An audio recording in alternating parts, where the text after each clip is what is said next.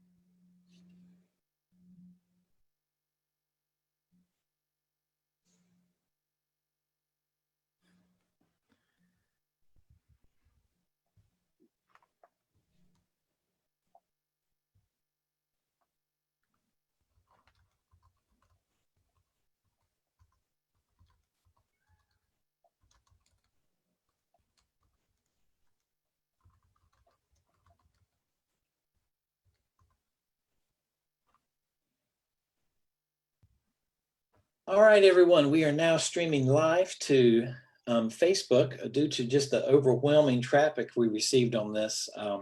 Looks like we need a little more bandwidth than our current streaming provider was wanting to provide for us, which is good news for all of us. So we thank you very much, all of our VIPs, for your patience. Since the link just went out to a few folks, if the VIPs could give just a minute or two for some eyes on Facebook to load this up so that we don't leave everyone in the dust. We'll get started in maybe another, I'd say, minute or two. So we've got thousands of people joining right now on Facebook. One moment, please.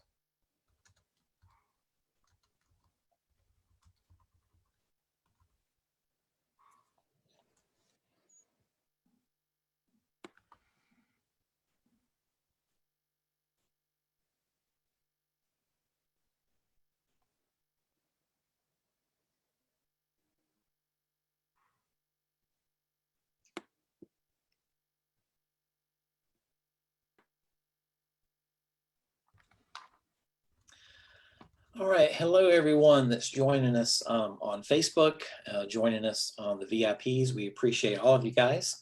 It took us just a couple of extra minutes to get the stream live just because of the overwhelming response. And as you know, in the days of COVID and a lot of people working from home, there are just a few glitches that obviously happen from time to time. So we thank you for your patience. We are absolutely ready to get started. So my name's Keith. I'm on the digital experience team working behind the scenes. So what I'm going to do is start off with just a few housekeeping items. So if you would just turn your attention to the screen for just a moment, let's go over the schedule. The schedule is going to be broken into 1 hour modules or 1 hour segments. For the first hour, Jay will give a presentation and then we'll break just a few minutes and then we'll come back from that break with a few questions. So the VIPs that have paid for time to do questions, you'll be submitting those at the end of each module. During the breaks, we'll take a minute to review. And then we'll do a few questions when we come back from each break. On the second hour, we've got our special guest joining Jay, Dame, and John from Shark Tank. You guys all know him well.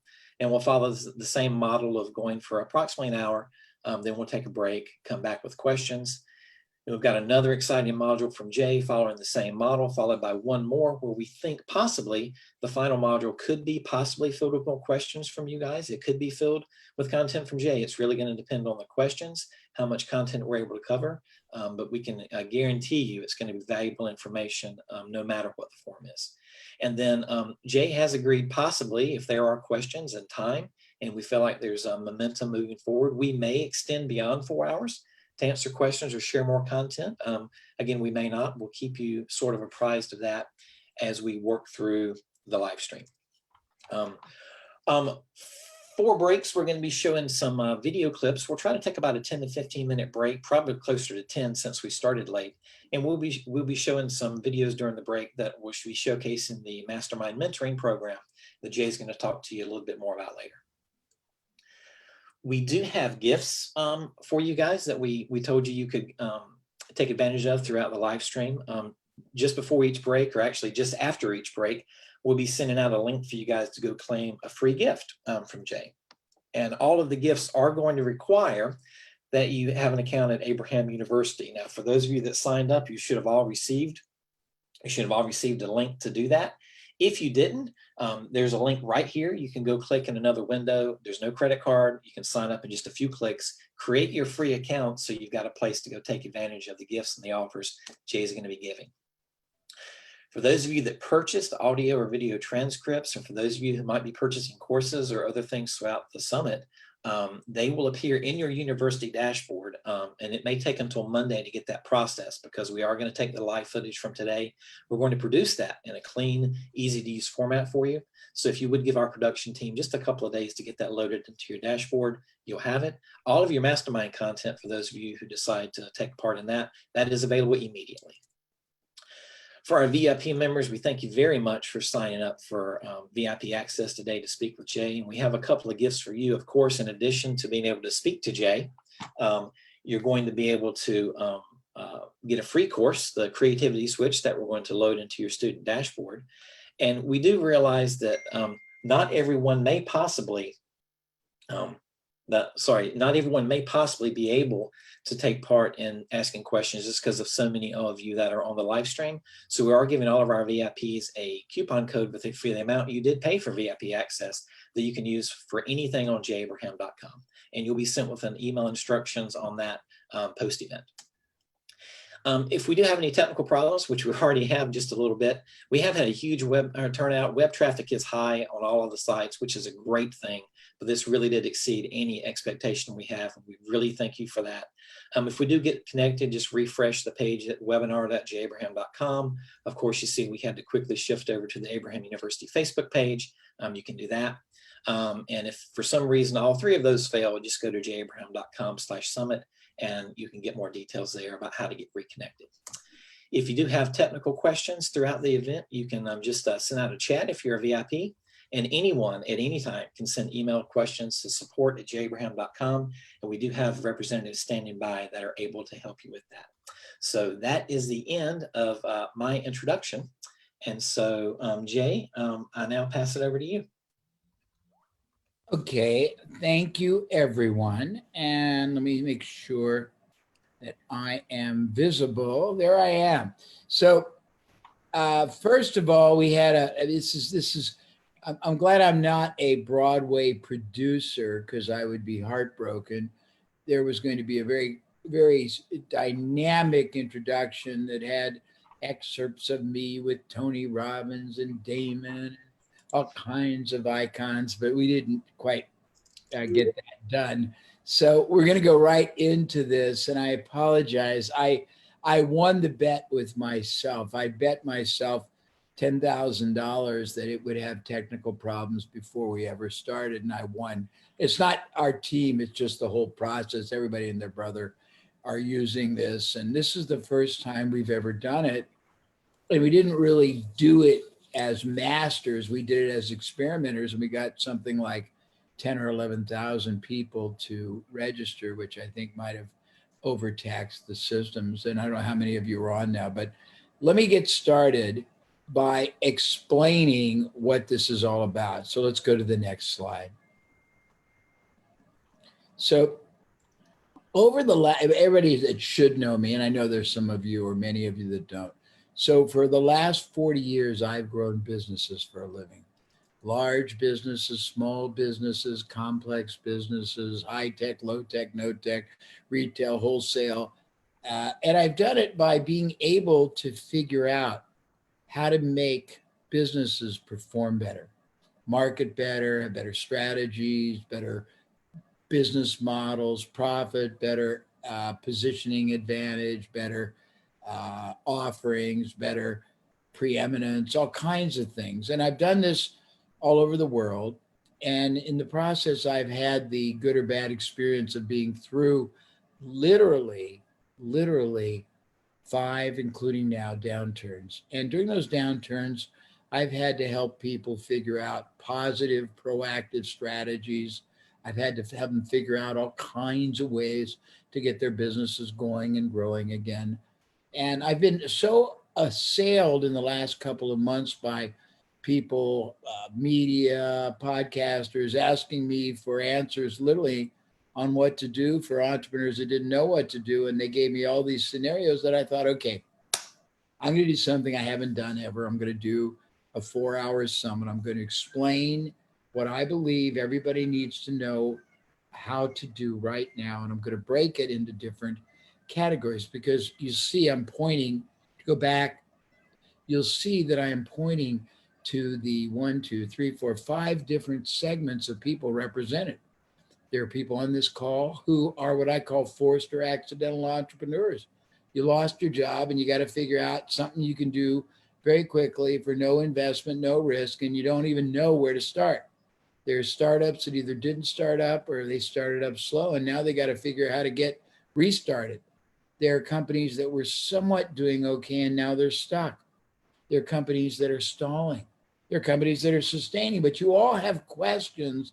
And I'm going to try to integrate that and address different elements, but at the same time, explain implications that benefit all of you. Okay, next slide.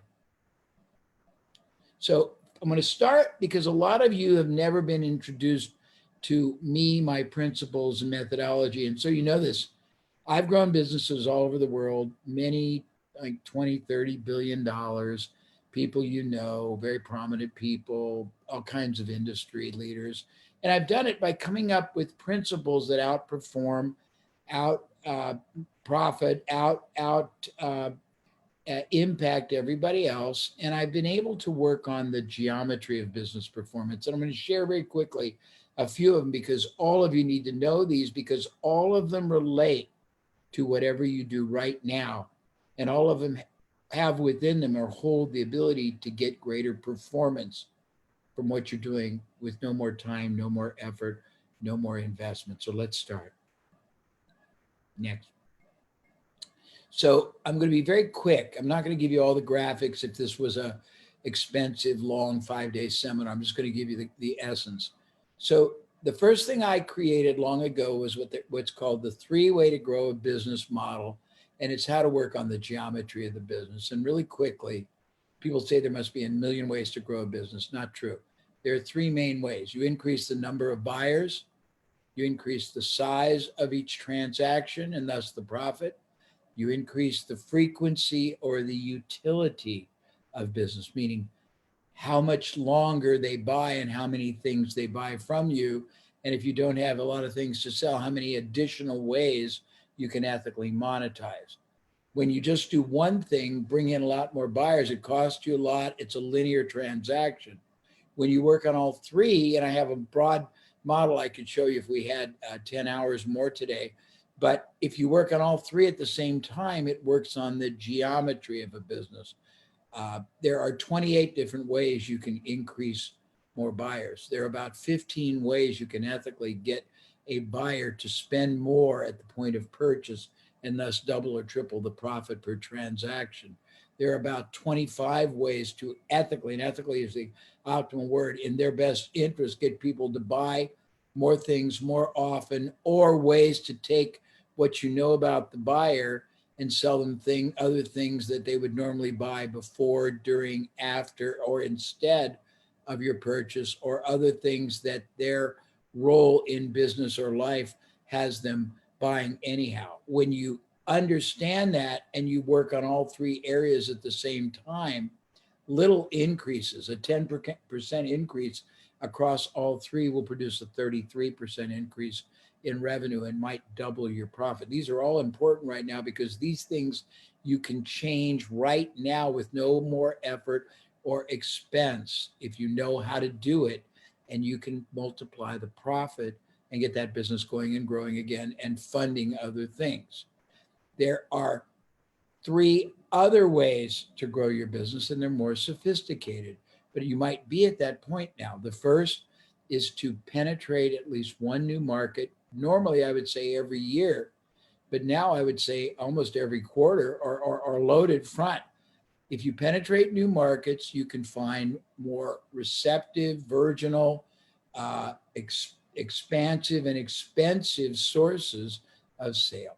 The second is to introduce one new product or service every year. Every time you add one more product or service to your offering, it gives you enormous profit power. That service can be a lower price, less restrictive entry product that makes it easier for a lot more people to start their first transaction. It can be a product that you can add to any purchase, first or subsequent, which can multiply the revenue and the profit. It can be a product or service you add at the end after they bought everything else that you have to sell, and thus it expands what's called the LTV, the lifetime value. The third way is to acquire every year, and you can do it faster right now because there's opportunities galore, at least one business that is either competitively based or complementary based. And but to buy it on an earnout, meaning you don't put any money up. You don't even have to buy the business. If it's in trouble, you can buy the assets, the buyers, the prospects, the URL, the name, the phone number, and the intellectual property. But when you consolidate it, if you have any kind of an infrastructure, you can take a business that's not doing very well, you can buy it on a earnout, meaning you pay out of the profits to the owner. You can put it into your business where you've already got people, team, facilities, and you can cut most of the overhead out from the business that was running it, and all of a sudden make a marginal business profitable. And you start doing that over and over again. It's very exciting. If you buy businesses that are not in the same field but are complementary, things people buy before, during, and after. If it's before and you make that business work, now it's the equivalent of a lead. You get preemptive access to a buyer before they're ready to buy your product. If it's after, now you get a second whack at the profit pinata. If it's during, now you can package it. If it's instead, now you have one or many ways to monetize somebody who says no. I'm just giving you philosophy. Next. Okay. I have a slide for this, but it's called the Power Parthenon of Geometric Growth. Very, very important. Everything I do is based on geometry. It's easier to work on the geometric growth and its profit growth. You can profit growth much easier than revenue growth of a business when you understand the mechanism, the principles, and the mechanics. The Power Parthenon is very simple. Excuse me 1 second. And it's funny, I normally wear a suit, but I'm sitting in my son's sports bedroom, having fun in my sweater and my Lululemons. So the concept's cool. Most businesses depend totally on one single source or pillar for the majority of their business.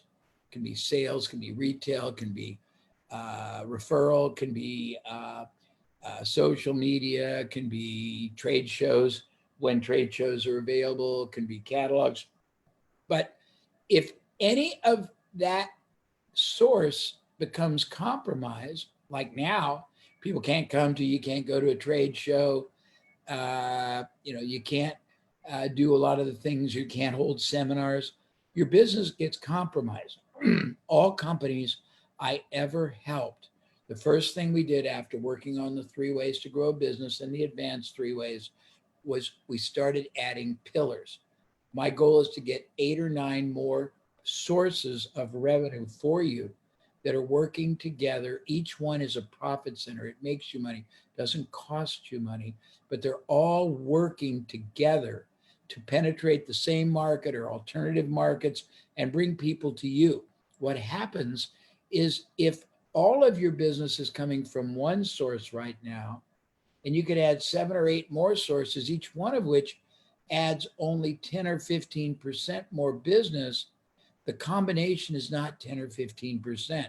It's 10 times 10 times 12 times 15, can be hundreds or thousands of percent more. And this stabilizes your business fabulously. Let me give you a fascinating example because it'll blow your mind. Most businesses I look at can honestly say that 10 to 100% of their revenue comes right now or comes before the crisis from either referrals or word of mouth. And yet, if you ask, and oh, by the way, and I used to interview all these and said, okay, tell me the percentage and tell me the dollars. It was wild. They'd say 30%, 400,000, 80%, 5 million, 25%, 300,000. Then I would say, okay, tell me if you get most of your business from referrals, do you have at least one formalized, systematized, ongoing, ever adhered to referral generating strategy that your business follows all the time? 90% would say no. The ones that said yes, I'd say, do you have two? 90% of that 10% would say no. Then I'd say 3, 90% of the remaining whatever 1% would say no. Well, I've worked in over 1,000 industries and 7,124 at last count sub-industries. And we've identified not 3 or 5, we have over 150 referral generating strategies that almost any business can apply many of. No one's going to do 150, no one's going to do 100. But if you're doing none and you did 10, and right now 30% of your business is coming from referrals, word of mouth, and you added 10, 15 strategies, that could double, redouble again your referral generating business. And what people don't think about, a referral generated buyer buys more, buys faster, negotiates less, buys more things, buys more often, is more profitable, buys for a longer period, is more enjoyable to deal with, costs you nothing, and refers more people. And when most companies that get referrals and don't have a referral system, not even one, when you look at their business, they're spending money on Facebook, they're spending money on trade shows, they're spending money on all these things. And all that spend is designed to get the first stage of tentative trust, not committed trust, not financially committed trust where they're buying, but just the first stage. You have to work your butt off to get them to spend money, and even on the first spend, they don't trust you. Whereas a referral generated buyer has already got total trust. They're ready to buy. They trust you implicitly. They're ready to do business. They're ready not to worry about it. They know what you. I mean, it's just a much better strategy, and that's one of about 100 strategies that I would put in a Power Parthenon. But you all need that because it will stabilize your business. It'll give you instant ability to work on the profit geometry. All of this costs no more money. It just produces much more money. No investment if you do it right. Virtually no risk, but it can double, redouble again your results, and your profit is outsized. Doubling your volume may triple or quadruple your profit. Next. So everything I've done in my life has been designed to make it easy, safe, immediate, and almost infallible for a business owner, an entrepreneur, a professional, even a startup, to multiply their success probability, to magnify the profit performance, and to create sustainability and competitive advantage without risk, without major investment. The next category, and these are just my fundamentals, but you all need to know them, and then we're going to get into some cool things. the 9 drivers of exponential profit. Very simply, I always try to find easy, simple, elegant, un, uh, un, they're infallible things you can do, and they're so forgiving, they will work better for you even if you don't execute right. And I identified 9 elements of any business that if you change any one, it'll make a positive difference. If you changed all 9, it would be explosive, and I don't ever expect anyone to. But when I introduce the portfolio of opportunities you've got available, you can pick 2 or 3, and if you work on them, your business will go like that. So let me list what they are. And I wrote them down because I didn't put them on the slide. First thing is you change your strategy. Most entrepreneurs, small, medium businesses, they're tactical. When you become strategic, it changes dramatically everything you do. And when you are strategic, every tactic, technique you ever do must be done only if it advances and enhances the big game plan you're playing. Most people just randomly run ads, do things, and it doesn't really get them anywhere. The next thing, you change your marketing, you change your results. There are many facets of marketing. You can change the market you target, you can change the position, you can change the offer, you can change the credibility, you can change the proof, you can change the way you take risk away, you can change the bonus, you can change the ability to show them you understand what they feel. I just made, then there's probably 9 different factors in marketing that you can change. You can change how you start a relationship. Maybe instead of going for the biggest thing to sell, you go for the easiest way to start a relationship. You can change what you add to it. Those of you who signed up for this, we added to it 2 different offerings, a modest price upgrade if you wanted the replay, and a little bit more if you wanted questions. Those 2 additions, which were values for you, made our investment 5 times more profitable. We are 5 times more profitable just because we added that to the offer. And you can do things like that all day long. But if we hadn't, we'd have been here. By doing it, cost us no more time, cost us no more money, 500% more revenue already. I'll probably make you a really cool offer later if it's appropriate. But even if I didn't, just by those things I'm teaching you. So change your strategy, change your marketing, change your business model. If your business model is we're going to only sell a $10,000 item, and you got to work your hearts off because it's hard for people to go from 0 to 10,000, then you're going to be limited. Whereas if you had an easy entry level product that was not threatening and not that expensive, and it brought a lot more people to start a relationship, even though it was a couple more steps, you would find those people, if they got a good outcome, very much more motivated to go to the next and the next level. Conversely, if you have a very limited view of what you sell and you only sell 3 things, but you know that your buyer are buying 10 more things, and you don't expand your vision to source and offer most or all of those other 10 things, you're losing opportunity costs because you already established goodwill with your market. And by the way, I'm on a roll. I don't do these things. This is the first one. I am terrible on time compliance. I'm trying like mad to give you insight, knowledge, epiphanies that nobody else has ever done. And then I'll get into some specific illustrations, but my staff needs to keep me apprised when it's time to take a break, because I want you to be very excited about it. I want you to be very, very, very engaged in this. If you have to go to the bathroom, you got to make calls. If you got to do anything, go get a coffee. I don't want you to do it until the break, please. We didn't finish on the 9 drivers. The next ones I'll just go through real quick. Capital, how you use money, how you use people, how you use intellectual capital, brain power. You can make everybody in your organization 20, 40, 50% more effective. You can make salespeople 50% more effective just with one little training dynamic. You can make people more powerful with soft skills like trust building. It'll increase effectiveness 300%.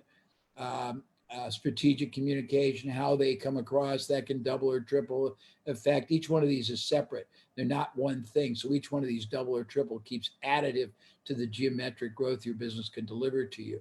How you are heard, how people see you and hear you. Those two things are different. And all these can be taught instantly for yourself, for your people, and they make every part of your business perform better. The next one is relationships. How you use relationships with your vendors. We get all our vendors to pay for our marketing. And if they won't, we find new vendors who want our business, who will. If we want to grow, we want them to help grow us, and we reward them.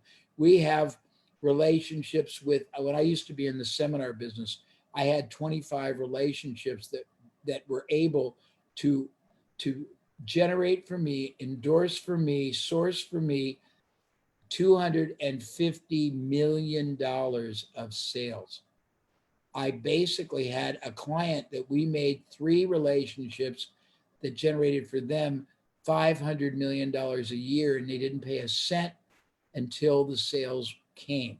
So you can do strategic alliances, you can do power partnering, you can do joint ventures, you can do endorsement deals, you can do co-branding, you can do referral deals. Those are all relationships. Distribution channels. Distribution channels can be lots of different things. It can be things you do with organizations, with platforms, with media, with sales forces, with distribution organizations, with affinity organizations, with influencers. I do all of those things for my clients, and every one of them can be structured as a pure profit center because you don't pay anything up front. You don't pay money out until far more money is generated from them. You don't have to know how to do them. But I'm just trying to show you all the opportunity you've got, even though you're trying to figure out what in the world to do. World's in a shambles, and it is. But if you know these kind of no cost, no risk, high probability, high performance ways to grow your business, you are going to win, because you need to know the game you're playing and the rules you're playing, and your competitors don't. And if you do, you're going to win. The next one is products and services. You add more products and services on the front end, on the back end as packages. That changes tremendously the finances. If you have low-cost products that make people easy to start, the sooner you get the first sale, the sooner you get the second, the sooner you get the third. If you've got cool products and services you can add together that double and triple the profitability of every sale, now it's totally different.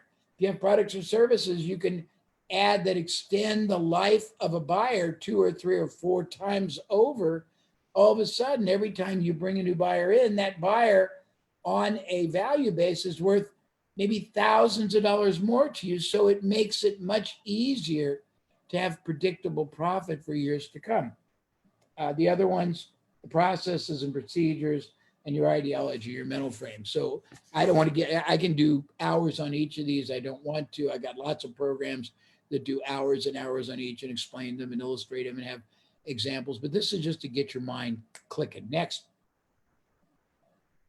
So the sticking point solutions, did we list them there? We didn't, did we? Nope.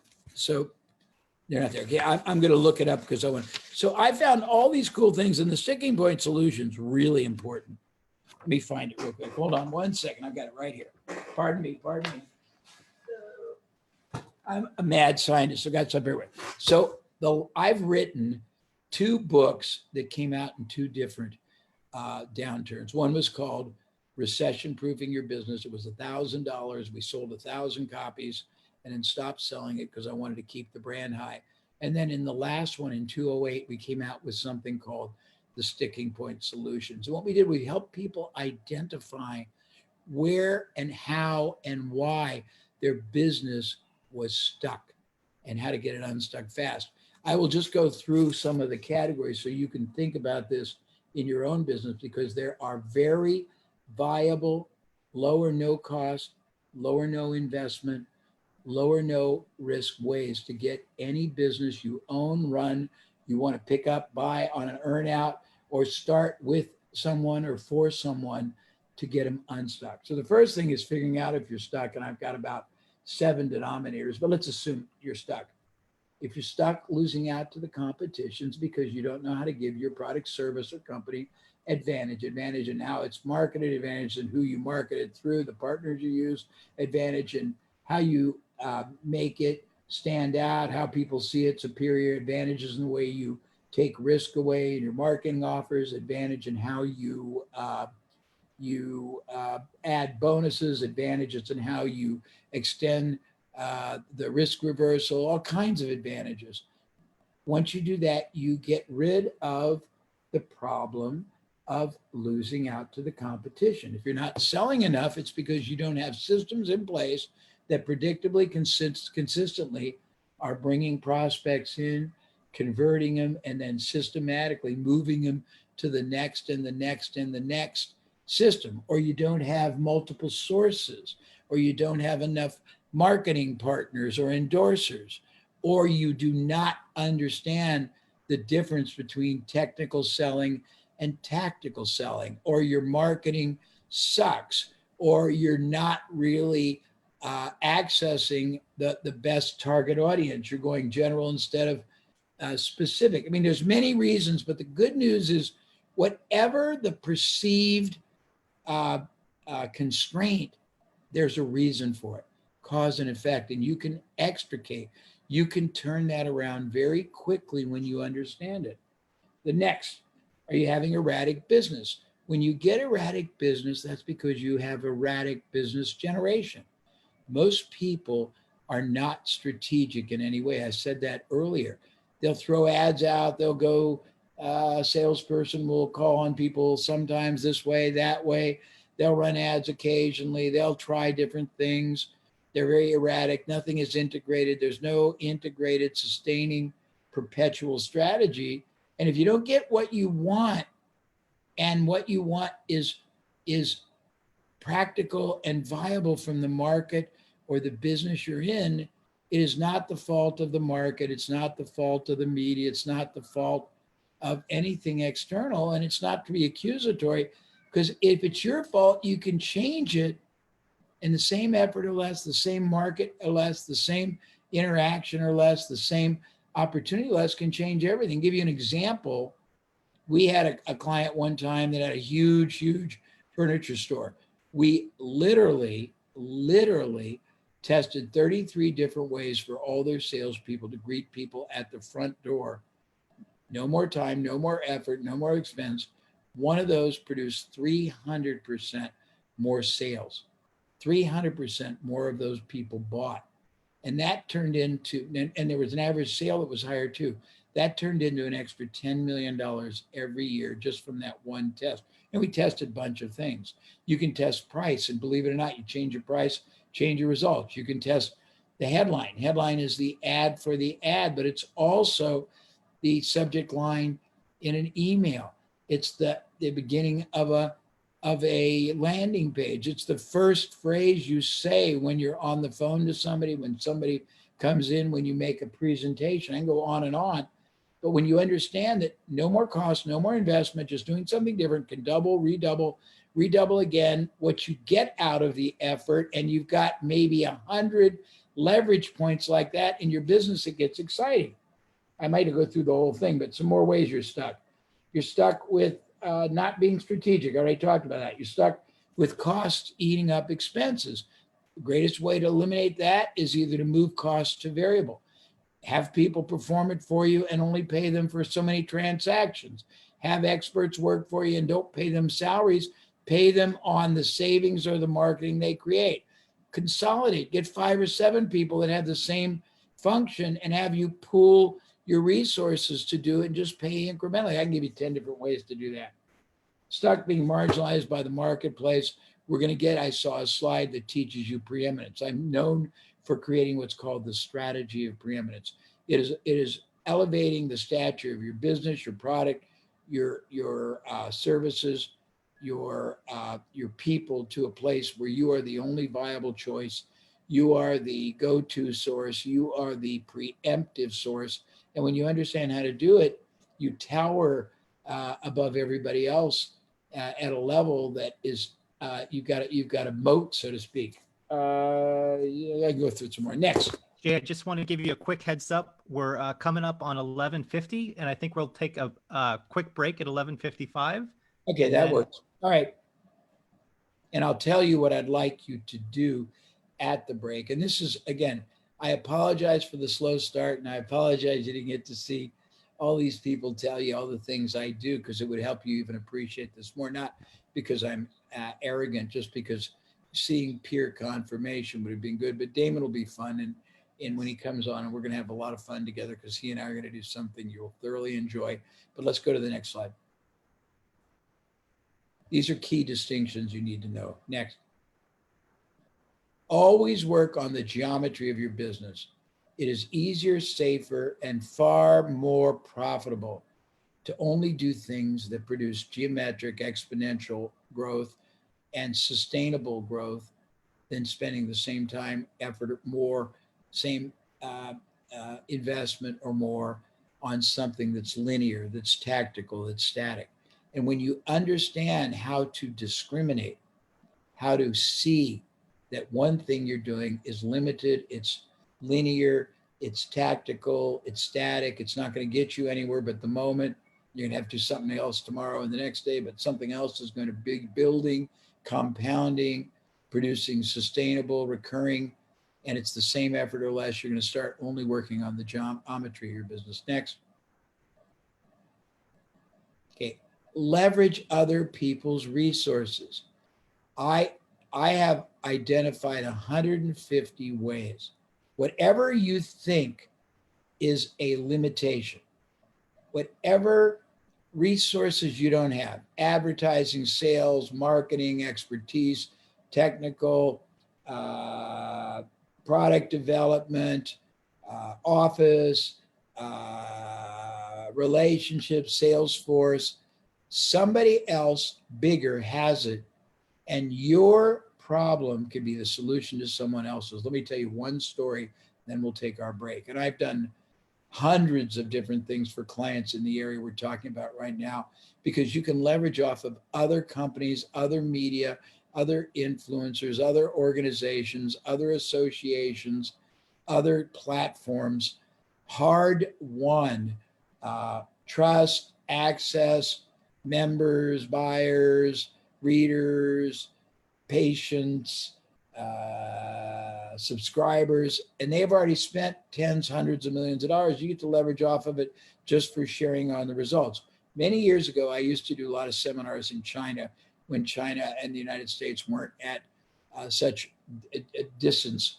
And when I was there one time, I was asked by a young man through translator a question. He said, "Jay, what do you do if you're a small company and the banks won't lend you money to grow?" And I said, "Well, tell me a little bit more." He said, "I'm a local motorcycle manufacturer in China, and I want to go all over Asia and set up another factory and sell a motorcycle all over Asia, but the bank won't let me have any money." I said, "Okay, I don't understand the problem." He goes, "I just told you." And I said, "No, not really. Your problem is going to be the solution to somebody else's bigger problem who just doesn't know what it is. Go to Asia, go all around, find somebody in a complementary, not a competitive business, who's already got factory, distribution, retail, and do some kind of partner with them." And that took me a minute and a half. A year and a half later, I come back, the same guy comes to the mic, smiling like the Cheshire Cat. He said, "I did what you told me, Jay." Well, those of you who are going to ask me questions, I answer questions 100 times a day for all kinds of different clients, groups, podcasters, and I don't remember anything I say. And I said, "Well, what was it?" He told me. I said, "That's cool. What'd you do?" He said, "I went to Malaysia, Kuala Lumpur. I found Asia's largest lawnmower manufacturer. They had a huge factory that was being underutilized. I had to bring them the tools and the dies. If you don't know what that is, those are the metal pieces that form metal. They provided all the equipment, the people, the facilities, the capital. Together, we produced motorcycles. They already had thousands of retailers. They had offices in 10 countries. They had their own sales force, their own distributors. We just put it through that." He said, "In our first year together, we both earned $10 million profit for almost no investment." Somebody already has what you want. Somebody already has access to what you want. Somebody has resources you want. I can go through, because we've done it for thousands of clients to the tune of billions of dollars. So you got to know you have no impairment of resources or opportunities. You just have to figure out who's got what you want, who's already got access to your market, who's got products you want, who's got distribution you want, who's got expertise you want, know how to convert that to results. Next. Oh, let's take our break. Take a break, but only 10 minutes, because Damon will be here and he might be on a tight timeline. I apologize. And then I want questions to start with that are based on what I'm talking about. At the end, we'll take questions based on alternatives. So many of you that are asking questions, in all truth, it's not in your best interest to answer those questions now, because once you blow your wad, and I don't want you to, once you understand the foundation I'm going to set, and then the insights I'm going to give you about what's going on right now and what the opportunities are, and where you can move very quickly to a much higher level of revenue and profit, no matter what the crisis has brought on, then you'll ask a much more valuable, profitable, powerful, and relevant question. So I don't want you to ask questions out of the realm of what I've talked about right now. If you have a question about what I've talked about in this shortened first segment, use the time at the break, 10 minutes max, guys, not 15, and then come back, send it to us, and then I'll have the team go over them, and I'll address the ones that are relevant. But if Damon is on a sharp timeline because we're running late, I'll do him first. Okay, let's take a break. Great. And those questions can be submitted in the Q&A portion down at the lower portion of your screen at Q&A. And we may start rolling a little intro for Damon a little bit before we get back started. So if you start to hear things, that's what that is. And I believe we may even run a little something just kind of informative as well. So if you don't want to take a break, you can stay tuned, and we'll do our best to make it as entertaining as possible for you. And thanks again for tuning in, and we appreciate you. All right, guys, so we're about to take our break, but like Brian said, we're going to keep production going through the 10-minute break. I'm going to start a video that's going to give all of you an introduction to Jay's brand new program, Mastermind Mentoring. So this is a program where he has produced brand new content, high quality, average about 10 to 20 minutes per day, mentoring guidance for you guys. And I'm going to be playing one of the videos from the start of the mentoring track. During the break, I'm also going to be posting in chat, both on Facebook and for our VIPs, a link to go grab your free ebook from Jay. Jay is going to be giving away a free ebook during this break. So just with your Abraham University account, which is free, all you have to do is click on the link and accept it into your dashboard. So I'm going to bring up a video now for you guys to watch. And then after this is over, we'll roll right into Damon's introduction video. And when that video is over, we'll be back producing.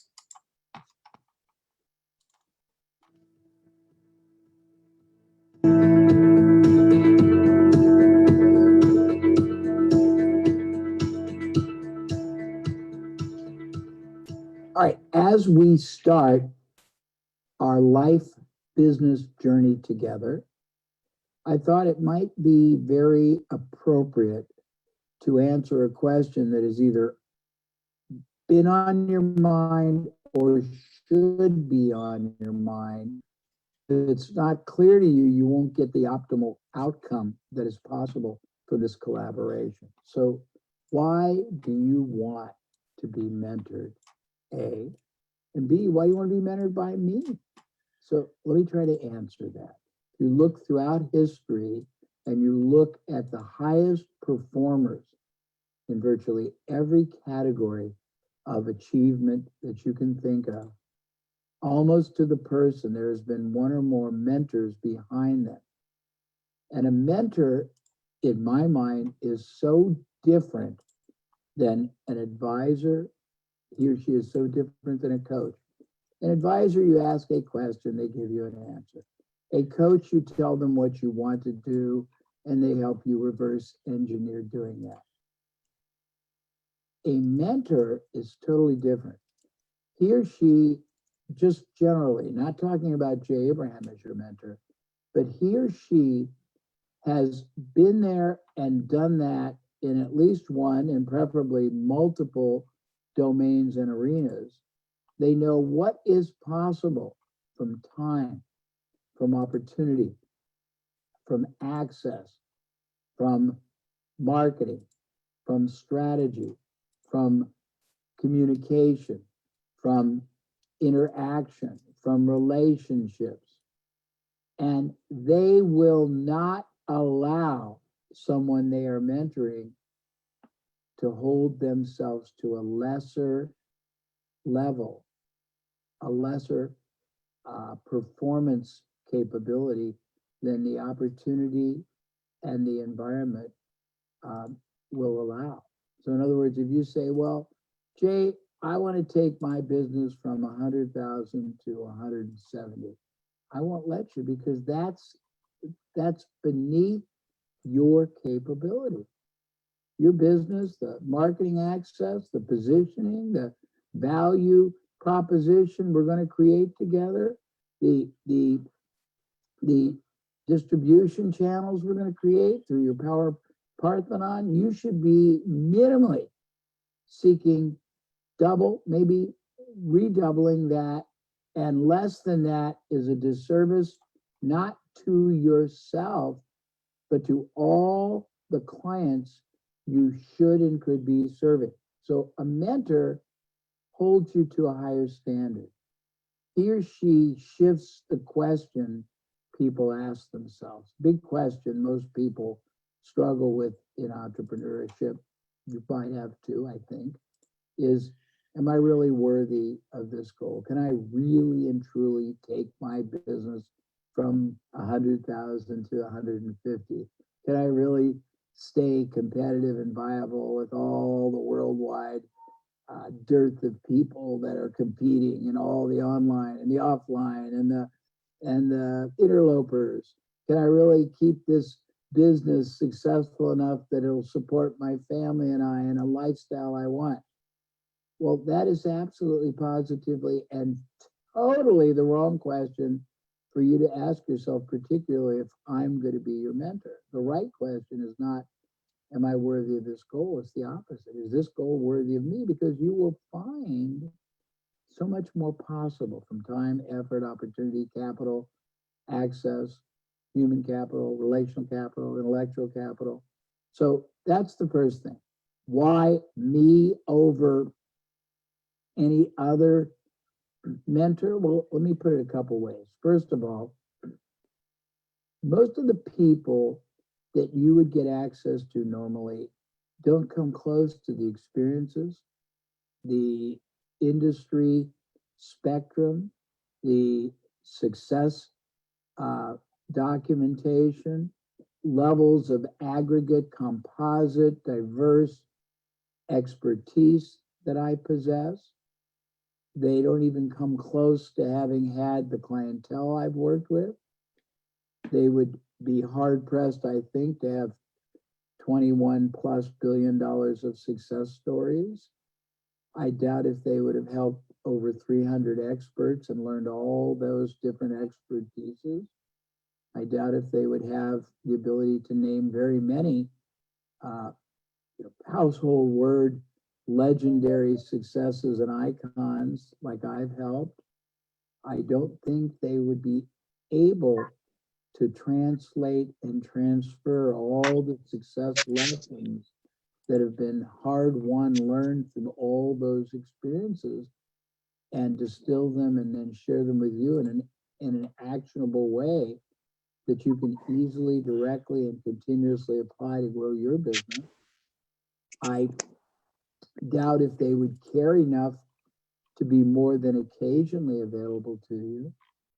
Most mentors talk very infrequently and they talk in a limited manner. If you're fortunate enough to have someone that exceeds what I'm suggesting I bring to the table, you're very, very, very, very fortunate, and I commend you and I say yay. But if you're not, I'm committed for the long term. There's an old commercial they did years ago. You probably don't remember it. It's for Vidal Sassoon, hairdresser, and he said, if you don't look good, we don't look good. And if I don't get you more successful almost each and every month, if you don't look back every year of your relationship with me and you aren't basically multiplying, compounding, exceeding what you did the day before, the week before, the month before, the year before, then I don't look good and I'm going to be embarrassing. For me to take on this project at such a modest cost with such a lofty promise of outcome for you, I've put myself on the line. I'm way, way out on a limb.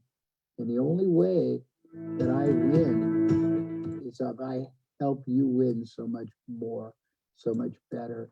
We're going to be a very, very powerful, a very profitable, and a very, very wonderful collaborative team together. I know I'm committed to you. And if you're committed back and committed to yourself and your business, literally the sky is the limit. You know, as Buzz Lightyear said, to infinity and beyond.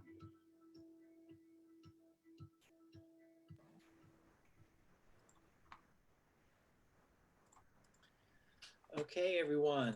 So we're about to do our introduction of Damon and get started. So if you've stepped away from the computer, now is a fantastic time to step back in so you don't miss out on the next hour, which is sure to be full of a lot of really good surprises for you guys. So let me load this up. So before we play the video, let me just do a brief introduction.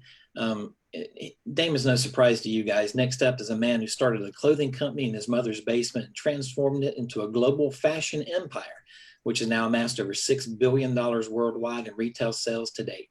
He's the co-star of ABC's four-time Emmy Award-winning series Shark Tank.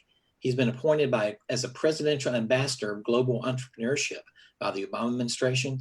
He's also the author of the two-time best-selling books Rise and Grind in 2018 and The Power of Broke in 2016, which also won the 2017 NAACP Image Award for Outstanding Literary Work Instructional. He's known around the world as the People's Shark. But rather than keep talking about him, let's just check out the video. I've been an entrepreneur since the day I was born. Without further ado, here he is, the People's Shark, Damon John.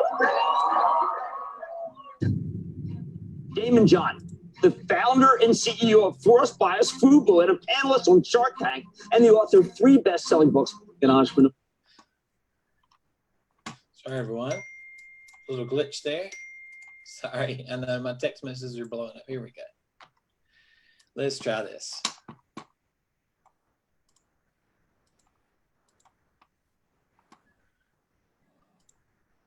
Here we go. I've been an entrepreneur since the day I was born. Without further ado, here he is, the People's Shark, Damon John.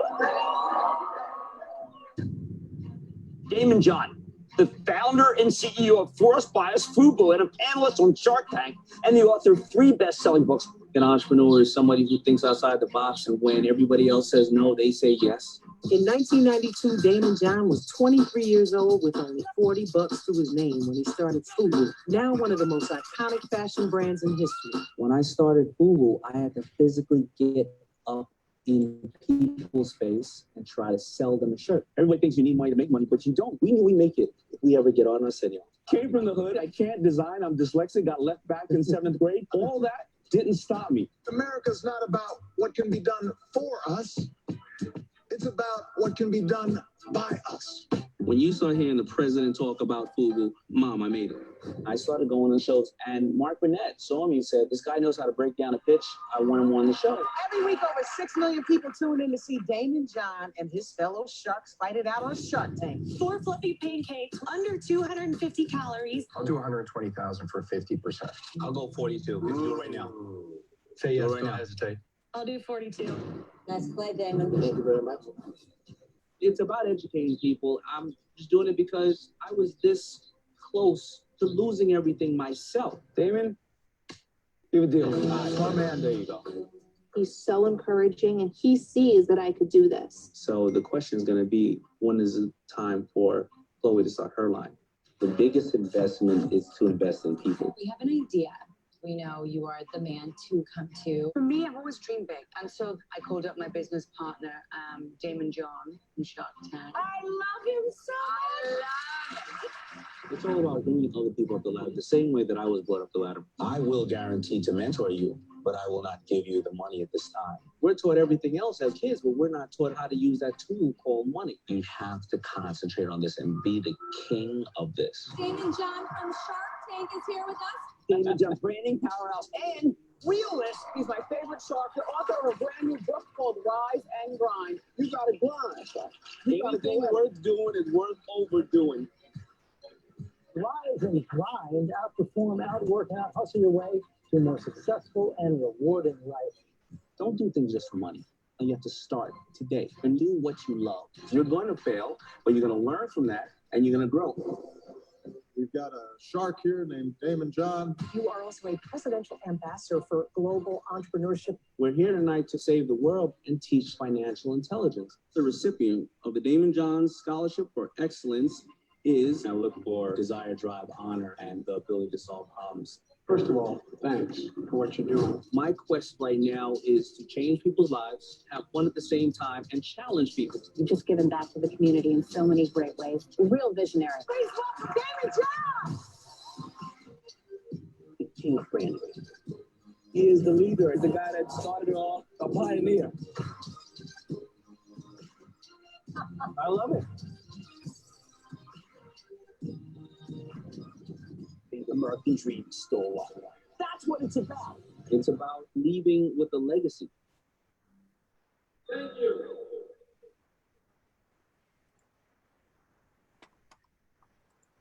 All right, so without any further ado, I introduced you guys, Mr. Damon John. Amen. We got you. Hold on.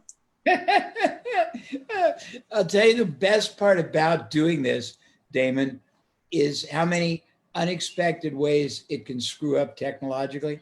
Can you hear me?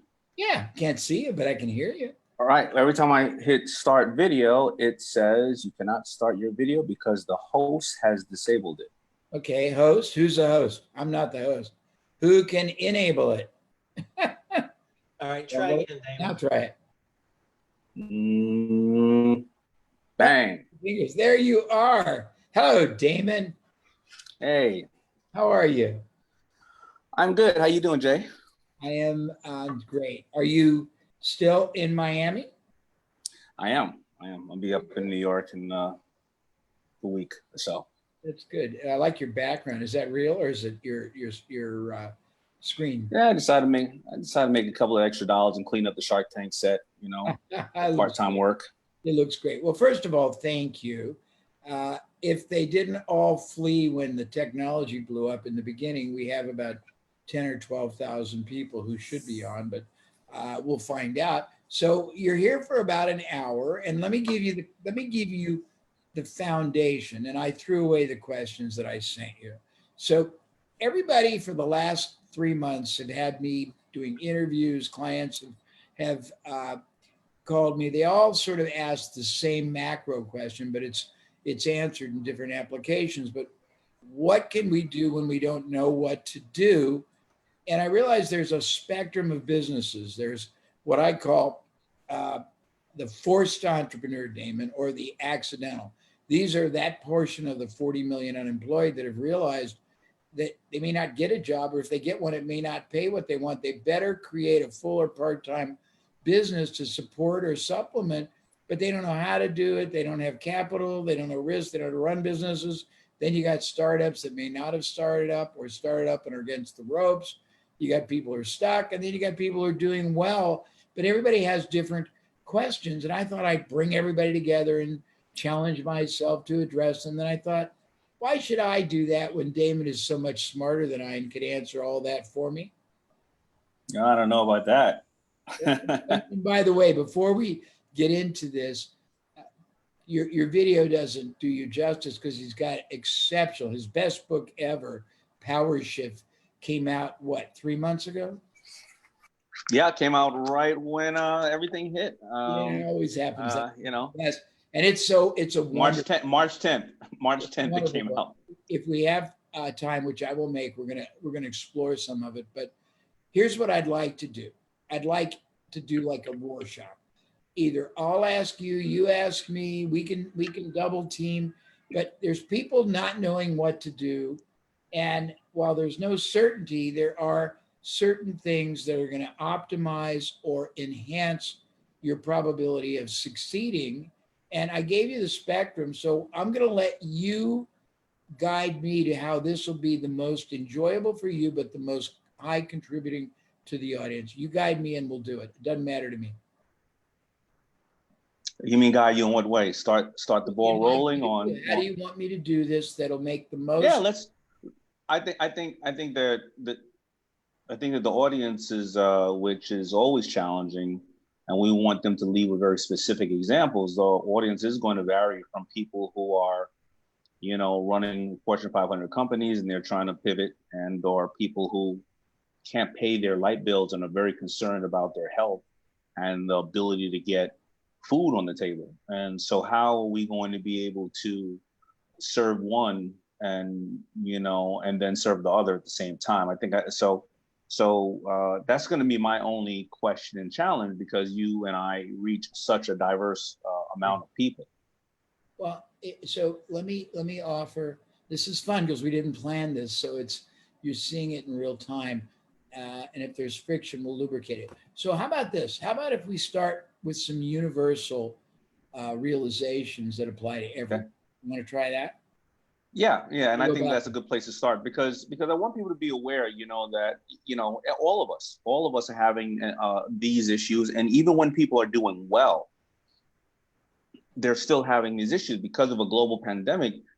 I could be a billionaire, gazillionaire, gajillionaire, but if I have underlying health issues and I have parents and other people around me that I love, that I can say, well, I can go out and do everything I want or do this, but I also have to discuss the reality of losing the most precious thing in life to me, right? So I have to make different decisions. Like, so I'll give you an example. I live in a hotbed of where this came from, or where it was for quite some time, New York City, and it's going to be probably a second wave. My kids my daughter, who is 4 years old, Minka, goes to school there.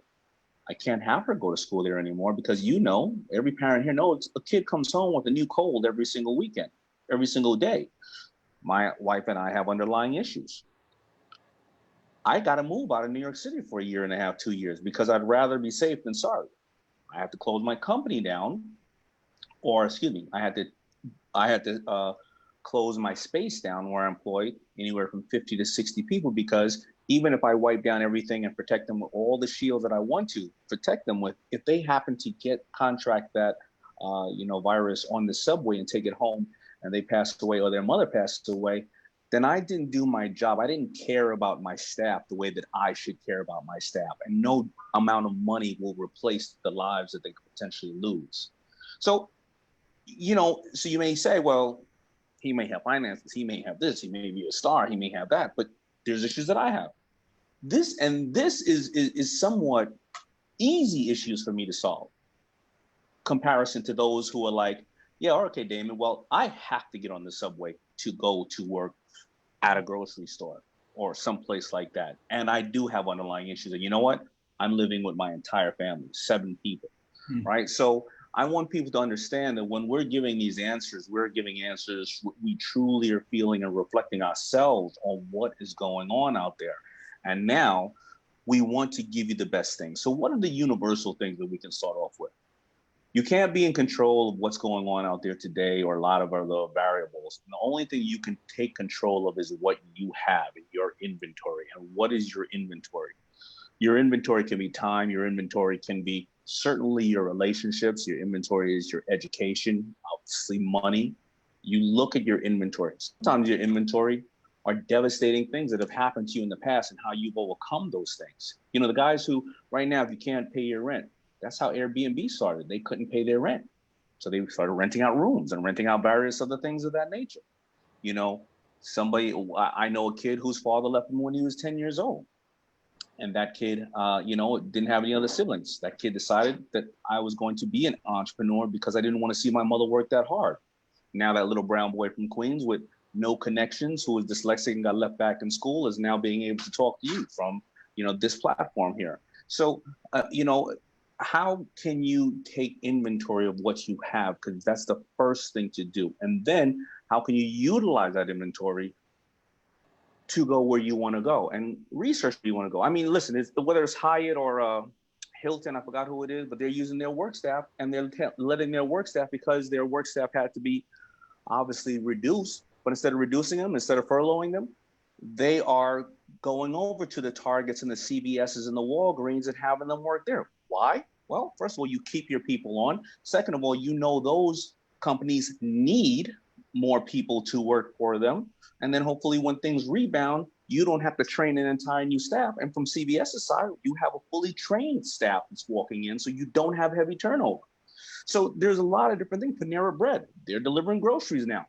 So these people are using their assets, and they're taking their inventory and using it. So people need to write down their inventory, their assets.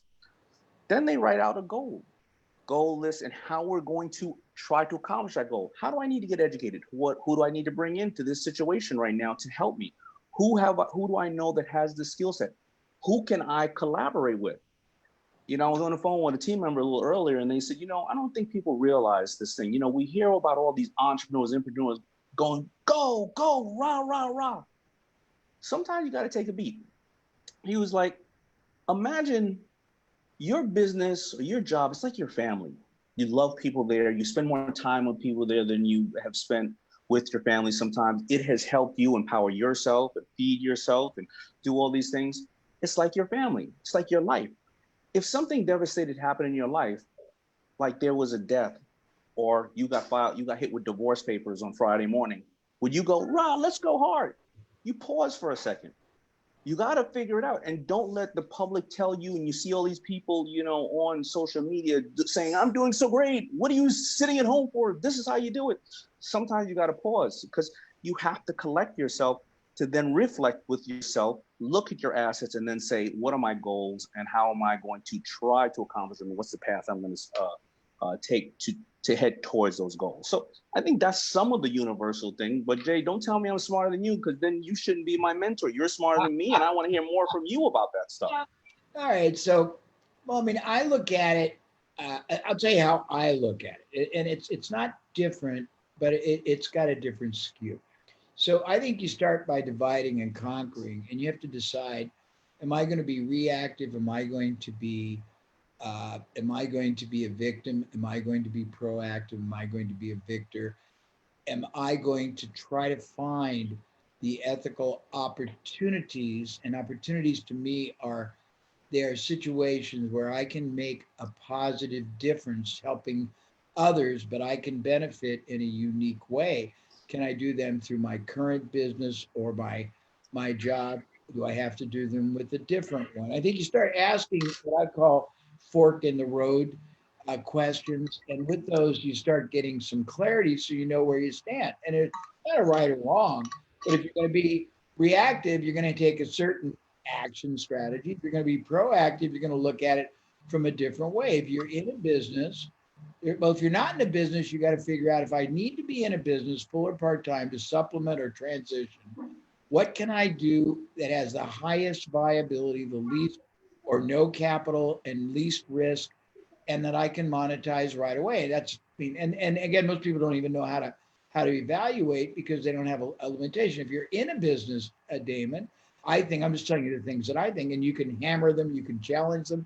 If you're in a business, I think you start by, first of all, needing to solidify the relationship you have with your buyers, your vendors, everybody. Then you've got to see if you're selling something people are buying or not. If you're selling something they're buying, you want to basically, first of all, figure out what else they're buying before, during, after, instead, and source and secure those to put through your system. If you're selling something they're not buying, then you got to say, what else can I use my goodwill to introduce to my audience that they would trust me enough, and it's relevant enough, and it's not stupid enough that they would buy it. if you have to pivot, you got to understand the optionality of pivot. There's like 15 different ways you can pivot: marketing, product, service, market, business model. So I'm just getting started. Why don't you play off of it? And we have wonderful trust. He can say, that's so effing bullshit, Jay, and I'm fine.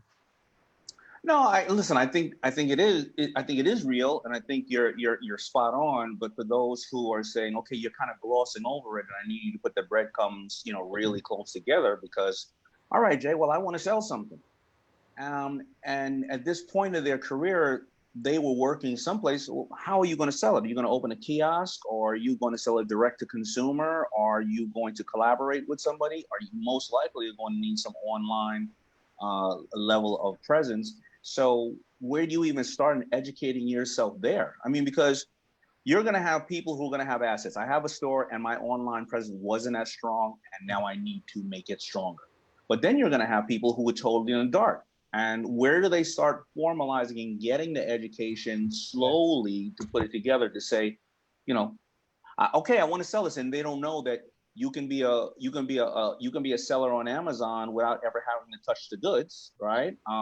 Or you can say right now, I've been in fitness all these years and I'm known for my body, but you know what? I had a regular job, but I didn't realize that a lot of the stores in my area or online, the foot traffic was gone for the last 3 months. They had their spring deliveries. They're sitting on top of a bunch of amazing workout apparel. They need to move the goods.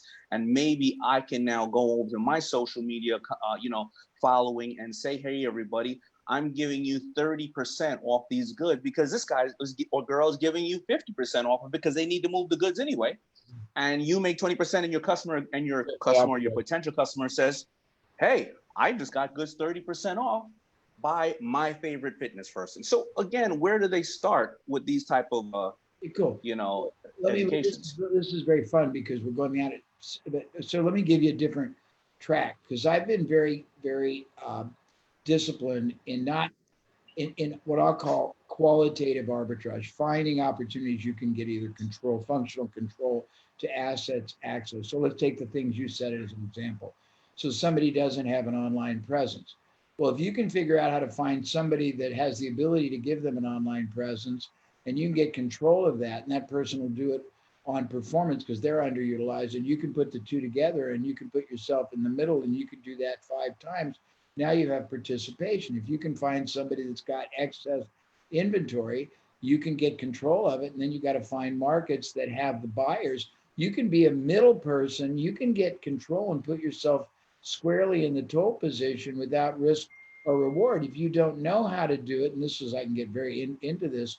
Right now, Damon, there's about probably 5 million salespeople sitting out there that are unable to sell for many reasons. Either the product they were selling isn't being bought, or the company, their car salesperson in the dealerships haven't been open. You can find them in all kinds of media. I mean, LinkedIn, and you can put them. You don't even have to be skilled at doing it. You can deploy these people to do it for you and give them a percentage. And I can go on and on. But I've done tons of things like that. Yeah. Yeah, I'm hoping to jog people's minds. So, if I was listening to you and I'm saying, okay, so what were you saying about, all right, I don't know online presence, I should go to somebody. Okay, so I'm the gym person. I have the clothes now because that's what I needed. I should go to another person that does healthy nutritionists and say, hey, I have the clothes, or go to somebody else who does makeup tutorials or weight loss pills and stuff like that. All of them. And find all their platforms. But when you say to them, well, you should go find a salesperson who can do it, that's good and bad, because in one instance, I'm going to always say that the first person should be the best salesperson, should be you. But what if I go to a salesperson and they go, well, why am I doing that for you? Why don't I just find another person who needs to move their clothes? Why am I doing that for you? So how do they do that to protect themselves? I can address that because I've done this for 40 years. So the majority of salespeople, if they had within them the gene that allowed them to be an entrepreneur, and they realize they're getting a small portion of the deal for selling it, and at any time in their life they could have negotiated with a provider and done it on their own and made probably 5 times that and built a residual income. Most of them aren't going to do that. The only reason I would do it, I mean, if there's somebody that can grasp the vision, but not the capacity to do the deal, to get someone to do it. I'll give you a very interesting example. Many years ago, Dave, and do you know who Mark Victor Hansen is? I do not. Okay, he was a partner in the Chicken Soup or the Soul series. And there's another guy. Oh, yes. And Bob Allen is a old time real estate. They came up with this is quasi concept, how to crack the millionaire code. And the concept is how to help somebody with no money, no skill, no risk tolerance, no product or service, figure out how to make $1 million in less than a year from a standing start. And they were very smart. This is in the old days when you got huge advances. We used to get huge advances for your book, but they decided they were going to hold a seminar. They were going to charge $5,000 to teach this to people. They're going to take the transcript of the seminar, use it as a manuscript, and they got a $500,000 advance from Harper's, I think, for doing it. And then they called me and said, Jay, you're going to give them the big idea. So I thought about it, and what I did was I got up there for 2 hours and I said, okay, you want to go on the high topic searches. You don't want to go in the first or second. You want to go in the second, third, fourth pages, and you're looking for arbitrage. You're looking for somebody who's got a book but doesn't have a seminar. Somebody's got a seminar, doesn't have a book. Somebody's got a book and a seminar, doesn't have a coaching program. Somebody's got a coaching program, doesn't have a consulting. You put them together in the middle and you take half, and that's all you have to do. And there were about 200 people in the room, and 199 thought I was full of you know what and did nothing. One woman said, that's a pretty cool idea, and she made $1.2 million in 6 months doing it.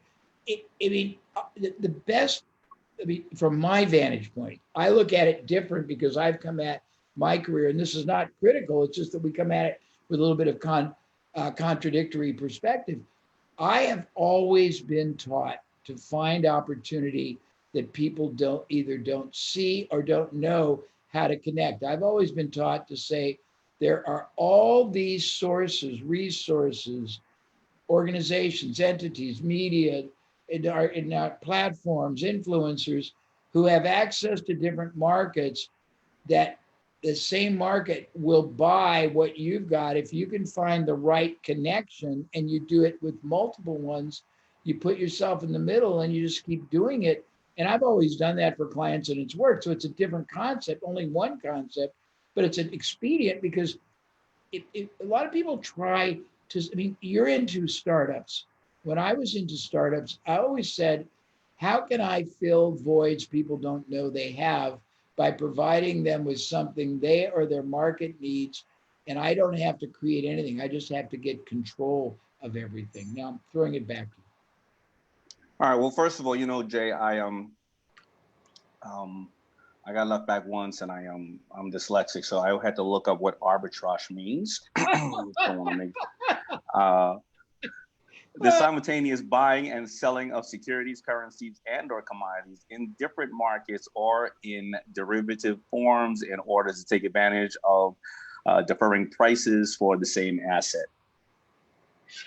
All right. I thought I knew what you were saying, but I just wanted to make sure.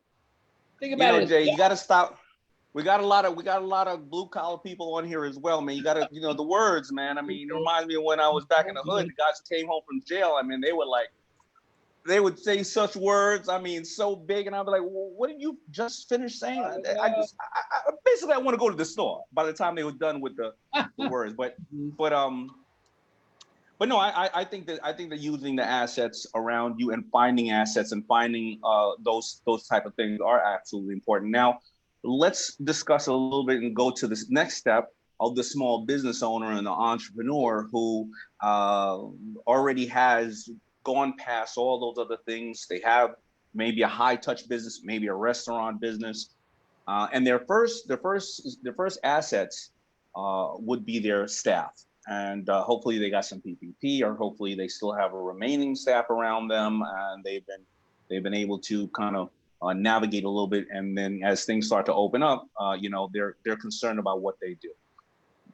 first of all, what I've been doing with staff, and I've been also talking to other thought leaders and other obviously leaders of sometimes big companies, is the transparency of communicating with your staff and your customers what you're going through, not in a problematic way, but explaining to them the challenge you're facing and asking your staff, more importantly, how do they think you should proceed? And do you have any other ideas and or contacts that maybe we haven't explored over the period of our business? Because 3 months ago, maybe you were somebody on staff or you didn't ask your staff, but there was some great ideas and you weren't being, your hand was waving and somebody didn't pick on you because we obviously had a different agenda, or maybe you couldn't get a hold of me because I'm on a plane, train, or automobile.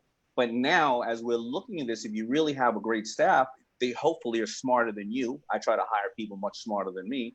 And so first you tap into them first, then you tap into your customers, because remember, your customers are going through things. Now, your customers may be a brand who supports you. Your customer may be a mom and dad who support you.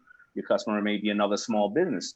How are you checking on them and seeing how they're doing to see if you can help and bring value to them? And I'm finding that is working a lot for me, as well as a lot of big business owners who are saying, we are trying to put our customers first, as we always should, seeing what's going on with them. And then we're finding out what they need, because your customer will always tell you what they need. It's just, were you willing to listen to it? I've been there in the past in business where my customer was telling telling me what they need, and I wasn't listening to it. And then it allowed somebody else to enter into the market and take a market share away from me, because they were willing to do what I wasn't willing to do, or I wasn't listening to. So I think that as these other new opportunities arise outside that you're looking at, there are some that are arising right around you, and you need to be thinking about that, and maybe getting as small as you can. Because remember, you can always you can always expand, but you don't want to have to break things down if you're not getting as small as you can and as agile as you can. I'll give you just one last example. I know somebody out here in Miami, they have 15 restaurants, and the restaurants, first of all, were doing well, which is, first of all, the biggest challenge. As you know, restaurants are the most volatile business to be in. But he had to close the doors, so 15 restaurants. And what did he do? He got out of his leases. He negotiated with his landlord how to get out of the leases, and he put all 15 restaurants into a virtual one space. So basically, he kept one of the restaurants and just got a whole bunch of more equipment from his old ones, condensed it, and he's virtual right now, and he's delivering, and he's actually netting more than he would because of the old spaces that he had. Now that the rents are going down, he's going back out there and starting to renegotiate, because he has a plan that in another year, he's going to go back out there, but he's going to build up a bigger database by having 15 restaurants all in the same space that he only had one, because he's just delivering virtually to everybody. So listen, what is he doing?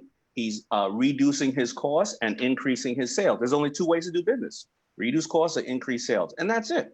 And he's doing it simultaneously while staying small, because he knows that what's going to happen. The market is going to, the real estate market is going to probably come down about 30, 40%. He's going to be able to retain more of a workforce, because a lot of people are going to be looking for jobs. But he also now digitally knows where his customers are. Before, his customers just used to walk by and he didn't know who they were, because he wasn't giving coupons, incentives, and and things of that nature, or he was giving it to Uber Eats and never really knew who the people were. And that's how he's increasing his business. He took inventory, got small, asked his customers what they wanted, and he's delivering. No, I love that. There's a corollary. If you have one restaurant and you're in trouble, and I'm not going to ask you what to do, but I'll tell you some of the things I've done. And admittedly, I look at nonlinear things. You're doing a wonderful job of, and you're humbling me, because I'll try to talk in simpler terms. If the restaurant is closed and your staff is on unemployment or left, what's your second asset? And most of the smaller restaurants, the more independent and sort of the high-end independent, they don't realize they have a great hidden asset. It's the relationship they have or had with all their buyers. And a lot of the restaurateurs are there every night.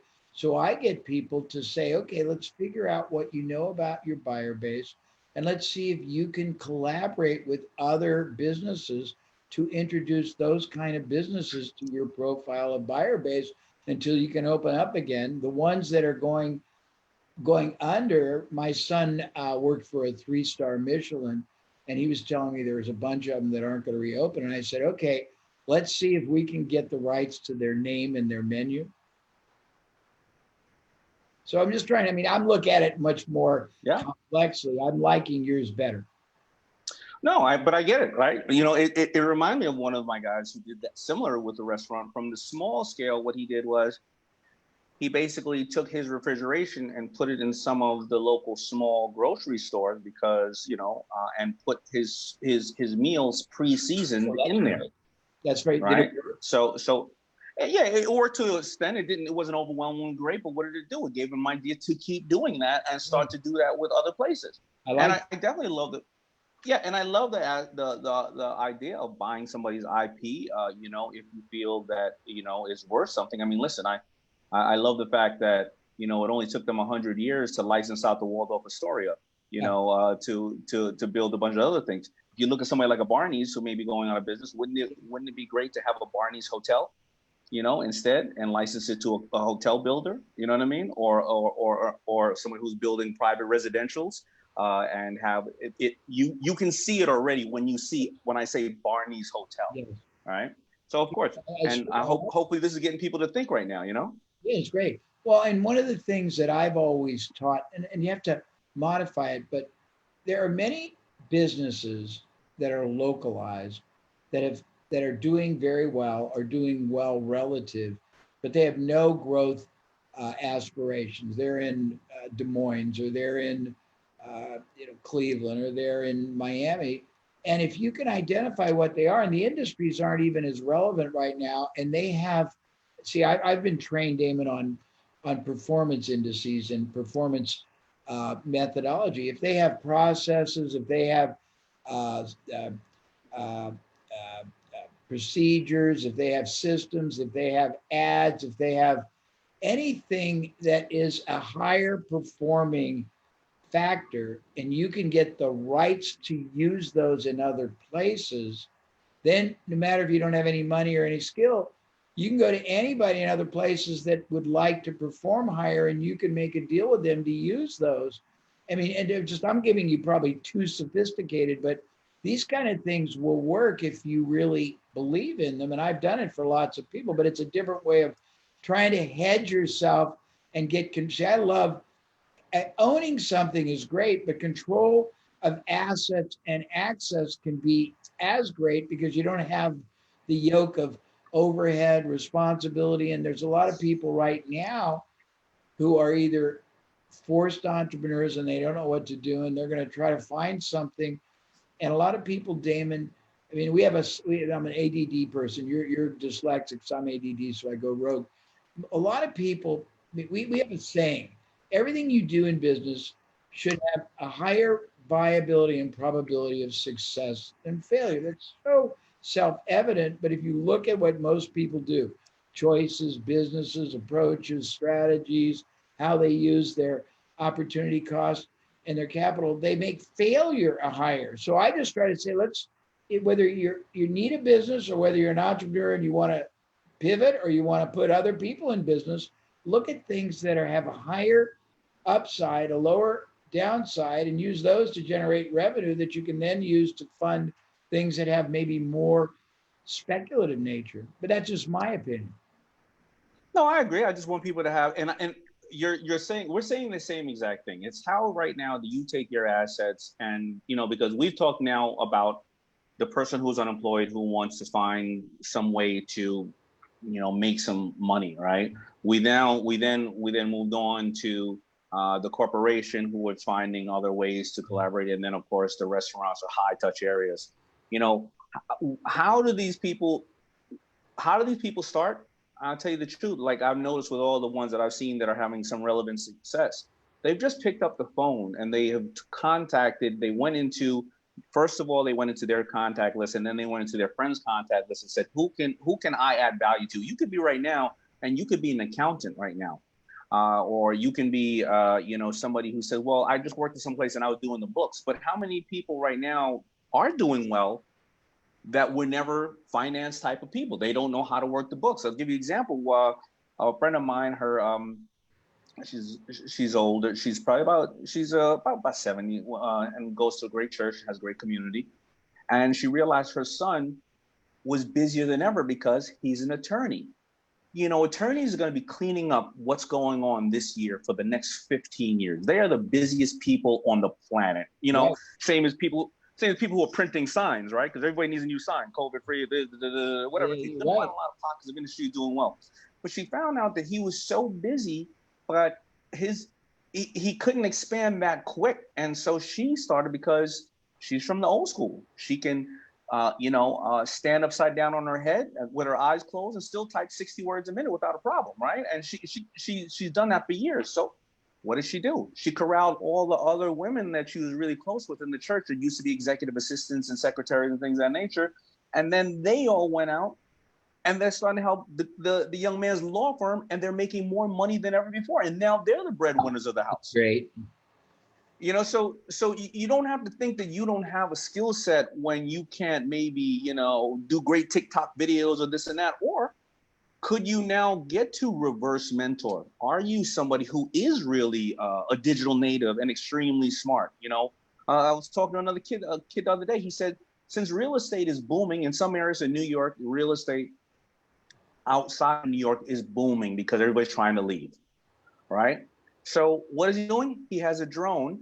He goes around for the real estate company. He goes around, he sits in his car outside. He drones houses every day, the people who want to sell their houses. He hands them over the data. He charges $100 a house to drone. He's making $3,000 a day because he has a drone, because nobody wants to come and see the house, in person. I mean, these are so many things that hopefully people are thinking about how they can, I know a couple of parents right now kicking their child in the ass going, you better get that damn drone out down the block. But, there's a lot of things that you can do. No, it's great. And I think, one of the things you're in total alignment. You got to be able to think differently, but there is a different statement of looking opportunistically versus, looking at things from a negative or reactive point or defensive. And I think you have to really, I don't think you're going to win being totally defensive. I think there is opportunity and you got to find it, and you just have to think differently. You have to maybe take your current business and adjust it. Let's also look at companies that are doing reasonably well. What should they do? Yeah, so first of all, they probably, a lot of companies doing reasonably well did not know that they were going to be in this position. A lot of them were doing something, I have a company that came on Shark Tank. The young man is called Moves. They have a sneaker company that you step in the sole, and then, for when you want to go in the house, you just click a button and the sole comes off and you go in the house, right? And okay, when they came on Shark Tank, I invested in them. I made the offer. I was like, this is pretty cool, because why? My wife doesn't like me wearing shoes in the house. And I also, I hate the traditional fluffy slipper. So now I get this like soft upper, and I walk in the house and I can still, I respect my wife's wishes, and I can have that sneaker on. But big corporations are calling them now saying, we have a delivery service. Men and women are coming to the house to install things. We want to buy millions of pairs of these things. Wow. Out of nowhere, right? So what do they have to do? Well, they have to start trying to find a way to be a B2B business, right? They have to now either go out and license a certain division of it, because you want to, of course, take and maximize this. You want to license to somebody who already was supplying to these companies, almost like a medical supply companies and a lot of other things. So you want to make a portion of your business licensing. You don't want to take on every part of your area. And everybody talking to me right now, looking at us, when we started as business people, we didn't know how to do manufacturing, distribution, financing, warehousing, clearing goods over here. Oh, sales, oh, marketing, oh. And so a lot of times businesses are doing great. They know there's others who need to be doing great, who aren't, and they should be tapping into those other things to get their tentacles out. Because now you have a symbiotic relationship, and of course, you're going to learn from them, they're going to learn from you, and hopefully you'll have really great partners, and you can cut really lean deals right now, because there are a lot of people out there that need the opportunity. Yeah, it's great. And I like to say one thing, Jay.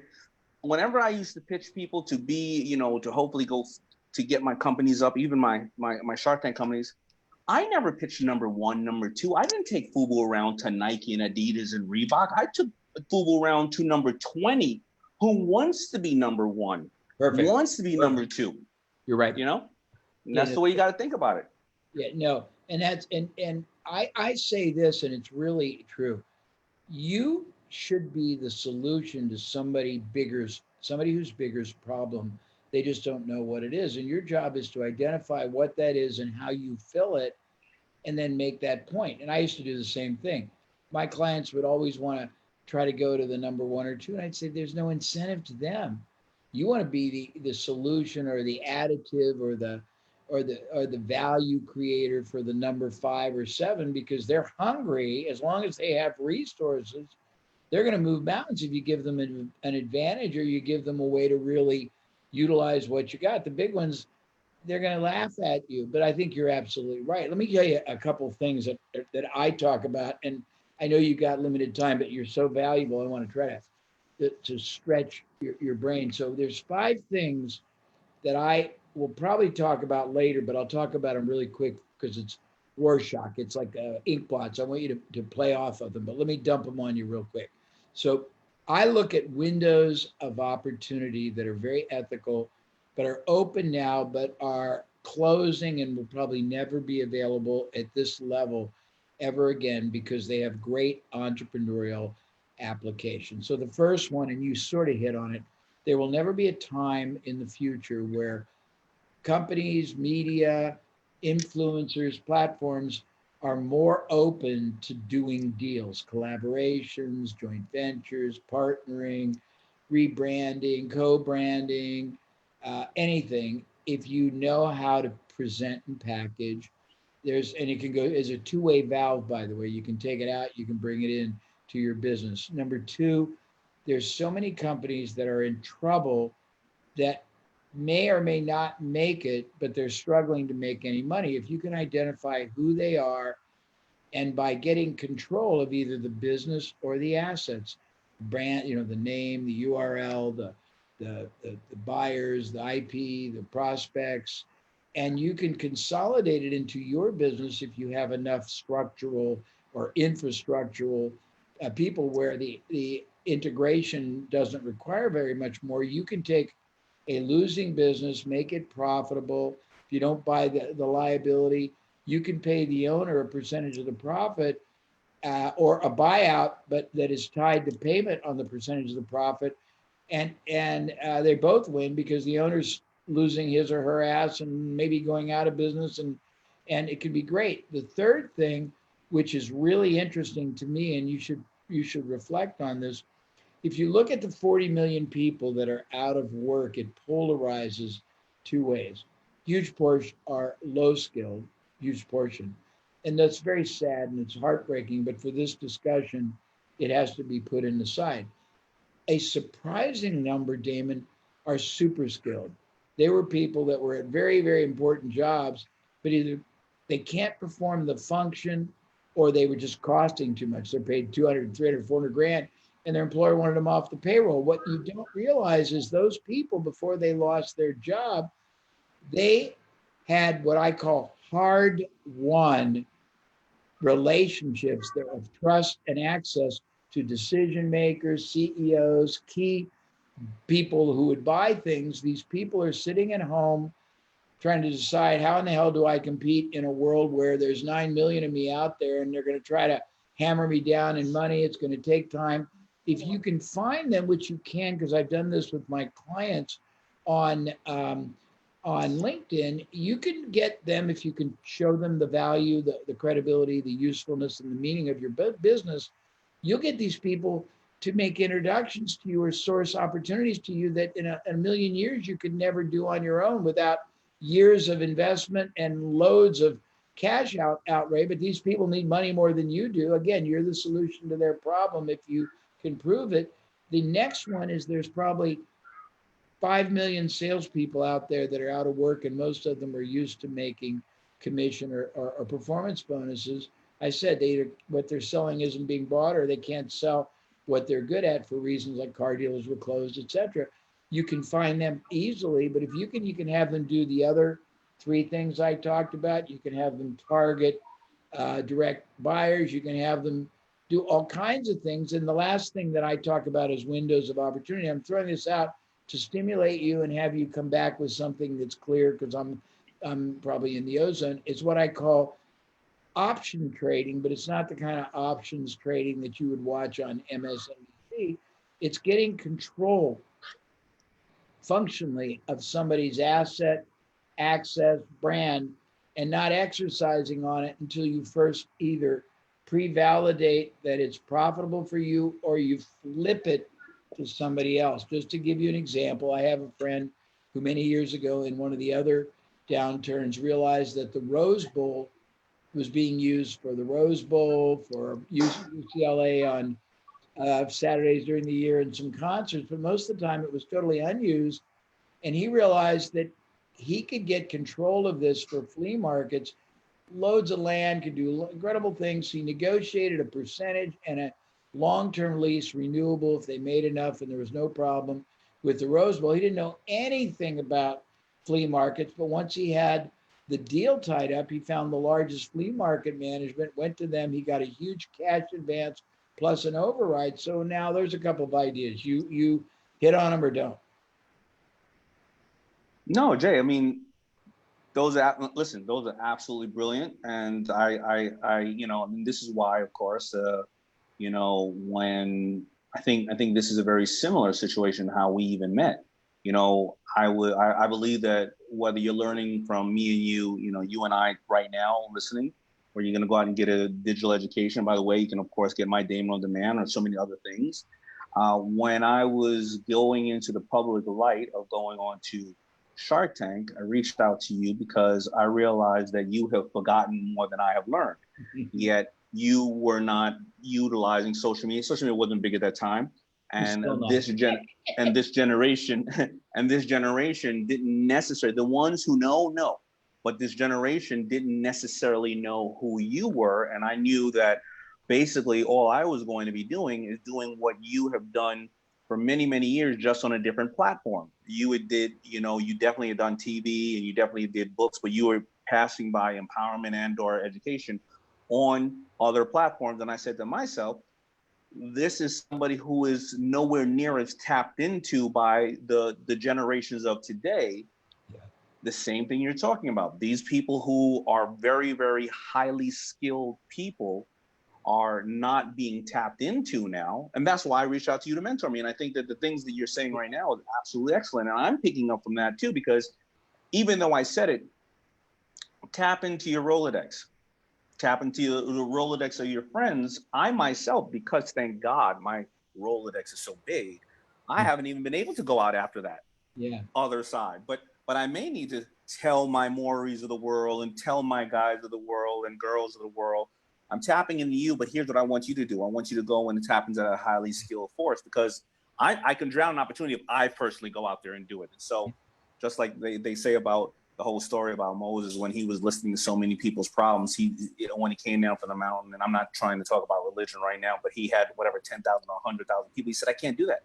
But what I'm going to do is I'm going to segment 1,000 into groups of 1,000, and all of you guys and girls are going to report to this one person, tell your problem to this one person, and then all you're going to tell your person to this one person, and then 10 people come to me. And that's the way you scale basically business and leadership. But do exactly what you're saying. And remember, so I think there's two things. There are highly skilled people that you can tap into and to have assets and contacts that never knew how to, not never knew, they never had to, or recently haven't had to tap on those assets or contact because they were in a very specific position. And right now, they're not in that position anymore. And then the other side is go after the ones you know that they may not have the assets or contacts, but they may have the access or contact, but they have assets. They are ones that they're number 20 and number 30, but they don't mind being number one. But right now, they just want to be, instead of number 20, they want to be number 16. Exactly right. And then they'll move up. And I got that. Listen, I'm from the hood. I'm going to tell you, as simple for the people who are not getting what I'm saying. I have this friend, Tut, he used to always say, don't go to the sexy girl at the bar. Don't go to that one. when you go into a bar, go to the one in the corner smoking that nobody cares about. And he used to always say, I go ugly early. He used to go, remember, he used to say, remember, a 2 at 10 o'clock is a 10 at 2 o'clock. And so, so I use that in the simplistic forms, and I put it into my business, and it has worked. But someone all up. These are great ideas that you're, and things. I want to respect you, but can I stretch you for 5 minutes more? Yeah. Okay. So I want to honor you, but I'm going to hit on you 2 ways. I'm going to tell you something I think you'll enjoy and you can run with, but I'm going to tell you my feeble joke. I'll tell you my Moses joke. Okay. Yeah. Got it. Here's God. He wants to give these commandments. He goes to a Catholic person. They don't want it. He goes to a Presbyterian. They don't want it. Then he finds Moses and says, Moses, I want to give you the commandments. And Moses says, well, how much are they? And God said, nothing, they're free. And he goes, okay, I'll take 10. You can use that. Okay. That's a dad joke. I like it. Okay. I like it. Here's something that I will say, and I want you to pick up on. Then I want to talk about your book real quick, and I want to talk about the really good products you and the programs you have, because you have some great ones that are very applicable, and I want people to know about them. But I tell people, if you're going to compete in the employment market, you need to do the following. Number one, you need to work not just on sharpening the saw, but there are skill sets that have been literally measured to multiply your impact. Trust building. Stephen M.R. Covey wrote 3 books on it. He's done research. If you command absolute trust, you're 300% more impactful. You can sell more. You can get more loyalty buy-in. If you're trying to sell yourself against 10,000 other people, if you convey more trust, and there's 13 characteristics.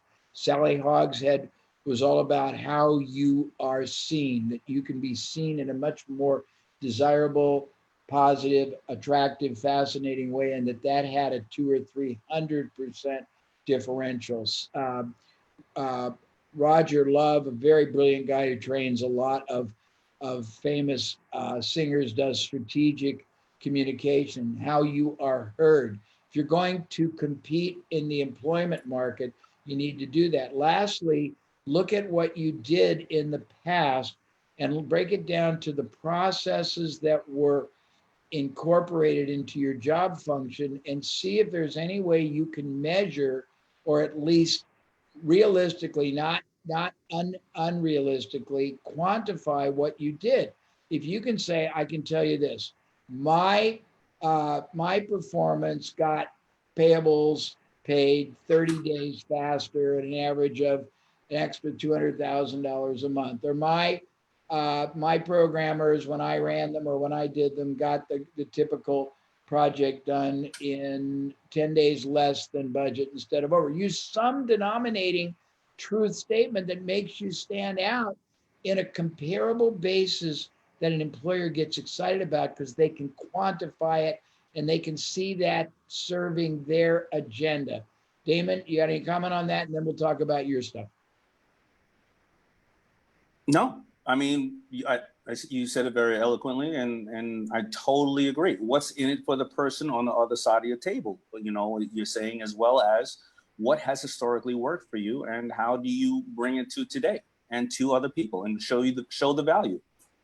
We promised you an hour. The hour is up, but if you will talk about 2 things, then you may go back to all the other demands, and I and everyone watching will be grateful. You have a book I think every one of the 10 or 12,000 people that registered, I don't know how many are on, should own and should have everybody else own, and it's called Power Shift. In my opinion, it's the finest book you've written, and I like the other ones, particularly the one that I was in. But give us the fastest or the slowest. I just don't want you to overstay your visit. Just a summary of it and why I think you need to make sure everybody gets a copy. Go ahead. You know, sometimes I'm too close to it, and I didn't realize of writing this one and I happen to have it here, not by mistake. I wasn't coming to promote it, but this is how it looks, right? I'm a little too close to it, and I realize now after a lot of interviews on it recently that, you know, it is for an opportune time, because obviously it took, you know, a year and a half prior to this to start writing it. And I'm dyslexic, and as we talked about, even though I joked about it, it's a serious matter. And I've written, this is my 5th book, and I've written 3 books in the last 3 years, which is a job when you are somebody who is challenged with writing and reading and expressing yourself when it comes to paper. But why did I do it? And the first book I ever wrote, I wrote because I did want people to have a calling card on me and understand that I knew the fundamentals of business. And if you didn't know my theory on how I thought of things, then there was no reason for you to believe anything I say, you know, unless you really, you know, understood where I came from. But the last 3, every time I wrote a book, the reason why I'd write another one, and I don't know if I'll ever write another one after this, just depends, is I like to hear the most commonly asked questions that I get on the streets and public engagements on social media.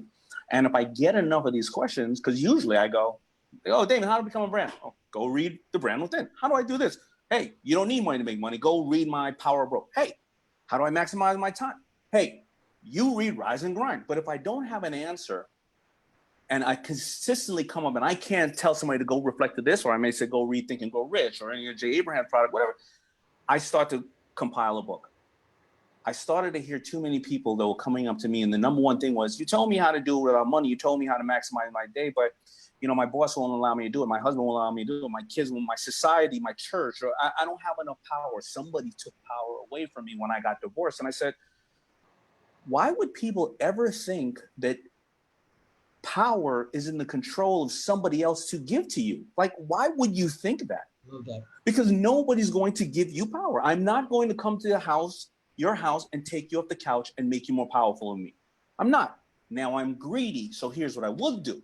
If I believe that you're powerful and I'm powerful and I get with you and we become more powerful, then I'm coming to the house. Because you've obviously been doing something great at the house, coding, social media, you know, talking and finding out. So, but then I realized also, once people thought that they had power, they thought we spoiled them on Shark Tank. People believe that transactions are like Shark Tank. You get on, and in 8 minutes, you either got a deal or you don't, and it's a fierce negotiation.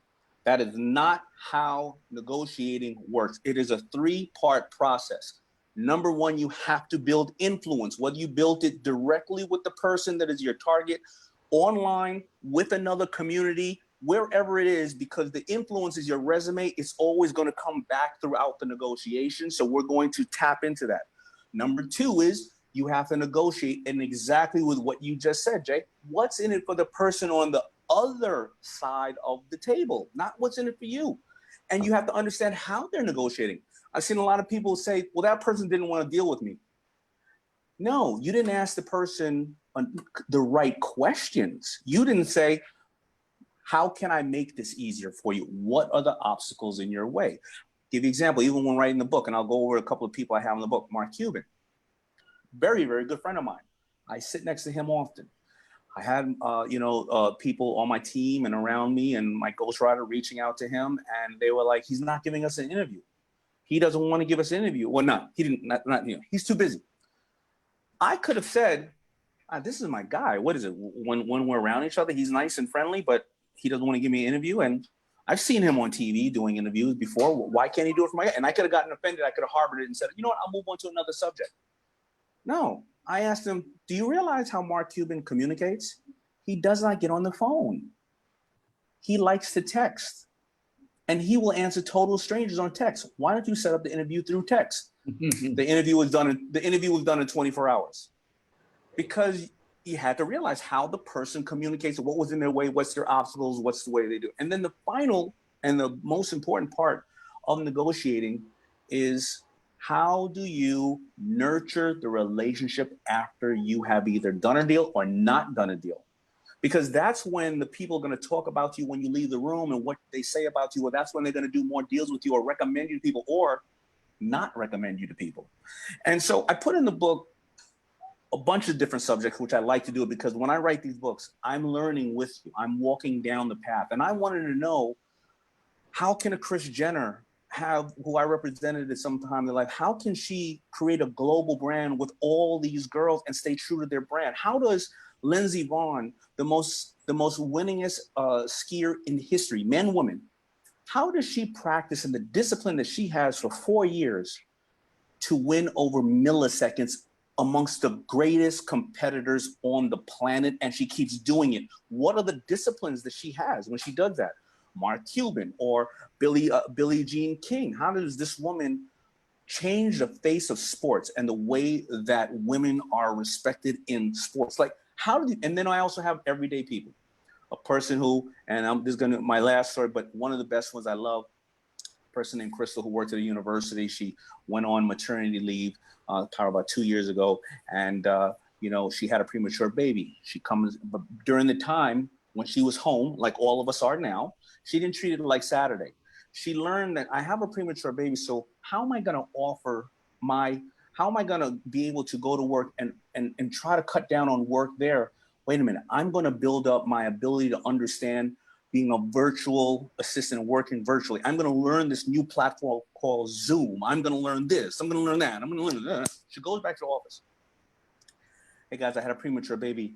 I can't afford healthcare at home. I would love to be able to work half the time from my home and, you know, and of course the other time on site. And they were like, we love you, but the policy here won't allow us to do that. Okay, well then she goes and finds a company named Belay, and she finds out that virtual assistants are extremely valuable. She gives me 30 hours a week. Actually, after this whole thing happened, maybe 45, I need her to help train my staff. Another person 10, another person 20. She makes up the hours that she wants to work. She doesn't work for anybody she doesn't want to work for, does not have to go on the subway, does not have to get out of her house and stand next to people who she may think have COVID. And she makes more money now than she ever made before because she created that power shift 2 years ago because she wanted to add more value to her employer, but instead had that it turned around and added more value to her. It's a power shift, and we all have to make it now more than ever before. The book is exceptional, and it's broken into some really, really, not just thought-provoking, but action-inducing, and it has relevancy to any of you in any facet. He didn't intentionally know this was going to happen, but I think everybody should have a copy, and Power Shift, you can get it anywhere. All right, last 2 questions and 1 epilogue. Tell us quickly, you have some cool products and programs. Tell us quickly about them and where somebody could check them out, okay? Well, first of all, I try to do as many of these as I can as possible to educate people, you know, so obviously you can check out all my books, but you can see me on Shark Tank. You can see me on my Instagram. My name is spelled like Raymond, but with a D. So I'm at The Shark Damon, and every Monday at 1 p.m. Eastern and Tuesday at 1 p.m. Eastern, I do other interviews like this where with esteemed people, and I'm sure, Jay, I'm going to be asking you to be on there when time permits. So those are ways that you can get a hold of some of the stuff that we're talking about. And I do have a digital course. It's called Damon on Demand. You can go to damonondemand.com. Or you can, and that digital course, I'll break it down. It is 8 hours of everything you want to know about business, because it's so hard to find all this stuff in one place, but it is how to find funding, when do I find funding, how to create a business plan, how to master my pitch, what is my target audience, should I advertise on billboards or should I advertise on social media? Should it be social media or should it be magazines? Should it be flyers? Should it be, cold calling, right? So it gives you all these things, and these are for not only entrepreneurs, but it's also for people who have well-established businesses have been using these things. So it's 8 hours. It's a digital course. You can bookmark things. You can go back to things.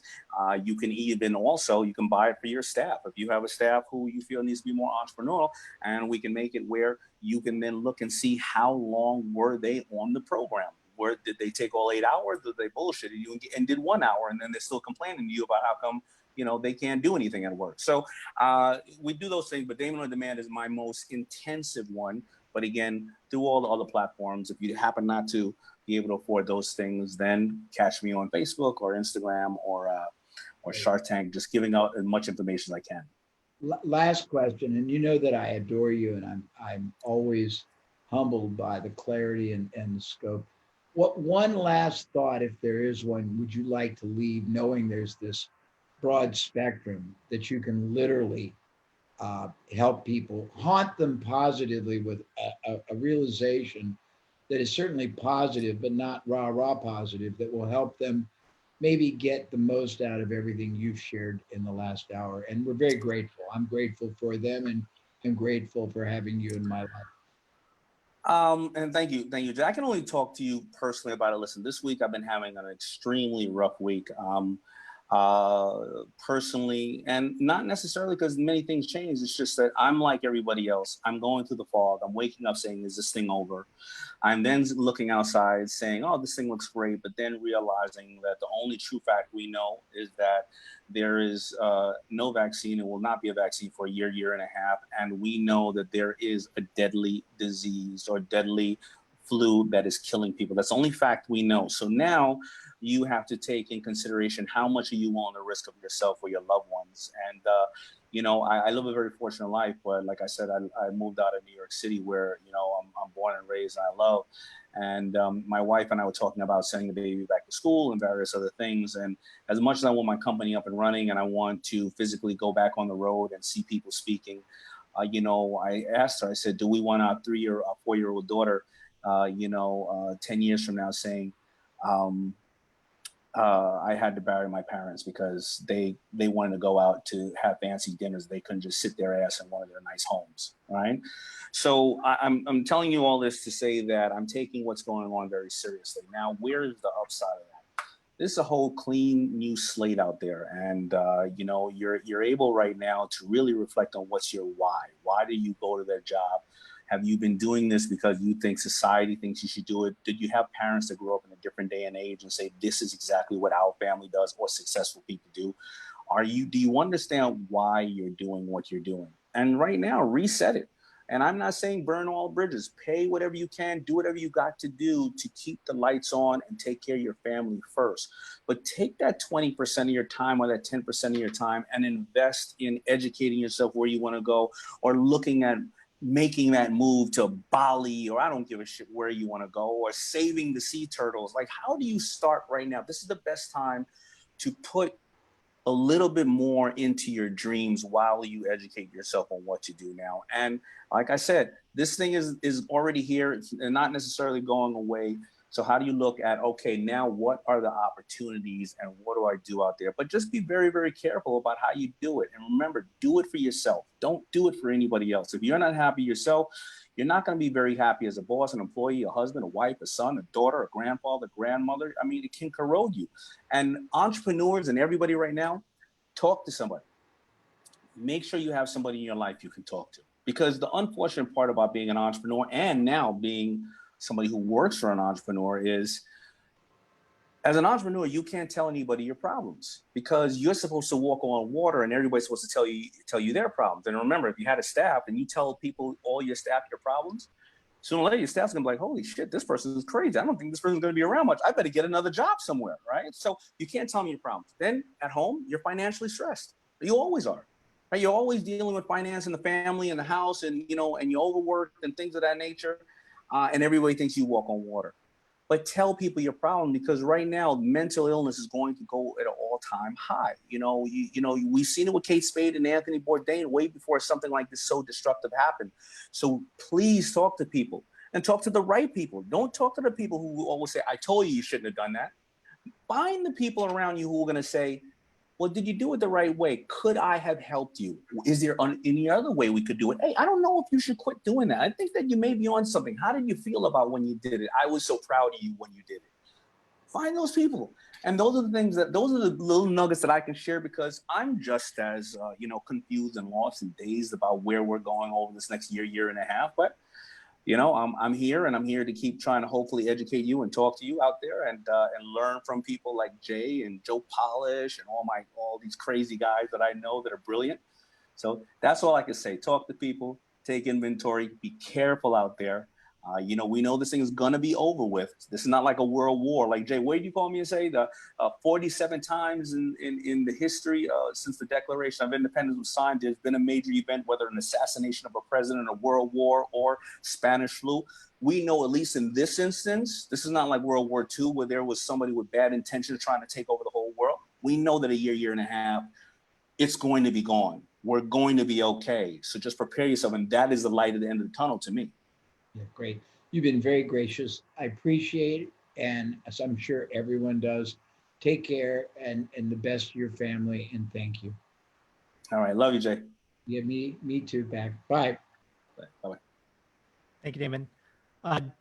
Jay, I'm sure that like me, everybody else is scrambling to finish up their notes, because that was just a powerful segment. And very wonderful man. And he is very authentic. I met him literally 10 years ago, and Shark Tank was just starting out, and he and I just found him thoroughly authentic, and I was able to get a lot of people to advocate to their audiences to see Shark Tank as the ultimate family entrepreneurial endeavor to teach people how to think critically, and their ratings went up, and geez, he's explosive. But his books are really good. His books are worth buying. Now, we went over, but I think it was more than worth it. I want, with your permission, to do something for about 7 minutes, and I'm going to do it with your permission, hopefully,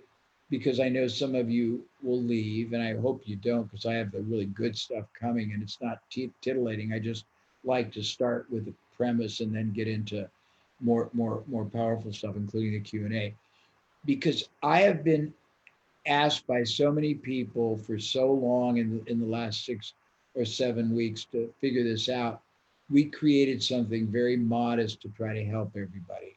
It's not what I normally do. My basic day job is we get 6 figures for a day, and we get $5,000 to $50,000 for our programs. But I was asked by a lot of people, so I put together something that I think is very, very super appropriate and enormously not just valuable, but it's a propellant that can really provide clarity, performance enhancement, profitability. I'm going to tell you a little bit about it for about 6 minutes. Then we're going to take a break. Then we're going to get into Q&A. Then we're going to get into, I got a huge PowerPoint. Then we're going to get into more Q&A. And at the end, I'll tell you a lot more, but I'm going to introduce it now, and I hope you'll tolerate that.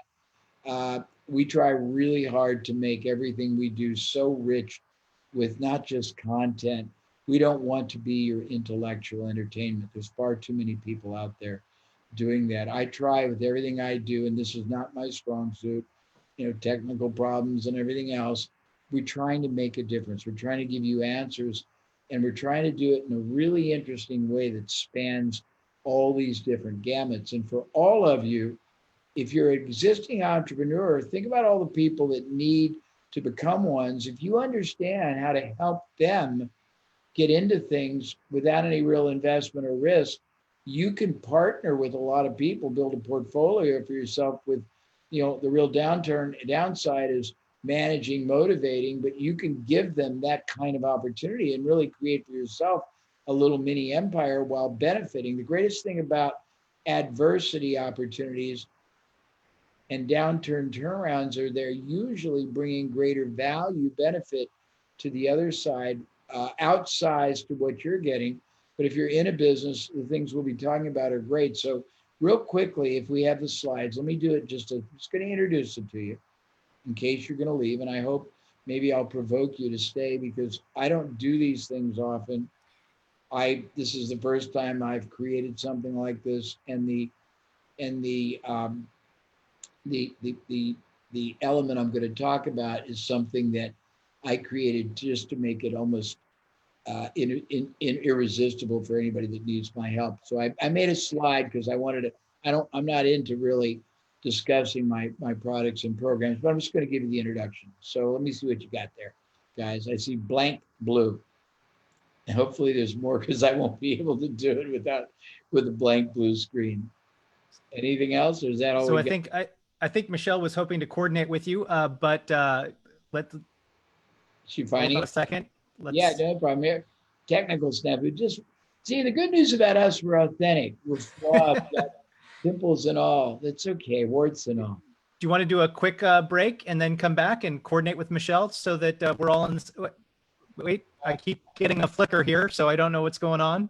Well, if we don't have it, I guess we have to. We can't find it. I think we can find it. I just think that there's a switch happening that may take a minute. Why don't we take everybody a fast 7-minute break, and we'll come back if we can find. I'd like to introduce this because I want to program it for you, and it's very modest and it's very expansive. It's a lot, and it's not priced to be very much because I don't think that taking a lot of your money right now. I think helping you make money is what you really need. But I'll introduce it when we come back, and I will, in the meantime, go get myself some water. But I have a lot more I want to try to share, and then I do want to do Q&A for all of you.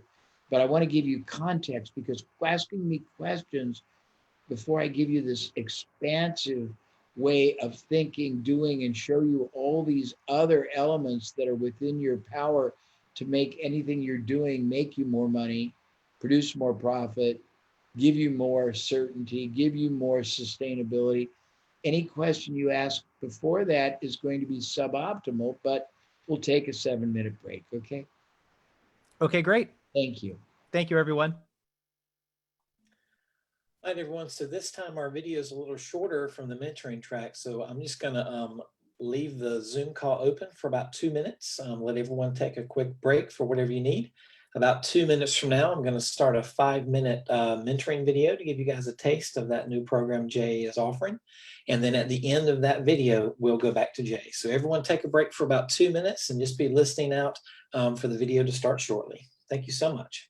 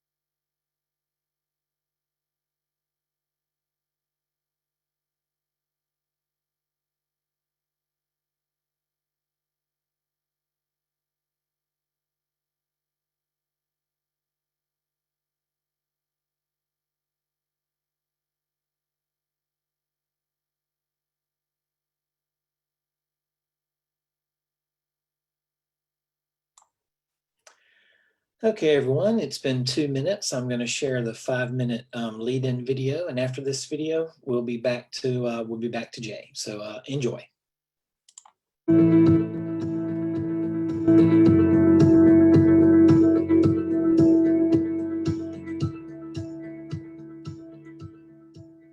This is a quickie, but it's true. This is how Home Shopping Network got started. The founder of Home Shopping Network was a very, very, I would almost say unsuccessful, well, let's call him moderately successful small town radio station owner. And he had great difficulty selling advertising. And he ended up taking oftentimes merchandise in trade for advertising.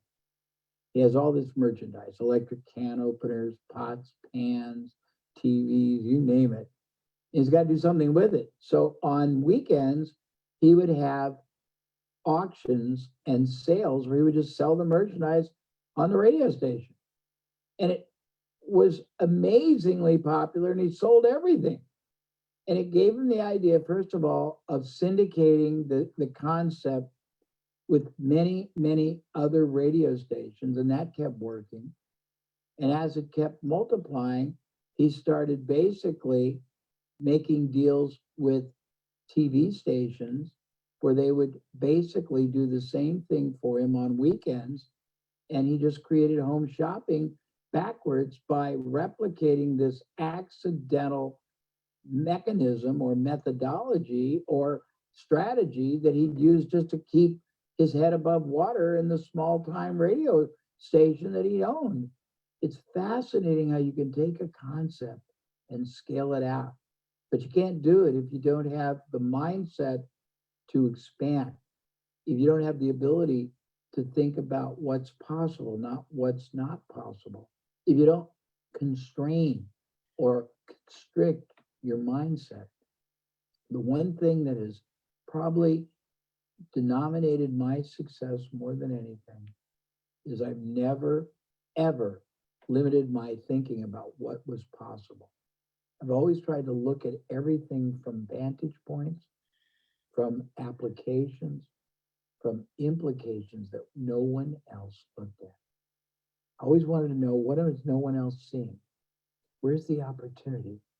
Where's the last mile no one's recognizing? Where's the reuse? Where's the sunk cost that can be repurposed?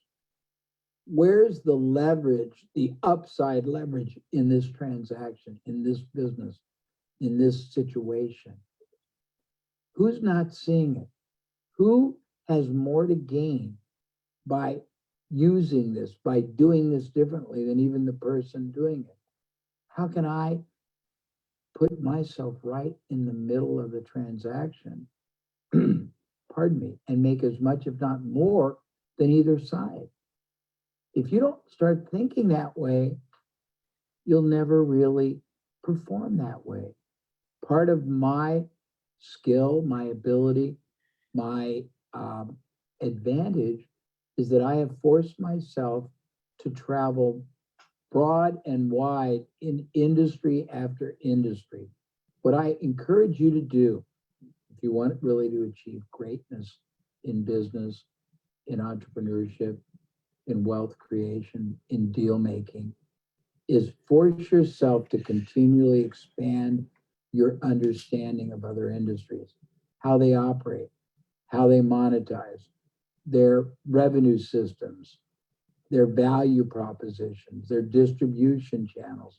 When you understand the more scope and depth and dimension of commerce representing all kinds of different industries, you end up having the ability to do what's called pattern recognition, to take an idea, an application, a concept from one industry and translate it to others that have never seen it. Sort of the one-eyed man in the land of the blind. You get great advantage. And what business is all about is you gaining maximum ethical advantage and your competitors gaining maximum ethical disadvantage.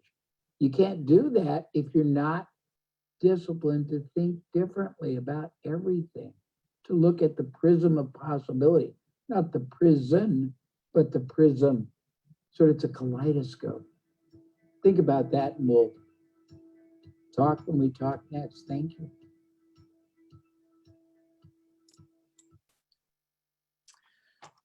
All right, everyone, I hope you enjoyed that. There's plenty of stories and case studies and bedtime stories and all manner of content from Jay that he's refilmed brand new for you guys on Abraham University.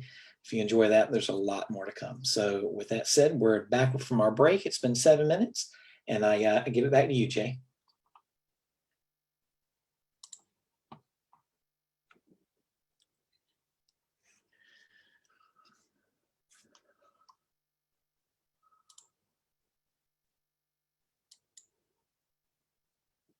Jay, we can't hear you.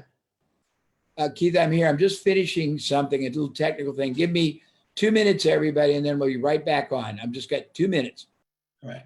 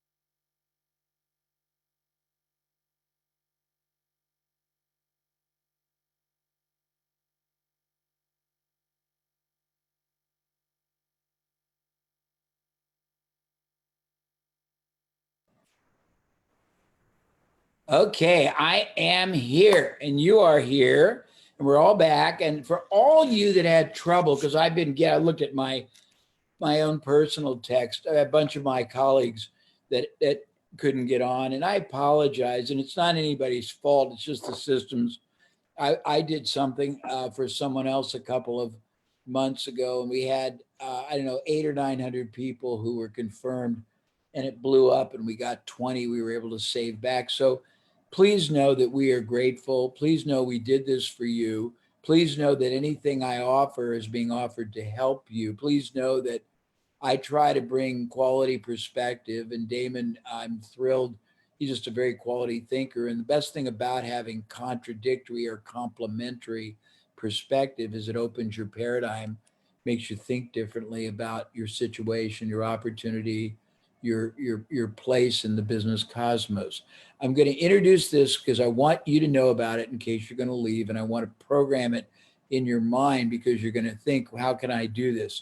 So I'm going to tell you the origin, and then I'm going to tell you about it, and I'm going to tell you. I'm going to see how they set it up because I have it articulated a certain way, but I'm not sure because I didn't look at the final slide. So in thinking about all this, long before we decided to do this, I said to everybody, okay, let's try to create for everybody that spans all these different scenarios, forced entrepreneurs, startups, stuck, stagnant, successful, something that had universal appeal and that people could borrow both ways. As I said, if you're a successful business, you could take all these things that would help startups that I'm giving you, and you could literally put other people into it, keep 70% and have a portfolio. If you need to pivot, this has got help. If you're already a successful business, it'll be great. If you're starting a business, what I'm about to tell you about is going to give you such performance enhancement and such accelerated and high probability profitability that it'll be great. And again, I'm going to introduce it. We can talk extensively about it at the end, but I'm going to let you know about it now, and then I'll take the gloves up. So I created something that I call the Prosperity Pathways Turnaround System. Long words, but it's designed to be self-explanatory. It's going to help you gain more prosperity in many different ways and turn around the downward trend this crisis, this downturn has created for everyone else. My premise is it need not create that for you. Next. Oh, geez. I got to put on 2 pairs of glasses. It takes what I do for the high-priced private clients, and we do have very, very high-priced clients. And it translates the key strategies, concepts, and it simplifies and turns it into a manner your business can implement immediately. And I take things that I've just introduced, and I'm not introducing them to tease you. It's just I got such depth. Everything I talk about, I've done hours on, and I've taken it to sublime. I've explained it. I've analogized it. I've given implications, applications, case studies, illustrative examples, but you can't do that even in 4 hours when you're covering a spectrum of thinking that you need to instill and install. So I shift your mindset. So I'm trying to do that for you. And I've taken stuff we've done, very expensive stuff, and tried to integrate it into something that anyone could afford. And it really helps you get your business going and growing, your business, not just surviving, but thriving, but it gets you cash flow and profit improvements right away for no more investment or risk. Next. Yeah, the goal system, get your business or get your new or existing business going and growing, I should say, instantly, rapidly, and sustainingly with no risk or no investment. Next. Goal of the system to turn you from a tactical thinker into a strategic, preemptive marketing and monetizing machine. And I'm not trying to be hypey, but that's what you are. You want to be a machine that sees opportunity, that puts in play, sustainable, expandable, ever multiplying systems that keep accessing the market, multiplying their value, increasing and maximizing the profitability. And if you don't know how to do it on your own, you'll never do it. I do know how to do it. I've done it very honestly and all in modesty for tens of thousands of very successful, many well-known entrepreneurs. I'm proud I do stuff with Tony Robbins. We did Entrepreneur Magazine. We did Icy Out. We do Dave Asprey with Bulletproof Coffee. Geez, Planet Fitness was modeled after my stuff. I mean, on and on. But the point is that this is real stuff. I think your business will be so benefited and enriched by, and it's an accessible way to get you a transference of the expensive and exclusive stuff that I do privately. Next. The purpose of this system is very important, the method to my madness. I wanted to make your business or your products or services preeminent. And if you're not studied it, I'll introduce a little of it, but it's like elevating you to a stature that is defensible, it's preemptive, it's above the maddening crowd. That's where you need to operate, into that exponential zone of importance. The only viable choice the consumer can make in whatever the product service category, whether it's your low priced, high priced niche. If you don't have advantage, absolute advantage, you're not going to win. And I said to somebody on an interview, if you don't know the game you're playing and you don't know the rules to win, you're not going to win, you're going to lose. I want you to play a game only you can win to the fullest. And that's what we're doing. Go ahead. Purpose of the system, to instill and install in you the ability to masterfully structure joint ventures, power partnering, endorsements, no investment, no risk, asset acquisitions that I alluded to earlier. And it gets really deep into that. We had one person who took what I'm going to tell you about, and he grew his company, I think 500% in a year and a half to about 60 million for no risk or investment. And he used this particular aspect to create 14 different, I guess I'd call them partnerships that everyone else put the money up, and he just followed what I taught him. And we have, I think, in this program, his case study with the list all 13 ways he did it. Next. The purpose of the system to get you out thinking, out performing, out marketing, out innovating, out earning your competition by shifting dramatically the way you look at everything. Next. The purpose of the system is to move your business from an asset resource limited enterprise into an unlimited resource profit and prosperity powerhouse. I don't normally even try to sell my own things, and this one is trying to sell something that's as close to no cost as I'm ever going to do. But I thought if I do it, you'll know that for me to go out of my way and be very uncomfortable about it, but try to do it with integrity, it's because I believe it has so much benefit and advantage. And if I told you what I'm trying to achieve with it, at least if you don't go forward, you'll understand what you need to do for yourself and find it somewhere else, but be searching for it. And if you didn't buy the replay, even if you only buy it so you have this list and the other things that you need to know, because if I help you, then we're going to basically make darn certain that these things happen.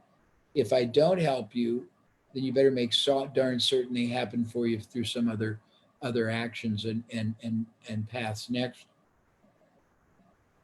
The purpose of the system is to help you find the best profit and prosperity opportunities in this downturn. And best means the highest probability of winning, the most profitable for the time, effort, risk, the most enduring, the ones that either have the most sustainable cash flow or build asset value that isn't, it gives you exit or at least wealth creation. Next. Geez, that one's hard to read. The purpose of the system is to turn your business world into a 3D movie. That's what I've been privileged. I look at the whole world as a 3D movie, with you being the only one in the field who has the glasses to see the opportunities, to see the connections, to see the possibilities, and then to seize them. Next. Geez, I probably told him to do it with italic, but it doesn't work very well on the blue. The purpose of the system is to distill and make irresistibly affordable to you my normally $120,000 a day expertise, my intellectual property, my strategies, my mindset, and my methods. And we don't do a lot of one days anymore. I have clients that pay me $30,000 to $50,000 for me to give a couple of sessions a month. That's true. I have maybe 10 people a year that come for 120 grand, but the only reason all these people pay that is because I've distilled what I know down to some very powerful forms. Damon is right. I like high, complex phraseology because I like precise communication, and I like people to have to work up to looking it up so they know that there's meaning behind everything and it just doesn't superficially fly, because I want to not be intellectual entertainment. I want to move you catalytic. I want to be your catalyst that moves you to a higher action, impact, transaction, and result. Next. What does my prosperity pathway system entail? I could stop there and you go, no, tell me, Jay, I need to know. Now you got me all stimulated. So I'll tell you what I put together into a system. Go ahead. Next slide. It's got 4 parts. 4. Okay, next slide. This is fun. First part is a 3-session accelerator, quick start, live 90-minute clinic with me. I can't do what I want with everybody here with the whole spectrum.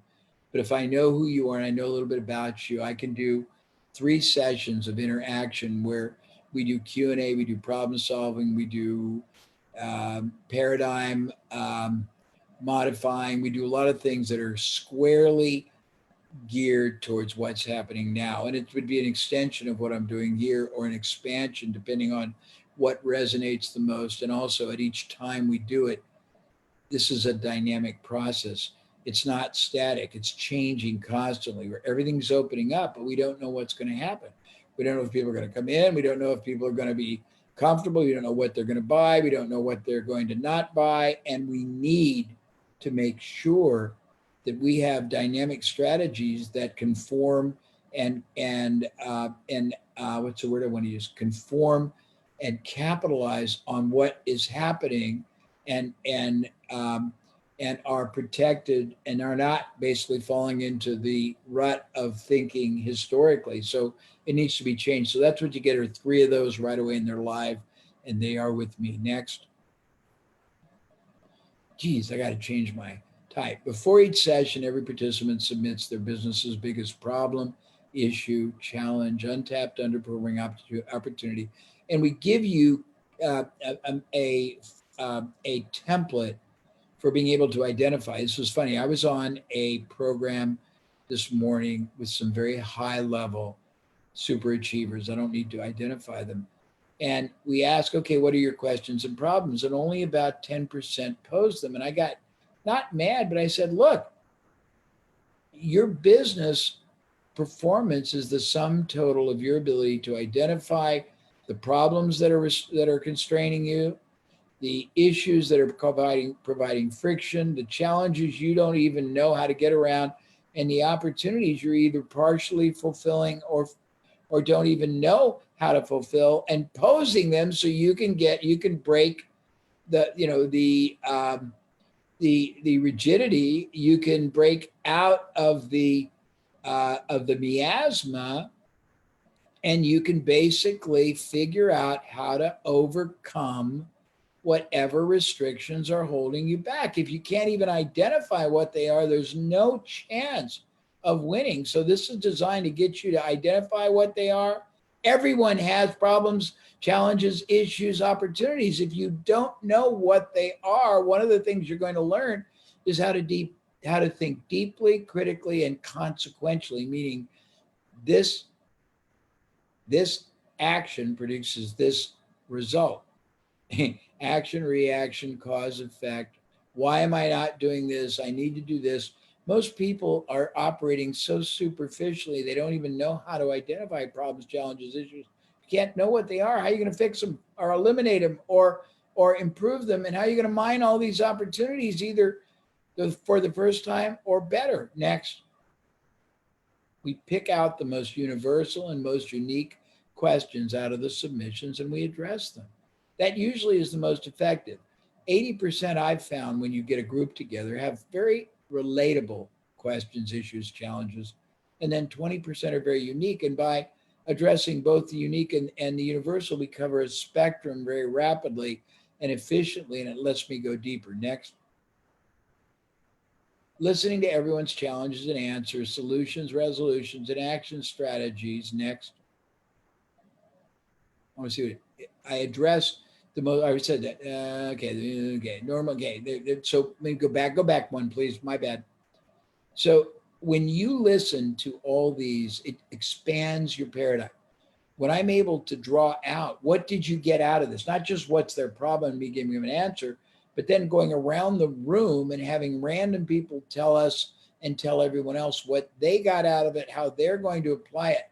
It multiplies your scope and the expanse of options and possibilities. You'll be able to adapt and adopt your business quantum ways. Next. We're almost done. So I addressed all, okay. So normally priced at $2,000. Oh, that, yeah. If I were charging, I'm sorry, I haven't looked at this. I just arbitrarily, I mean, I charge people $2,000 for a call. I charge people $30,000 to privately do it. I thought, what would I charge if I did a big group this way for $3,000? It would be $2,000, and that's probably low, but I wanted to put some price on it. Go ahead, next. I didn't know what that meant.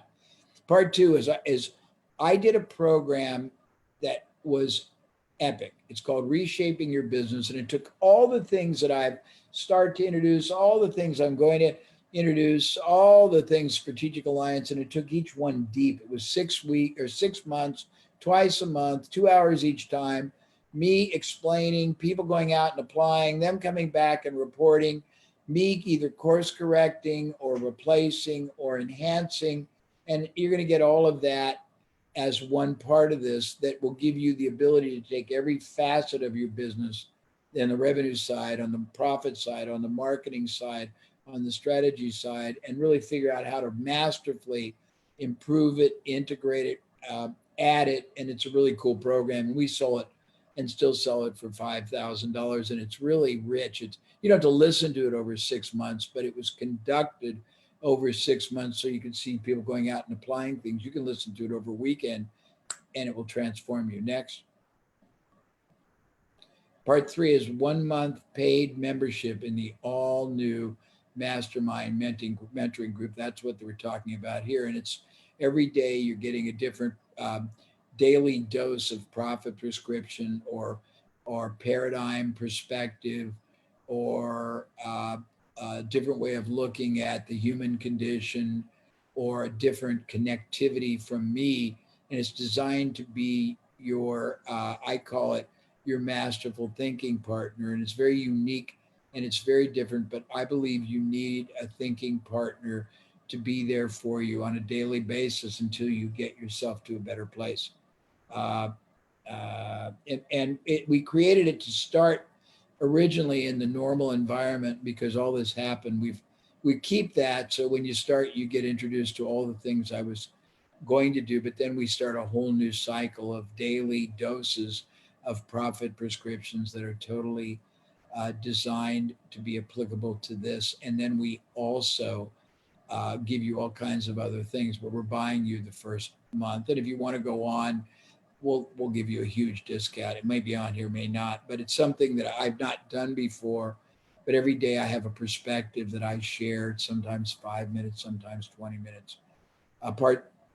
Okay, we did that. Next.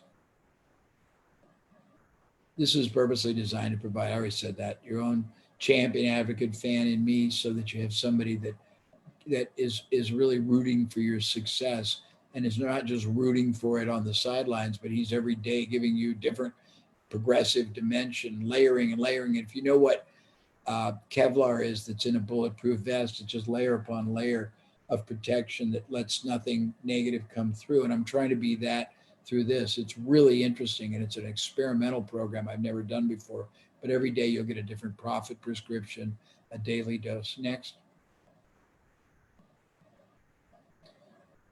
5 days a week. I talked about that. Plus a 14-day boot. Yeah, there's a 14-day boot camp that gets your mind, and it's normally $247 a month. Go ahead, next. Plus you get my unique, this is really cool. I do a lot of experimental programs, and I did one time only. It was only 13 weeks. But every week for 13 weeks, I gave participants one very, very disarmingly unique action to take that would shift the way they think, the way they look at life, the way their mind works. And I called it do something different. And we would give them, for example, if your protocol is you get up, you go to the bathroom, you take a shower, you have your coffee, you read the paper, you get in your car, or you get dressed after that, excuse me, better do that. Get in your car when you can get in your car, go to work. We'd have you do the opposite.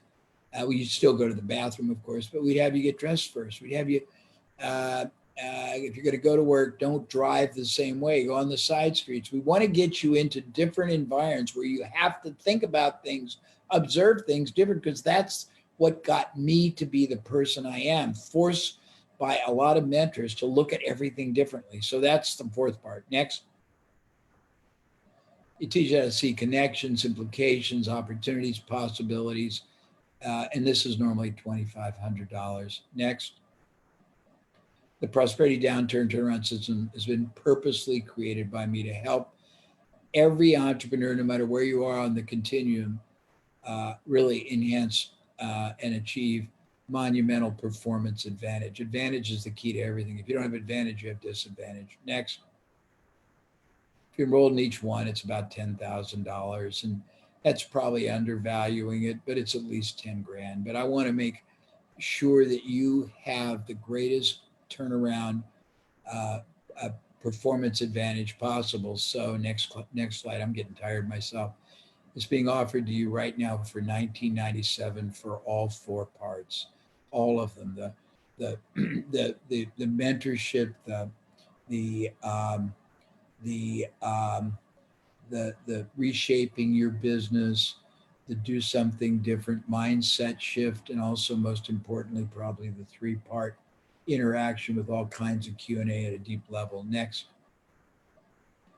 And if cash flow is hard, I'm more interested in helping you. Believe me, this isn't a big profit maker, but if I can help a lot of you through the morass, and a lot of you really do a great turnaround, you'll be able and motivated to want to do some much more serious things with us at much more lucrative prices to us and much more expansive ways I can help you. And you should be wanting to do it because you'll be paying for it out of hopefully a portion of the profit that all this makes you. And I think I'm going to turn you into a much more formidable marketer, a much more sophisticated strategist, a much more masterful deal maker, partnering master, deep, expansive, nonlinear, 3D thinker. And if I do, you're going to basically come back with a vengeance, and you're going to do so great no matter where you are. Next. Plus, if you love your first month's mentorship, I already said that. Next. They'll discount it for you thereafter. They'll take $100 off. And the reason is it's pragmatism. We're not altruistic. I mean, you go, oh, it never goes. I don't believe when everyone just cuts price. It's selfish. If I invest more in you right now than you have to invest in me, and you're worth that investment, meaning you take action, you don't just sit and don't download anything and don't read anything and don't watch anything and don't listen to anything and don't think about anything. If you take action, that investment, my investing basically $8,003 in you, if you'll invest $197 or $19.97 in me, it's going to pay off massively, because you're going to reinvest in me tens of thousands over the future, because I'll make you many tens of thousands, hundreds of thousands, hopefully millions. So it's a very well-reasoned strategy on my part, but it does assume you'll do your part. Next. Finally, if you're a pre-startup or an entrepreneur eager to add one or more new businesses to your portfolio, or put other aspiring entrepreneurs into business that require no investment and no major risk on their or your part, you can add, we've got a really fabulous program called Creating Your Own Business Success. I think it's got 8 or 10 different categories. It shows you all the different ways you or somebody you'd put into business can start and produce a successful result for no risk, no effort. And it gives you a lot of different optionalities and gives you the ways to enhance success and minimize downside. Next. I'm almost done. It's normally $2,000, and it's a great deal. I think we put it actually on the market for $4,000, but we normally sell it for half price because it's not what I normally do. But I did it for a client in Japan. It became a bestseller. All these young people who'd never been in business started starting businesses and getting success. So we took and modified it for US applications. Very good. Next. Did I say how much it is? Go back. Yes, $6.99 more. And it's just enough that you're taking it seriously. And then there's a link you can go to. Where is it? jayabraham.com, jayabraham.com/special, jayabraham.com special. I'm done. Let's go on with the show. Okay.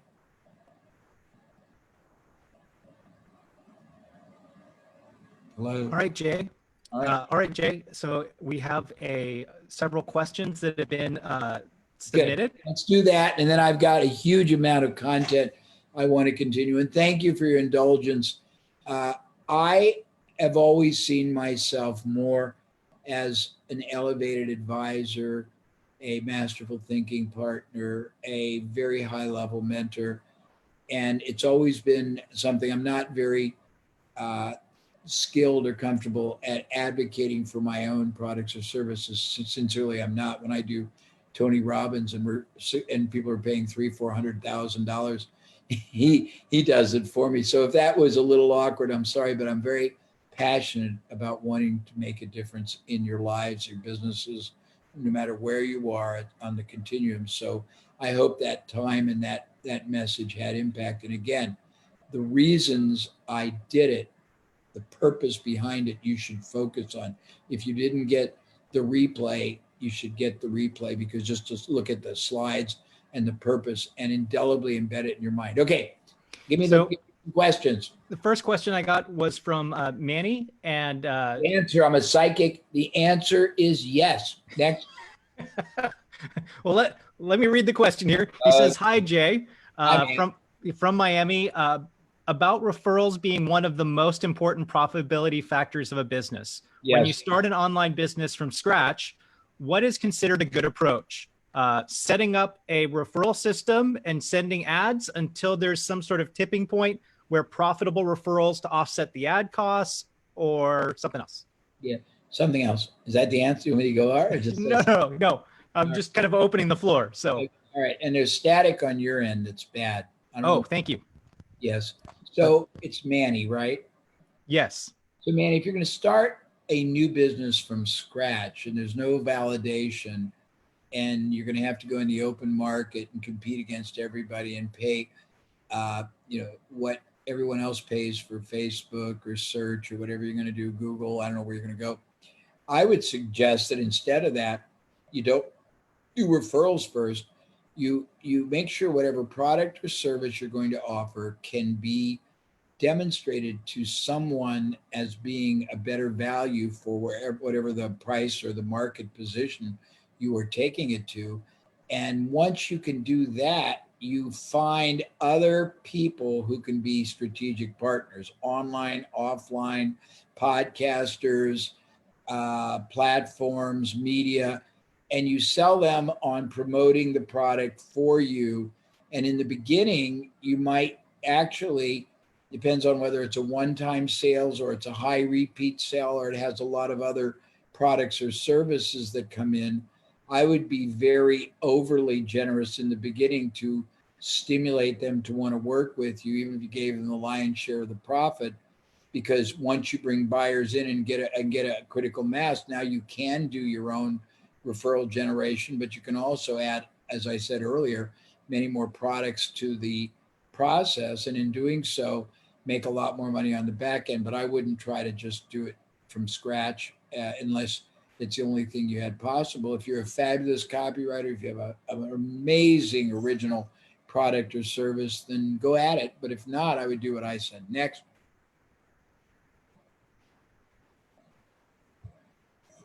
Brian, can't hear you.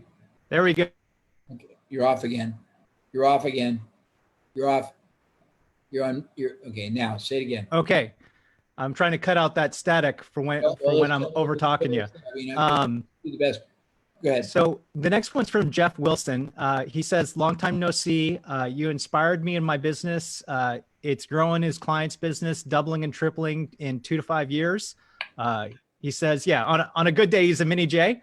And what he's looking for is what and who do you recommend as the best kind of strategic alliance, strategies, partners? For what? I mean, that's too, and I'm not trying to be rude, Jeff. It's too macro of a question. I mean, I deal in specifics. I can give you macro, but I mean, I can just say somebody with integrity, somebody who's got the market you want, somebody who's willing to do more than one, communication, somebody who's got incredible trust, somebody whose market already is high probability, high viability to buy your product or service, something like that. Go ahead. Okay. You want to get specific, I'll give them a better answer. Let's see. I'm going to come back to it and move on. Let's see. Jeff, can you give us more specific?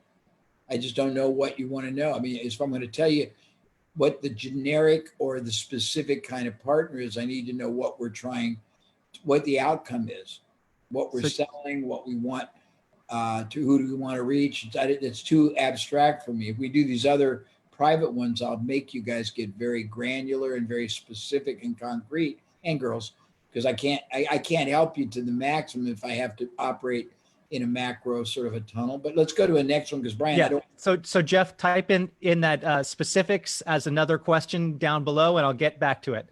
The next one comes from Eliza, and it's kind of an integration question. Right. She's currently making 10 to 25% on commissions on sales at a hospice and home health business, and she's also developing ones on her own to sell, which gives her a higher one. What? I believe hospice and home health businesses. So, but okay. Well, give me your question. Okay, so knowing the industry, how do you go about on an expert level? What would you create or a way to integrate all of various kind of profit streams? So operating a hospice business, developing a hospice business, and selling hospice business sales. Well, the mistake people make is trying to do a lot of things at the same time. I have difficulty with that. you got to start one thing. You've got to be able to figure out whether it is expandable, scalable, sustainable. If it is, you get it to a point where it's cash flowing, and then you reinvest in somebody who manages and runs it. And every time you get something started, first of all, there's two distinctions in all business activities.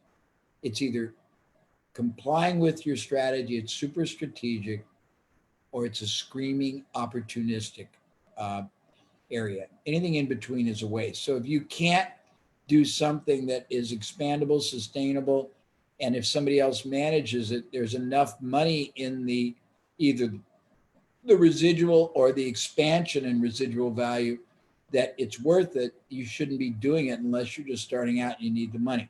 The only time you do anything opportunistic that deviates from that is if there's a one-time activity that if you hit on it, it's so lucrative, it'll put a pot full of money in your pocket that you can use to fund more expansion.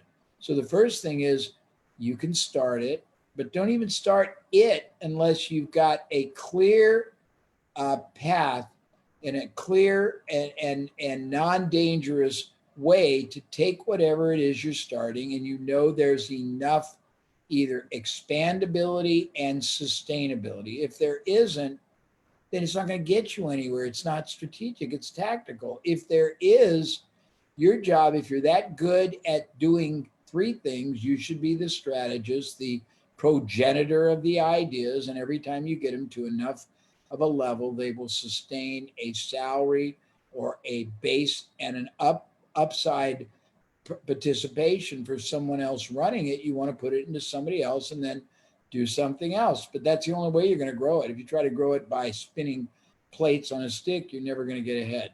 Next question. Arego submitted, what are the steps associated with finding a new product or service that can add to his existing business that results in residual income and not just exchanging dollars for hours? Yeah. Okay. All of you, not for me, but if you get part in this system, which I hope you will, because it's almost, I mean, it does cost, $2,000 or $2,700, but geez, it'll give you a lot more. But ask questions that are more concrete. When I get macro questions, it puts enormous pressure on me to try to be explanatory, but it's very difficult because I don't know what I'm dealing with. So you want to know, again, how to add products that what, Brian? That add residual income and not just exchanging dollars for hours. Okay. Well, I mean, if you think about it, residual income emanates from a couple of things. Something that is consumed and needed to reuse. That oftentimes is service over product. I made some great, not mistakes, but directional errors in my early career by focusing on just helping businesses and making a lot of money, but not getting participation in repetitive, residual, recurring income streams. If you can be focused, no matter what you do, on adding recurring income streams that will work harder and longer for you than you work for them, that's very smart. But you can't just do them. And this is critical, consequential thinking. If you're targeting a given market, the question is, what does that market buy that's reconsumptive? And how can you get control of such products or services, whether you create them or you partner with them or you acquire them? And then how can you better market, making a more irresistible offer, better price, better package? But those are some of the distinctions. Next. All right. The next one is coming from an anonymous rock star, Okay. literally, but all shows have been canceled until 2021 in their country. The good thing is for the last 10 years, they've been doing a high-level transformational coaching with great results. As an entertainer in corporate events, they've seen many CEOs get yawns after their big speech. Combining his strengths or her strengths, they've created a service to fix that problem and help them fire up their employees and deliver powerful Steve Jobs type presentations. How would you sell a $20,000 Rockstar Presence kind of public speaking coaching packages to CEOs and high-level entrepreneurs from the perspective of an actual rock star? There's a couple ways you can do it. And I'll give you a different way that that rock star can use his or her skill set, because I'm doing it with some people here. So the first thing is, the more you can quantify an outcome expectation, or you can quantify disappointment, the more power you have. Because just saying it didn't go well, or you didn't resonate as strongly, or people yawned, is not as much as saying, when you are trained or executing what I create, here's what's going to happen.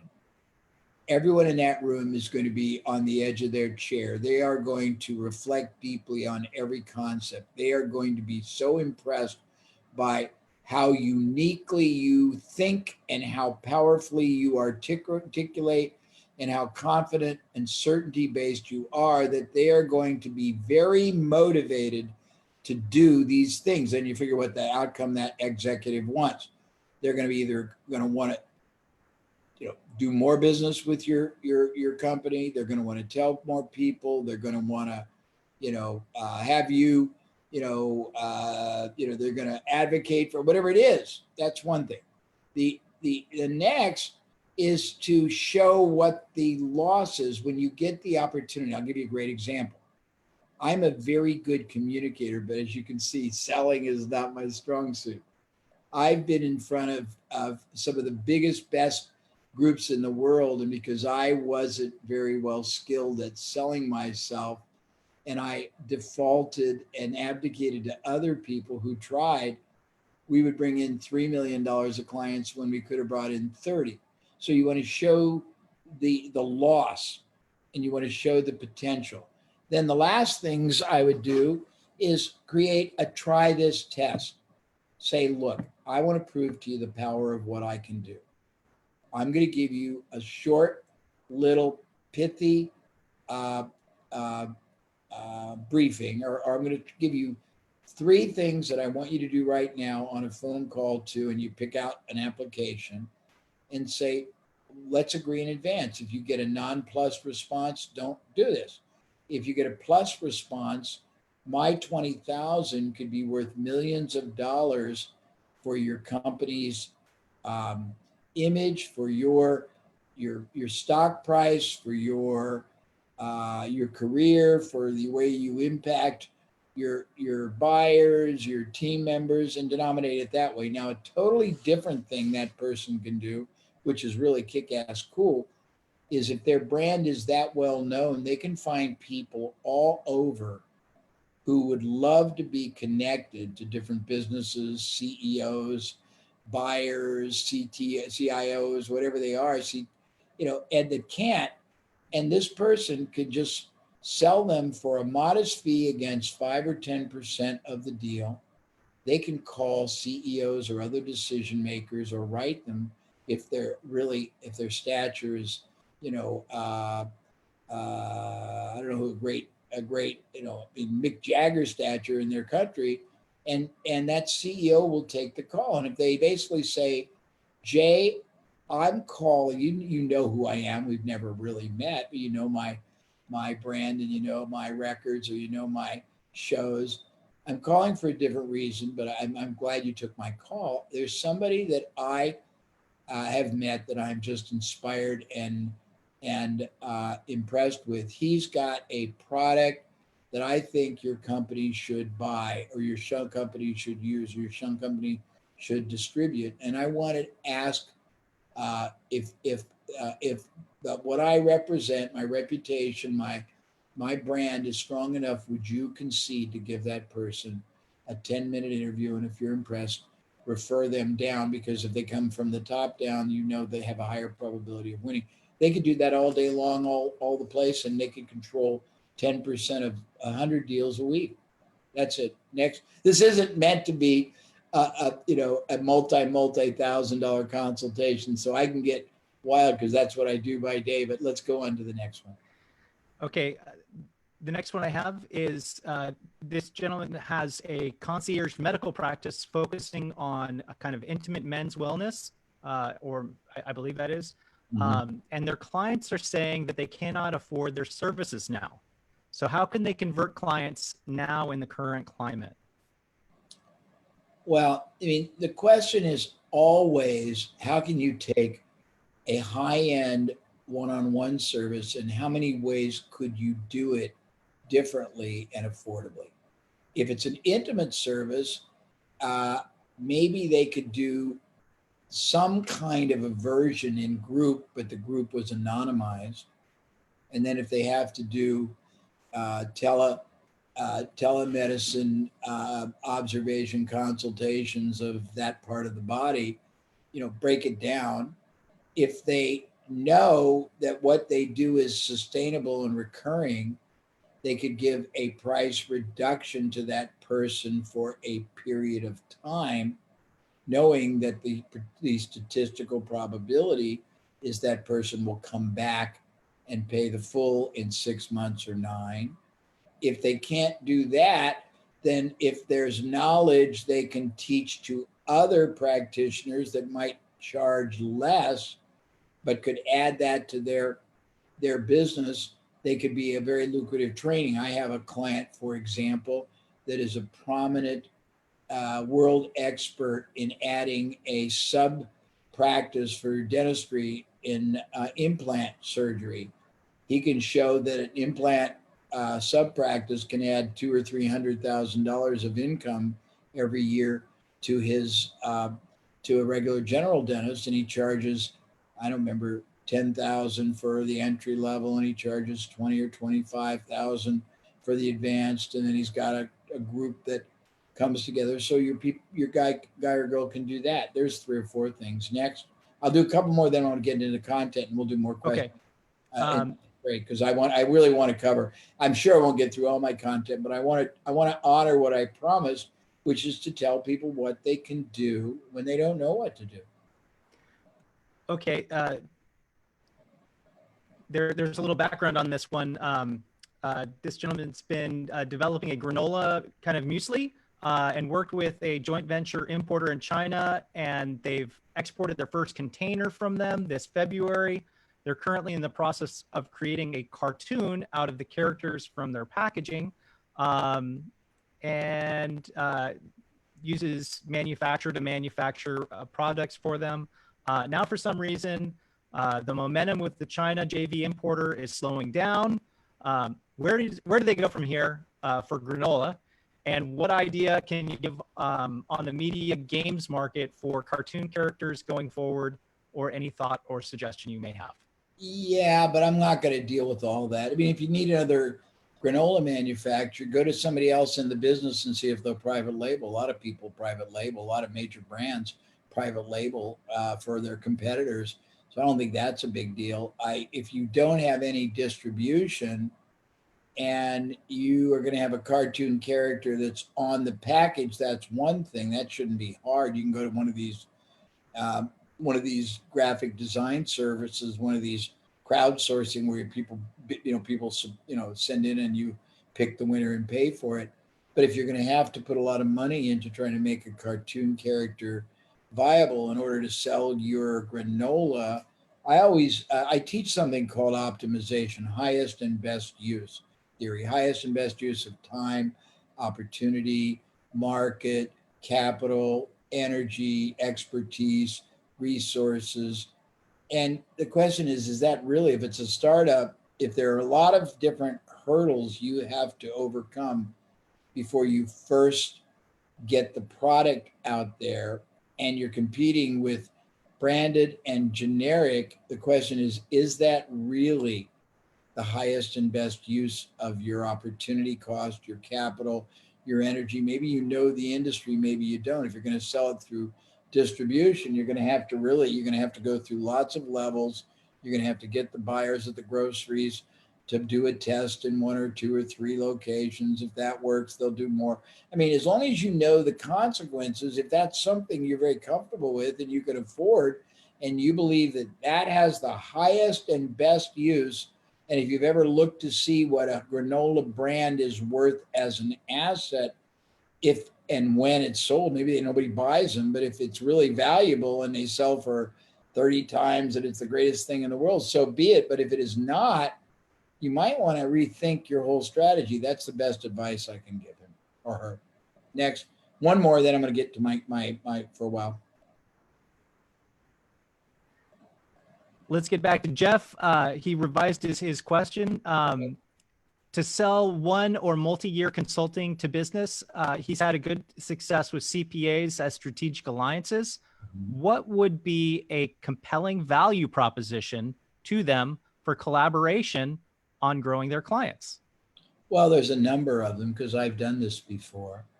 And if he says, look, there's 3 ways to do this. We can create together a consulting service that's branded by you that allows you not to be paid by the hour, but to be paid different fees. And I can provide it and we can be a partner. And he can do that. And he can do that all over. Once he codifies it, he could sell it to 100 CPAs. Secondly, if he can legally share, if they can share back, great. If he can't share back, he can offer to do promotion for them to outside potential clients if they will invite all their existing clients to attend, whether it's online, whether when they can do it live, whether it's sending stuff out, all kinds of things like that.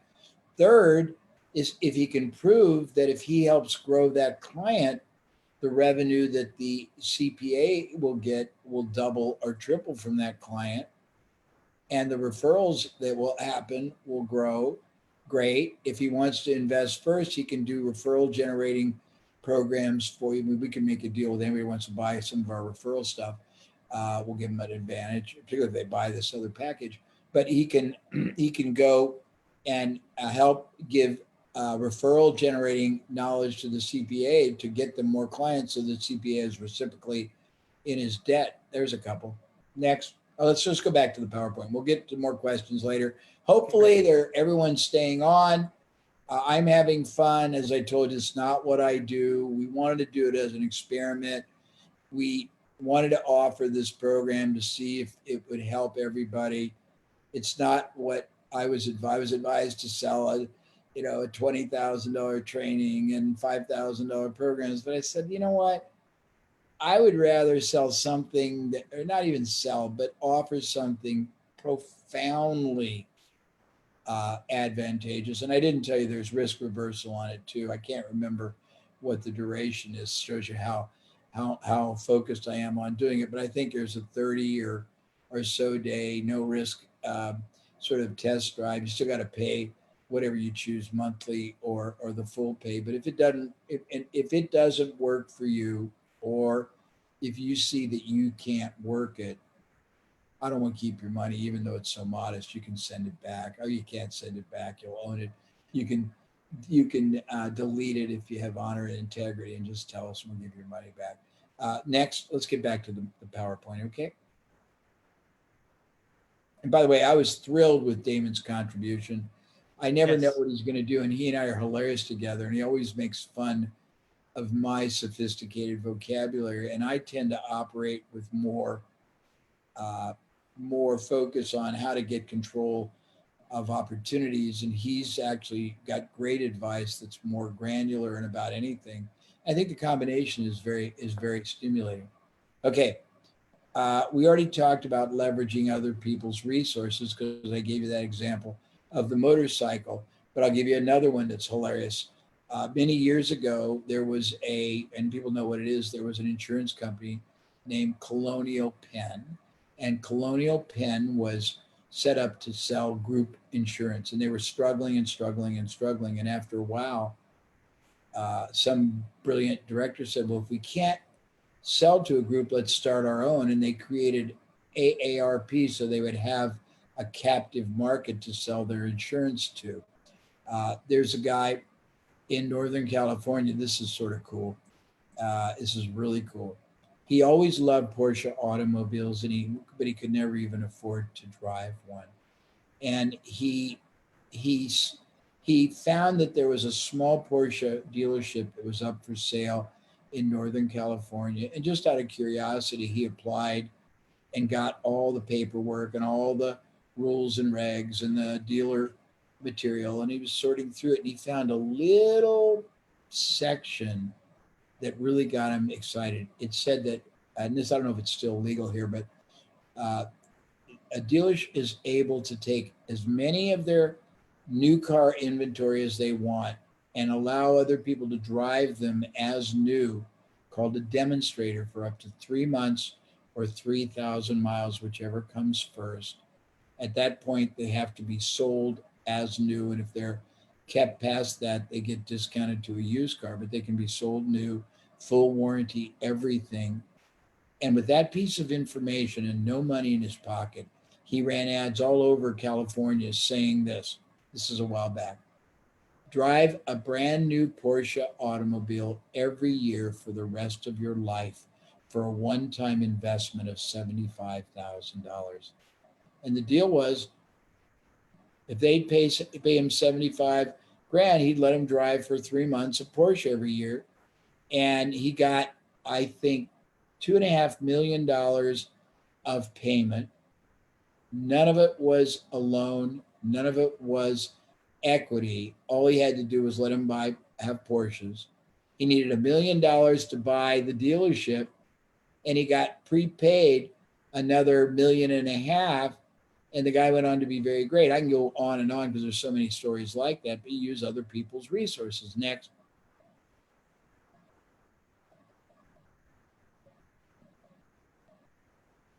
Yeah, it's okay. Next.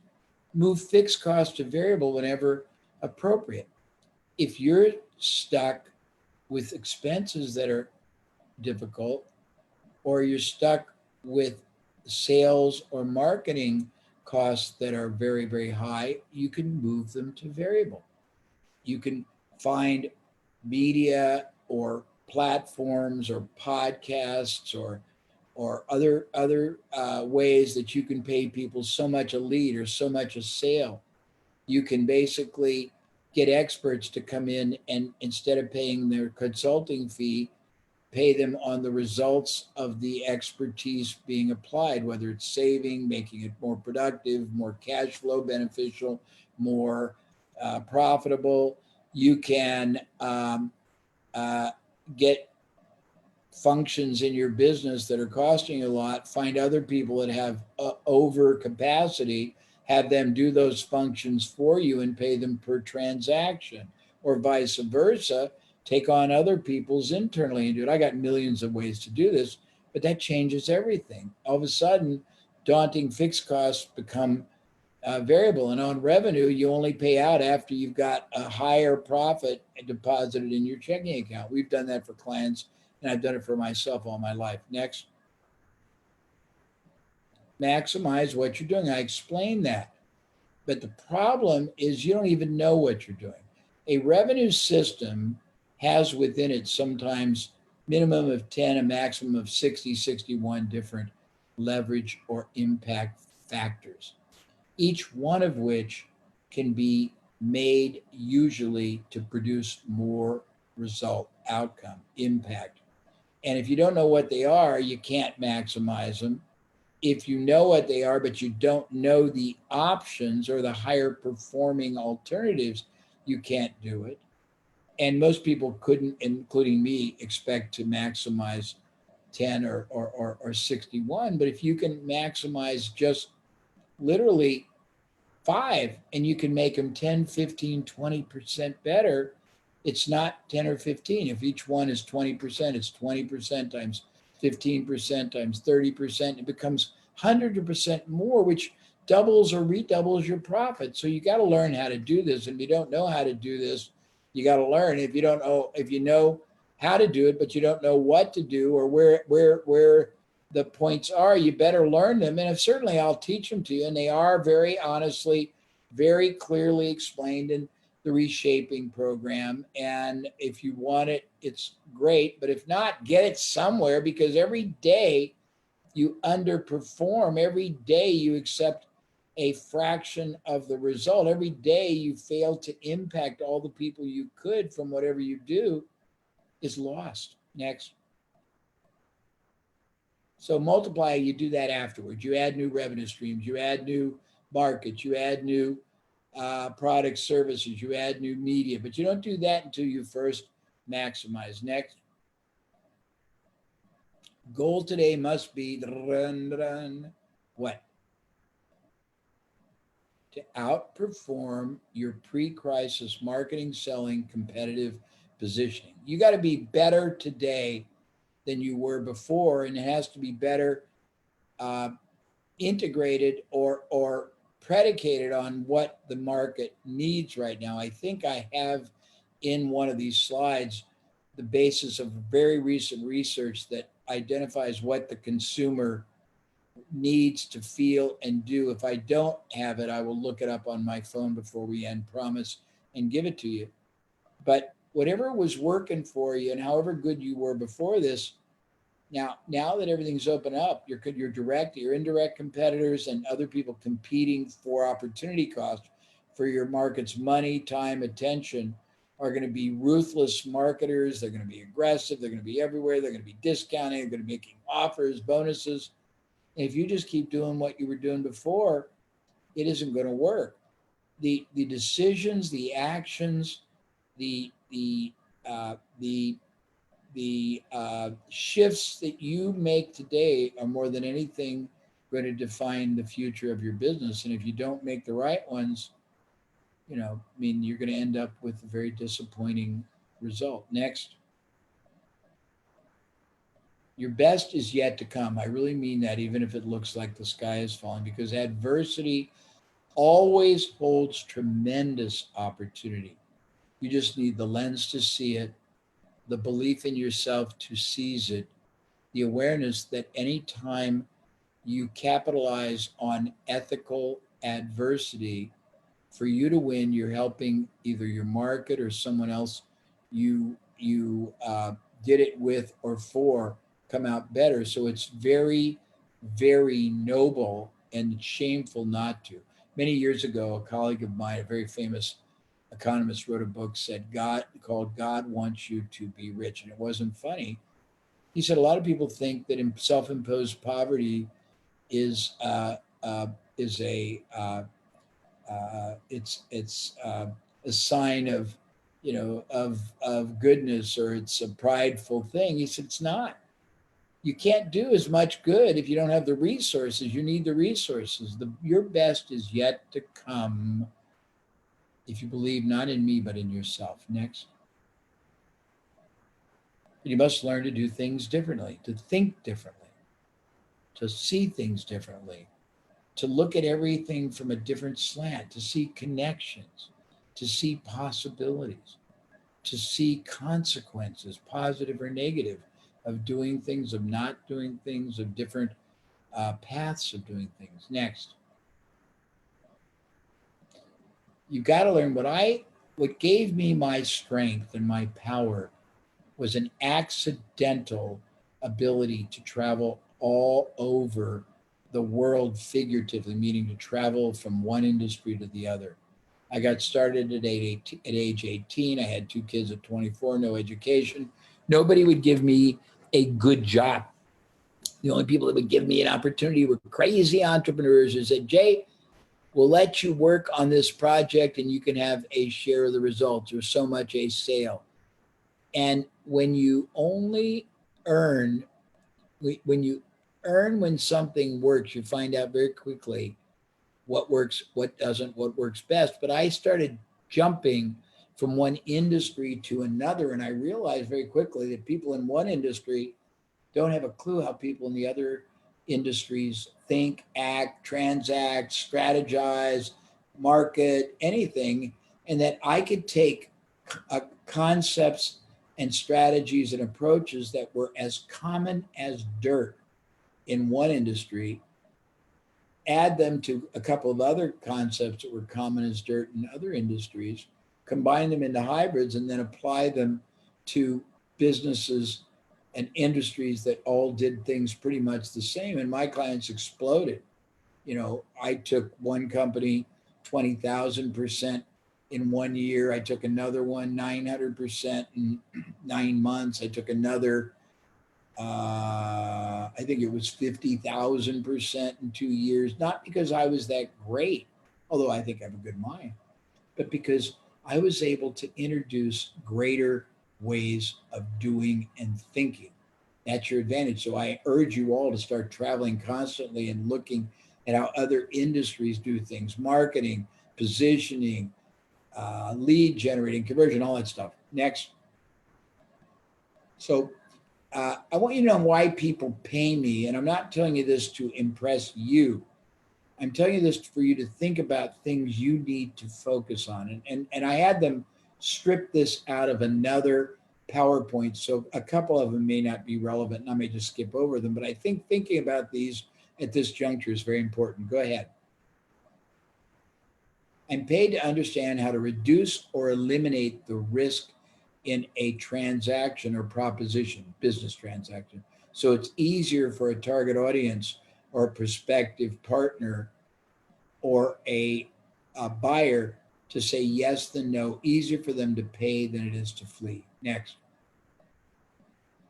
I'm paid to understand how human psychology, like procrastination, contemplation, I would add here fear, uncertainty, equivocation factors into everything, and how to turn all those into maximum advantage, much like the martial arts form of Aikido that uses the power of the enemy, the force of the enemy against itself. Next.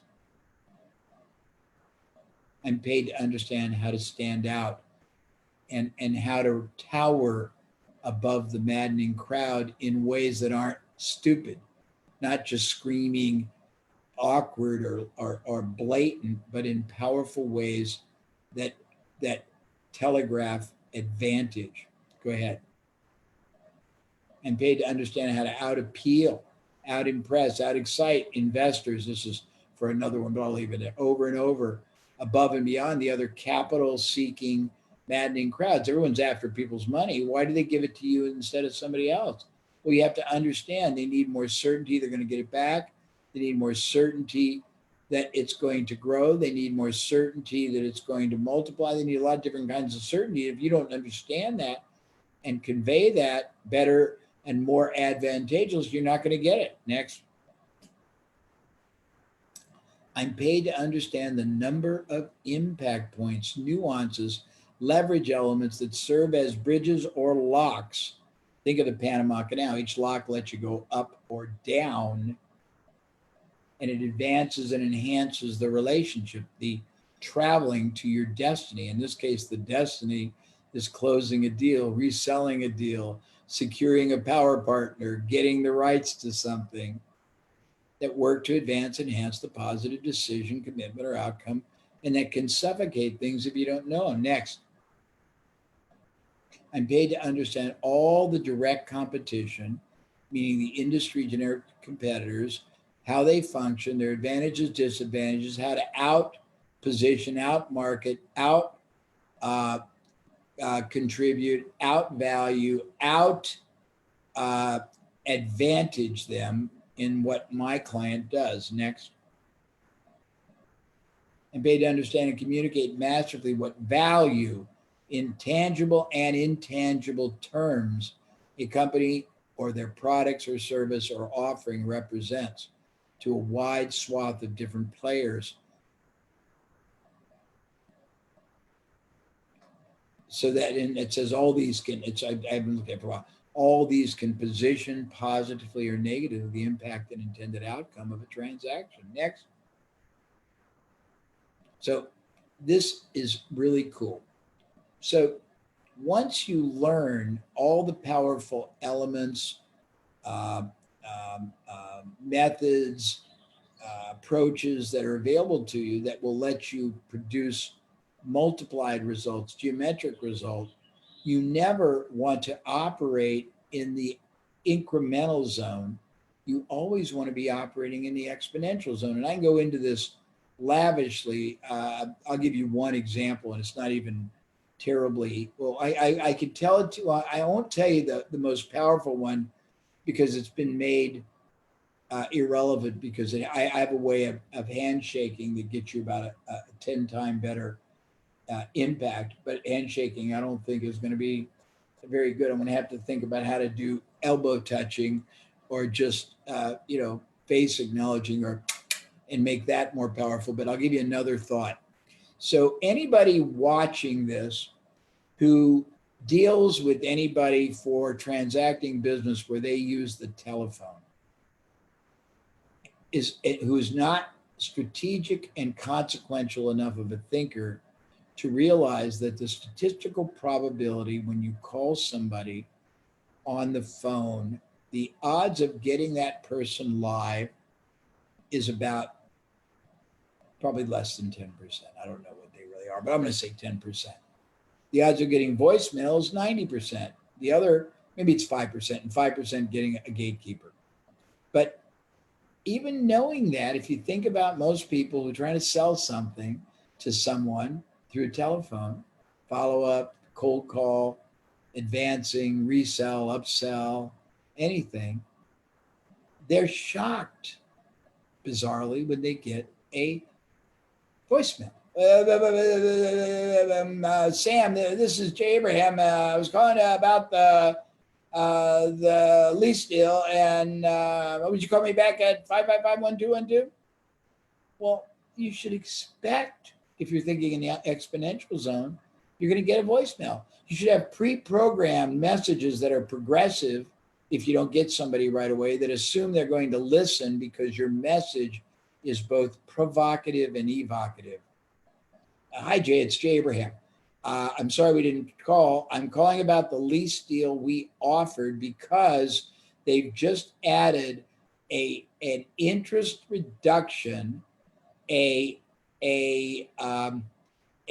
bonus incentive, and 3 free months, but you have to hit on it in the next 48 hours. And if you really want it, I would feel terrible. I'm making this message to everybody, and they've only allocated 10 of these deals. And you've always been on the top of my preferred, desirable VIP list, but we have a lot of trouble getting in touch. If it's anything you want, please call me back at this number and try to do it, before the end of the day. But if it's important, you can call me at home on this number.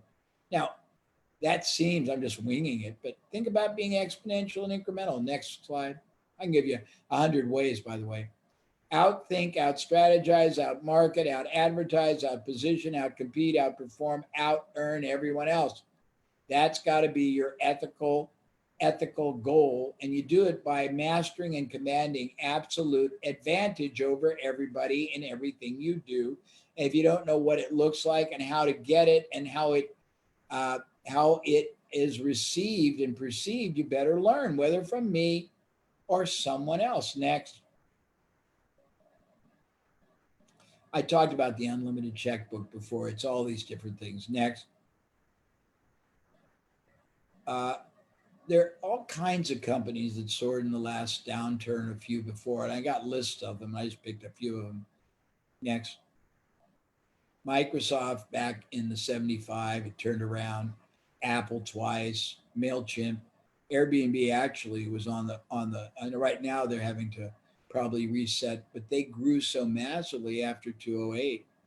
Warby Parker, Kellogg's outmarketed Post back in the Great Depression. I mean, there's precedents. I just picked up 1, 2, 3, 4, 5 or 6, but there's hundreds of examples of companies that grew, that became dominant, that were not, until the Depression stimulated them to shift, to pivot, to think differently. Next. What to do, why, and a short primer intro to how. Okay, do I have it here? Let's see. Okay.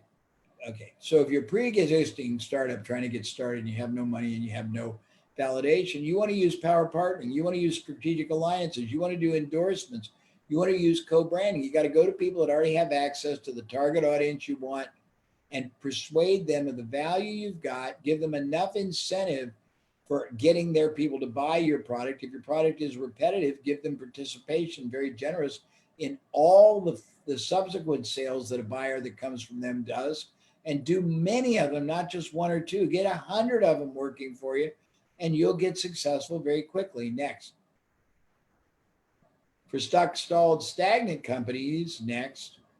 Figure out what else your buyer purchases before, during, after, instead, and figure ways to add that to your offering. You can just, doing that, you might quintuple your viability and your profitability. Next. Add new revenue streams, income sources, profit centers. It's a dual valve. You can do it outside by doing partnerships with other people that take your product service to their audiences.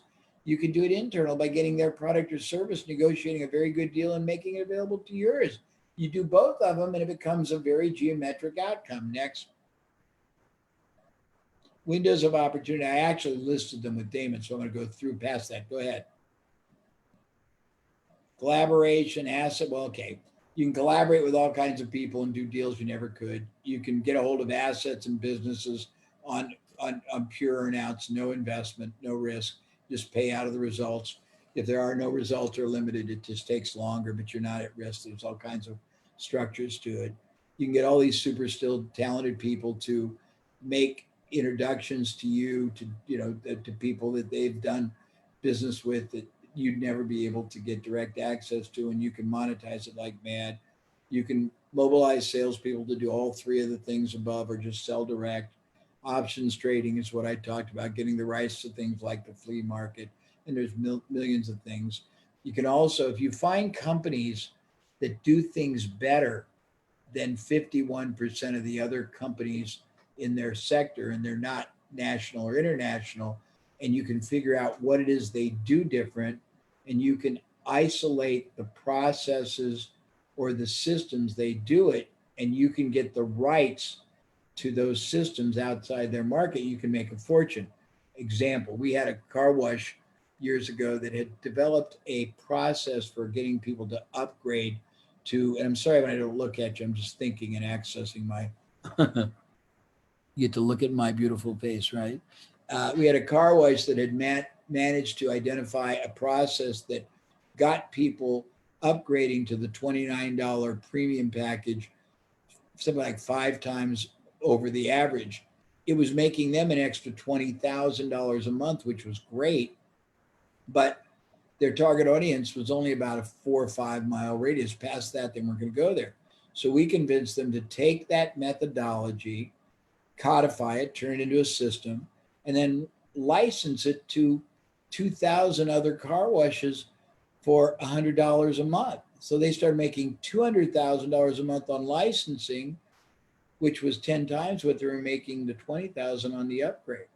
We had a guy that had a lumber mill, and he was masterful. If anybody knows anything about lumber mill, the key factor in lumber mills is kiln drying. You get this raw timber, you put it through a kiln for some number of hours. The kiln takes the maximum amount of cost, energy. If you do it wrong, you burn a lot of energy, literally. If you do it wrong, you get warps or you get substandard lumber. You do it right, you burn far less energy, which is the biggest cost, and you get grade AA and very little scrap. My client did all the right things, but in lumber, you could give the lumber away, and after about 1,500 miles, it's not cost effective. So we drew a circle around the radius that was viable, and we went to every other lumber mill in the country and the world. And for $25,000 a year, we licensed his kiln drying process. And every time he came up with a new one, we sub-licensed. If you can get control of that, you can flip it to other people. You can be a licensing. If you're in a similar business, you can apply it to yours. I can go on and on. Next. Understanding lifetime value, allowable cost. What time is it, Brian? The time is 2:50, Jay. Let's take a 10-minute break, and then we'll bring ourselves to the crescendo. And for all of you, I'm going to talk more and answer questions about that system, and we're going to try to answer some more questions. But let's take a 10-minute max, and I will be back in splendor and energized, okay? Awesome. Thank you, Jay. All right, everyone, we'll follow the same model with the video. This next video sample is about 3.5 minutes from Mastermind Mentoring. So we'll just leave the channel open for the next 6 minutes or so. And then in about 6 minutes, we'll start the mentoring video sample for you. And then we'll go back to Jay. So enjoy the break.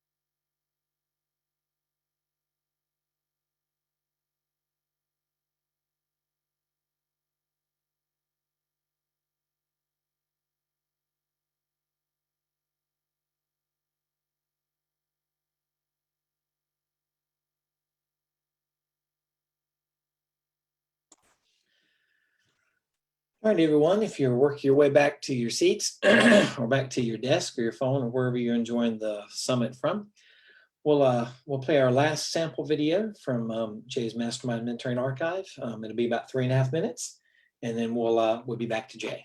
So enjoy.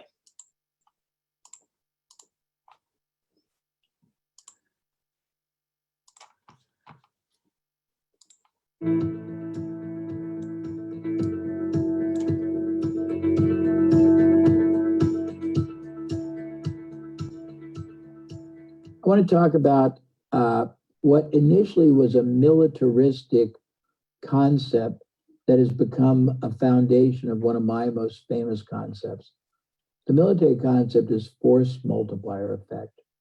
And what it means is if you and I were waging battle, we were at war with each other, and I wanted to win that war, first thing I'd probably do is knock out your infrastructure, your communications, your phone, your radio, TV, internet.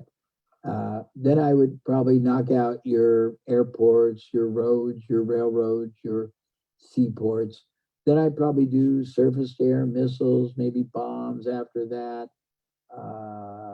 drone-based attacks, maybe after that, fighter planes, I don't know. Finally and lastly, tanks, and then probably infantry if necessary. But I would do all those sequential things. And I might do them in an order, but I might do many of them concurrently, just to go pow, pow, pow, and penetrate you from many vantage points. That is, in essence, the foundation that gave birth to my belief system about how to create a power Parthenon, where you had many pillars attacking the same market, the same target audience, but from many different impact points. The force multiplier effect brings the compound effect of geometry to bear, penetrating your target audience. You don't care which of the weapons and which of the attack modes delivers the final foray, the salvo that finalizes and wins the war. You just care that one of it does. Same with Power Parthenon. You don't care which of the access vehicles, which of the impact power points delivers the final penetrating salvo to get that prospective buyer to say yes. You just care that it does. But by penetrating it from many vantage points, not only do you keep wearing away positively at resistance by creating much more exposure, awareness, sort of like the concept of remarketing today. But in addition to that, you reach people in ways you can't normally. You reach them from vantage points and at places you can't normally get them with any one media or approach. Force multiplier effect translated to a power Parthenon is probably the most powerful marketing geometric growth mechanism you'll ever learn. So think about it when you're deciding, I'm only going to do one thing one way. That is linear. We'll get into linear versus exponential in a little while or another session, but think about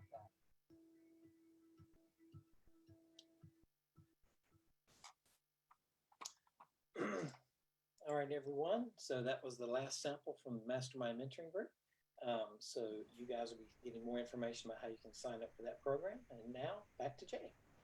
Okay, here we are. Brian, are you there? I am here, Jay. Before I start, I have an idea. I like to change my strategy. I'm not real rigid in following the plan, so I'm going to do I'm going to call an audible.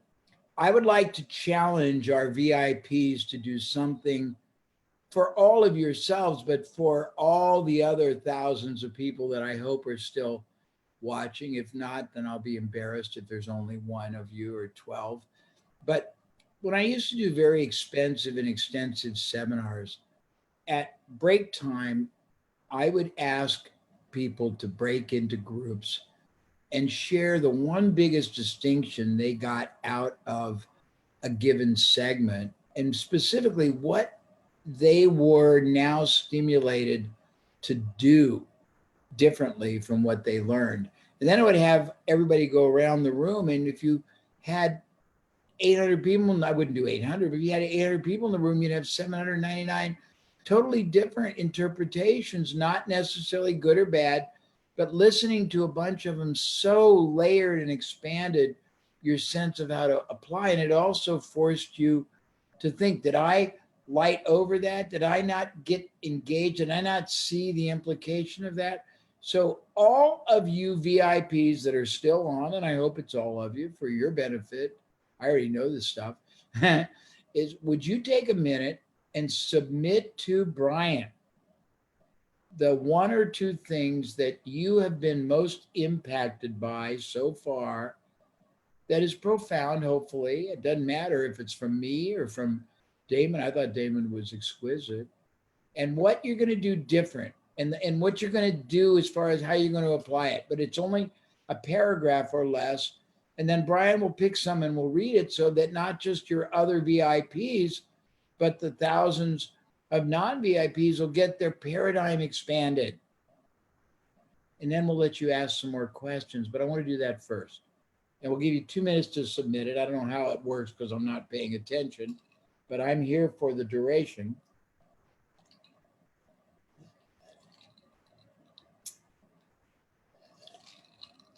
Also, tell me if you're having fun, VIPs. Doesn't this beat working? Think about it. We could do this all day long, all night long, every day. Fun, fun, fun. Wish I could get Damon to come back every day. He's so interesting. Got a lot of friends like that I can bring on, though.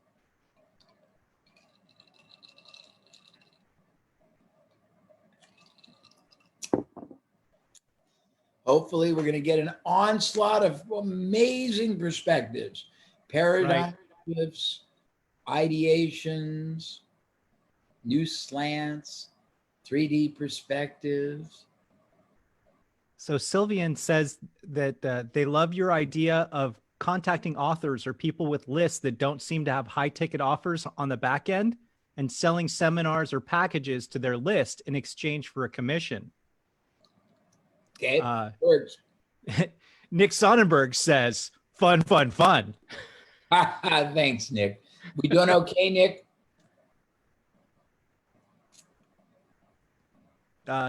Russell Pate says, yes, having fun learning.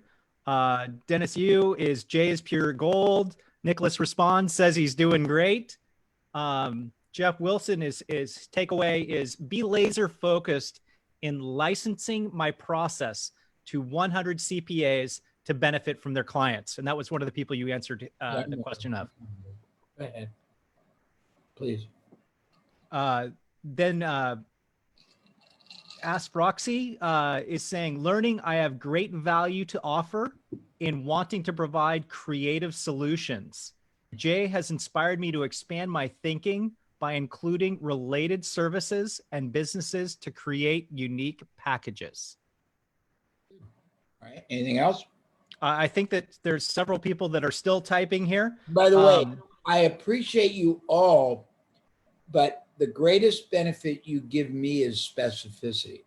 I love the laudatory ones, but I would love more if you said, here's exactly what one thing I see that I can do that I wasn't doing and why I'm going to do it. That has more value to me 2 ways. One, it shares with 1,000 or 2,000 or 5,000 people another level of thinking. And secondly, it confirms and affirms to me that you're not just stimulated, but you're getting clarity of stimulation. You're seeing its implication. It's connecting you to a more concrete way of thinking. It is very easy. Any of you who've experienced tons of motivational, positive thinking experiences, it's great to get motivated and you do very little. It's much better to get a very clear, crisp idea or a collection of ideas that you can implement. Very different. Try to be specific. Dr. Trung says, always operate, love this, always operate in the exponential zone and not the incremental zone. This blew his mind away. Robert has an insight of aiming to partner with the rank 20 plus on the list rather than the top of the list. I think this was during Damon's thing.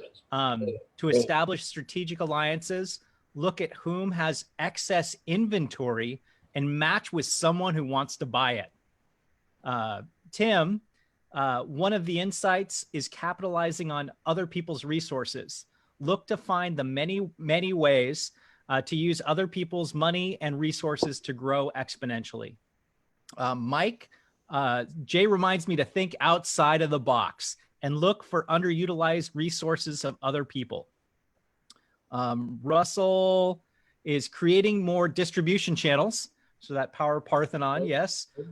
Brent, fun. Know how people communicate. The Cuban story. Be curious to know who you are talking to.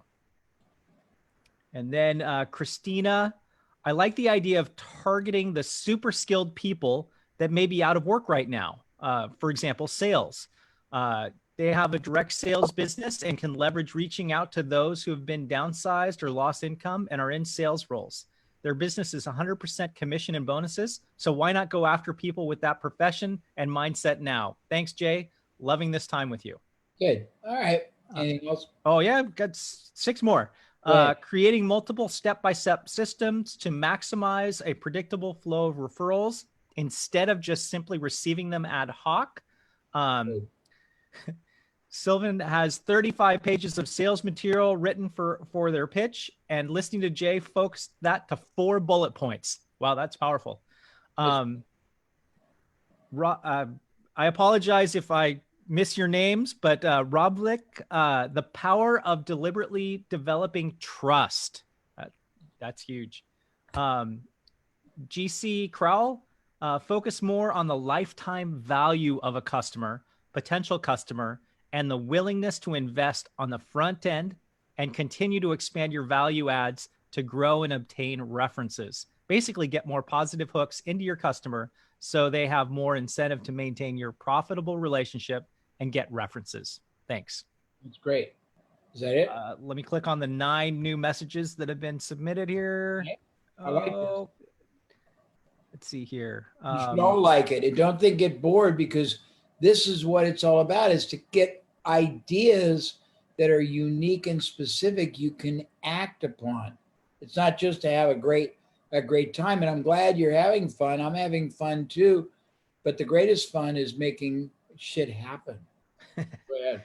Tim is very interested in how to structure deals on earnout agreements. Okay. Nick, that we know, knowing and maximizing lifetime value is a powerful concept that most people aren't spending enough time on. Russell, doing joint venture with similar businesses. And I think that might be the last one that just got submitted. All right. Let's get to the PowerPoint for at least a half an hour. Then we'll take some more questions. I will think about some nuances that aren't on the PowerPoint that you might really enjoy.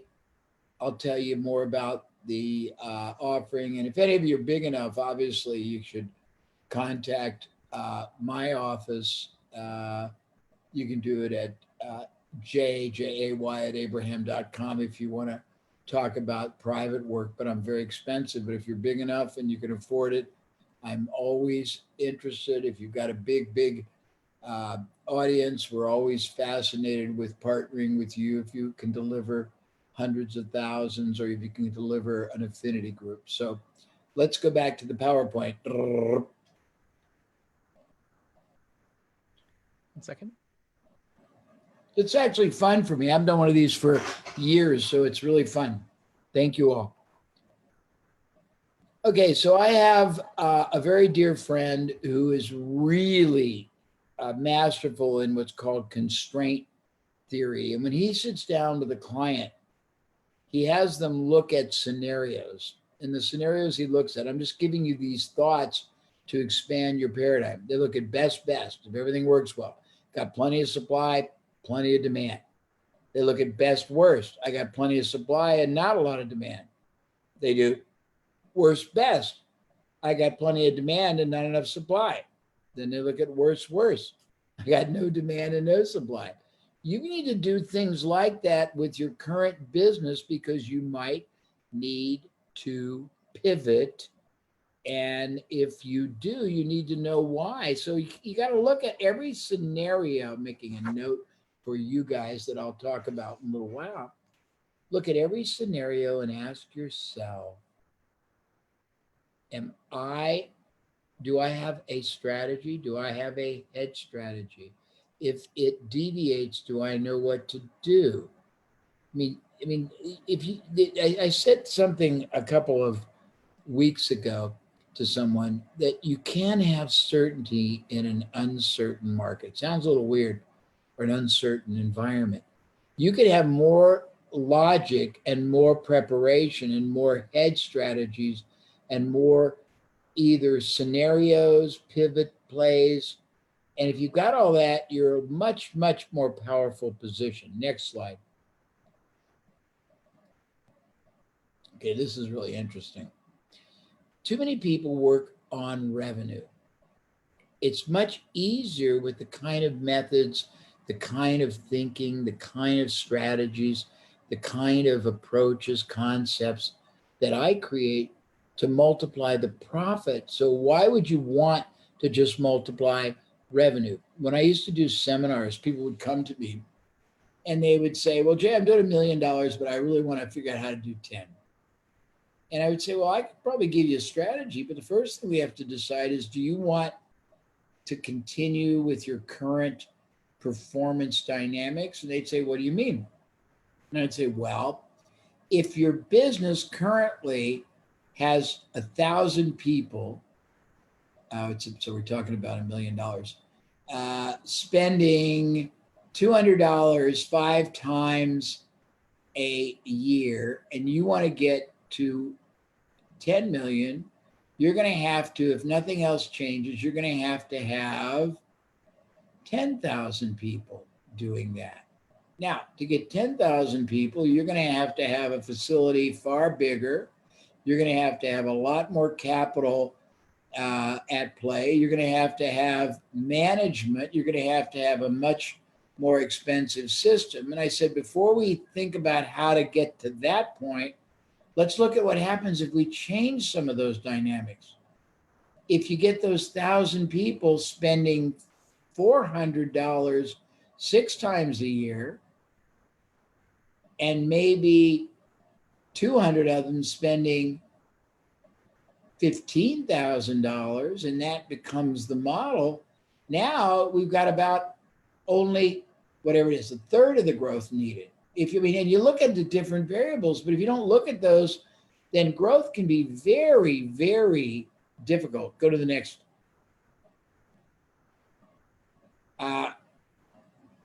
Don't cut back on marketing. Rethink it. Make the marketing work harder for you. Make it a profit center. Make it something that produces results that monetize. You can get marketing to be performance-based. You can change your marketing to have enormously appealing, what I call lead generating, first stage starter activities and offers that get people starting a relationship. You got to look at what's the lifetime value. Nick or someone talked about that.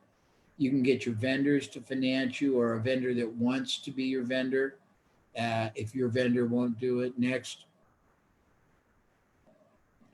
I already said that your problem is always the solution to someone else's bigger problem. Solve it for theirs and they'll solve yours for you. And it's a very powerful concept. Next.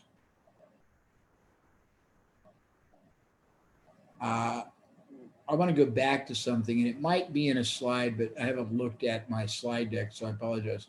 So I have something here, and I think it's going to come up, but I want to make sure I deal with it right now. So most business owners are what I call two-dimensional thinkers. Two-dimensional. They think in terms of revenue minus expense equal profit. And it's very linear and a very static concept. Great entrepreneurs think like a private equity fund. They don't just think that. They have one more grade. Instead of a two-dimensional, they're three-dimensional thinkers. They look at at yield. They look at when they bring on an asset. A buyer is an asset. A prospect is an asset. You are an investor, whether you like it or not. You're a hedge fund investor, allocating opportunity costs, access to markets, effort, capital, human capital for yield. But you want to know what's the yield going to be, not just one time, but what's the yield going to be and for how long from this investment? So if I allocate time to the asset of a new buyer, is that new buyer going to provide a yield for one transaction or 10 years? And depending on the yield, that tells you what you can afford to invest, not spend to get it. That leads me to a concept that I might come up with, but if I don't, you need to know it. So, very interesting. Pardon me. Very interesting. So, most business owners invest either too much or too little in their marketing and selling activities. Example. Most people think in terms of everything being worth the same. They either allocate to marketing a percentage of sales the previous month or just an arbitrary amount with no logic, no correlation whatsoever. And yet, if you look regressively or forensically, regressively analyze the origin and the subsequent yield and value of different types of buyers, you will be shocked. Somebody that comes in from one source may be worth 5 times more profit coming in. They may be worth less coming in, but 10 times more over the next year or two. Somebody from coming in on a different offer or buying a different product may be worth a lot less or more. Until you know what different caliber and kinds of buyers, or back it up one more, prospects that turn into buyers are worth, you are misinvesting. You're either spending too much or too little. You want to have an allowable cost allocated for different calibers, types, kinds, sources of buyers. If somebody's worth 10 times more, you don't want to spend the same or less than you would spend for somebody that's worth 1/10 that. All buyers, all prospects, all sources, all types, all categories of buyers, all types of buyers, product service buyers are not worth the same. Okay, what you do now will define your future success totally. If you're reactive, if you're trying to do the same old, if you don't try to really grasp the magnitude of the kind of upside leverage I'm talking about, if you don't really reshape your thinking, if you don't look at everything strategically, if you don't maximize, if you don't get all these dynamics and put them together into an integrated system,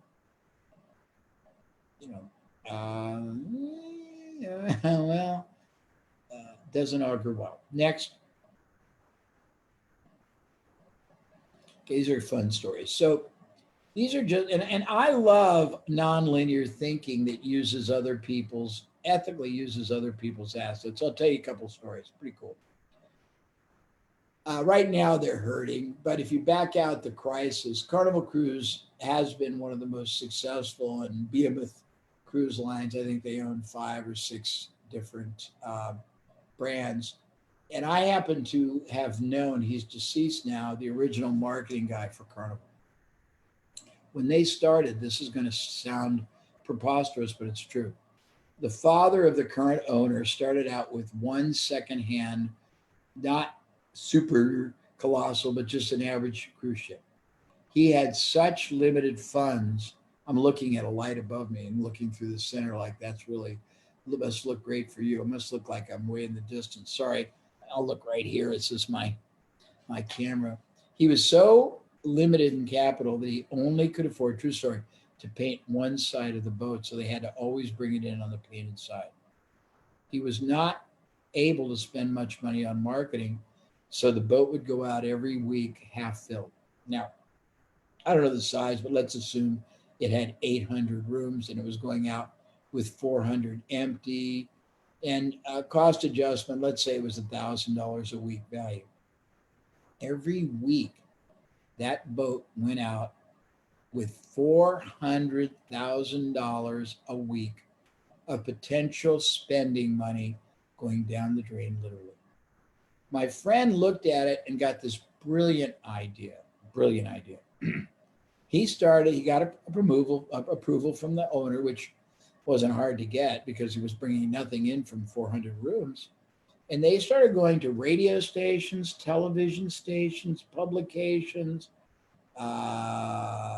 magazines, and offering to trade them cruise credit for advertising in their media. But they didn't just do that. They said, we need advertising now, but we will give you up to 2 years to use our credit. Now, why would they do that? Well, 3 reasons. Something called the time value of money. $1,000 today is probably worth somewhat less than $1,000 in 2 years if you wait 2 years to use it.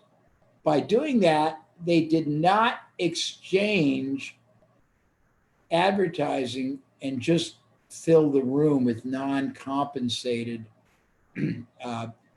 guests. They deferred the non-compensated guests from coming right then, and the advertising drove tons of paid people, which filled their boats. Also, when the trade media people used their credit, Carnival asked them to pay a $100 surcharge, and that $100 surcharge covered all the cost of maid service, of cold cuts at the buffet, and they made all the money on these people 2 ways. They would normally bring other couples who paid, and they would gamble and take the excursion. So that's an interesting story. Curtis Publishing is a very interesting story. I'm just telling a couple to show you how people think differently and how brilliantly they can be.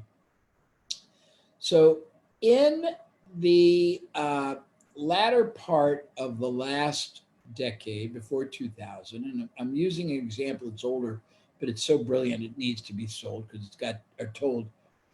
The largest magazine in the country was Saturday Evening Post. It was owned by a company called Curtis Publishing, and they got very ambitious and they grew really large, and they blew up and went bankrupt, and all their assets, their fixtures, their building got sold. And the last thing to be sold was their magazine, because when it went broke, it had millions of people being owed a year or so of issues of the magazine. And so it had a liability. Nobody wanted to buy the magazine as a business, but I worked for a really astute man. He bought the assets for almost nothing. He bought the subscriber list. He bought the archives. He bought the brand. So he bought Saturday Evening Post. He bought their previous subscriber list, and he bought a couple other brands they had. And he bought all the archives that went with it. Very important. So the first thing he did was he drafted a letter that he sent. And the first thing you do is you test. You don't just send it to me. He sent it to 10,000 of the millions of people that were subscribers when the magazine went bankrupt. And the letter said, I just acquired the assets, not the business. I have no legal or even moral responsibility to fulfill your almost 1 year of unfulfilled subscription, but I would like to. So I have a proposition. I love the magazine.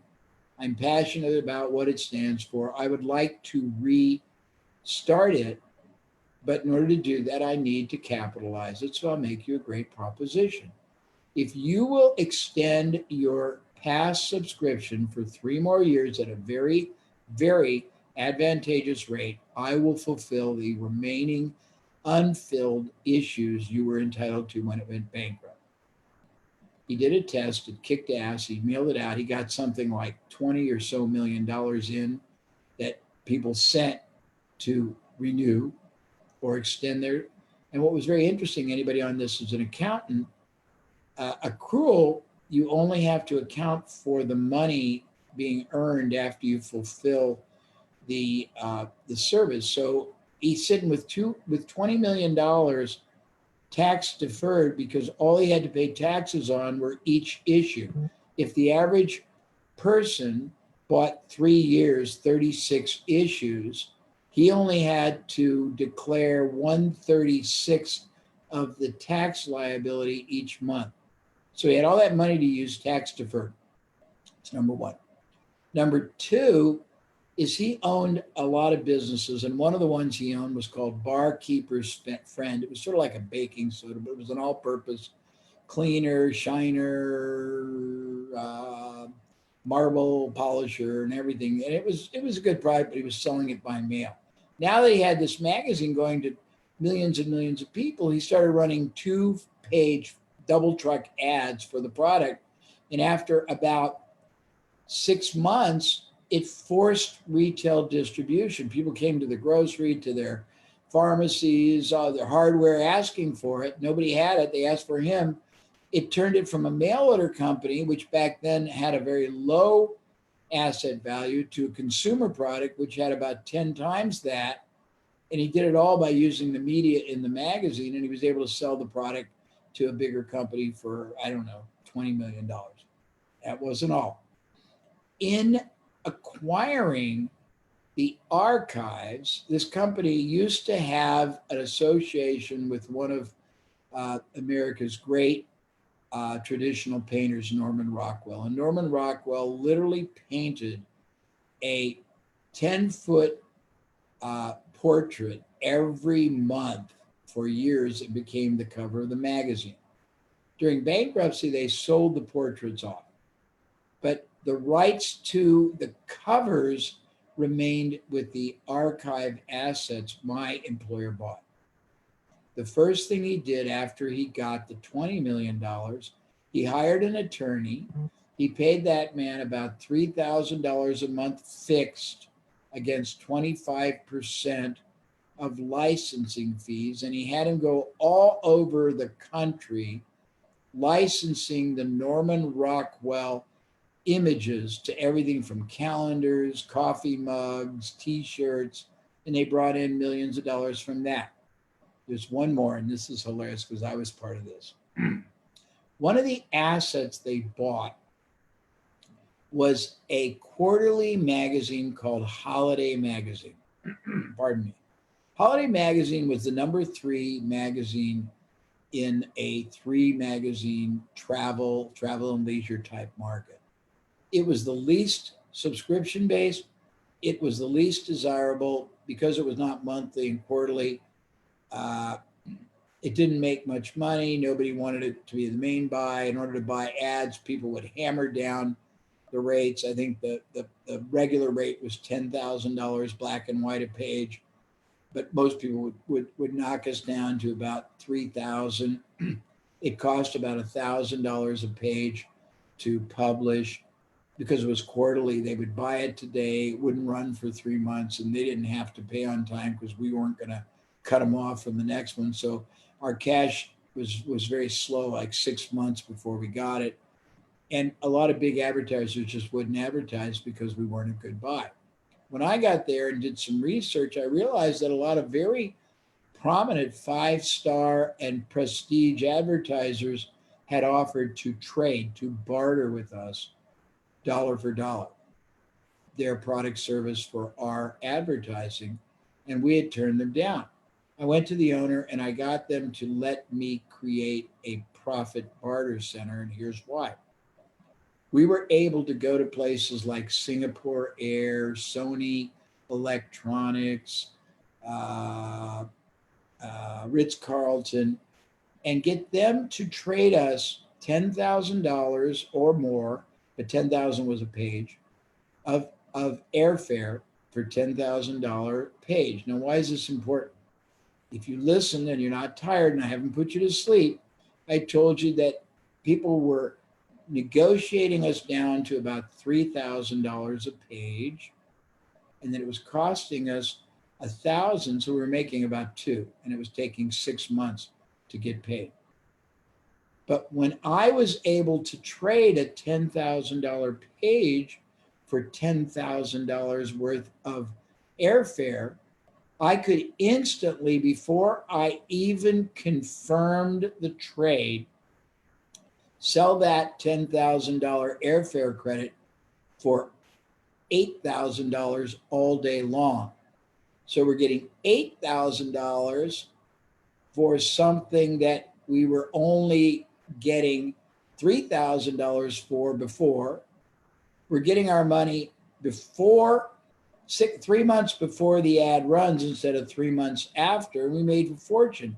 But all this is showing different ways of thinking. Next slide. Yeah, business as usual may not be business as usual. So you really have to think differently, act differently, strategize differently, pivot differently. Next. Yeah, you need to convey to your audiences, both your buyers, prospects, and your team, that you have as much certainty as is humanly possible in an uncertain world, because you've thought about probability, outcome, all these, best, best worst, worst best, worst, and you've got strategies for that. You've thought about, okay, they don't want to buy my product. What else will they buy that I can source? If they're buying my product, what else are they buying before, during, after that I can offer? And you're just using such great critical and consequential and strategic thinking. Next. Oh, this is very good. Okay, this friend of mine, I was going to do this. I see if I put it in here, I have to look it up.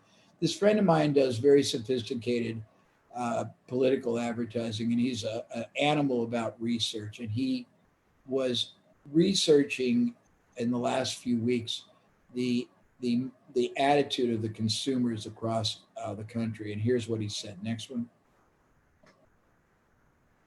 Okay, he didn't. It's not there. Okay, I thought I put it in. Hold on 1 second. I'm going to get it for you. 1 second. 1 second. Please bear with me because this is worth sharing. Okay, he had 4 distinctions that he said were all important. So the first one is consumer confidence is improving, but he says a lot of people aren't spending their money because they're scared and uncertain. So just there's money to be spent.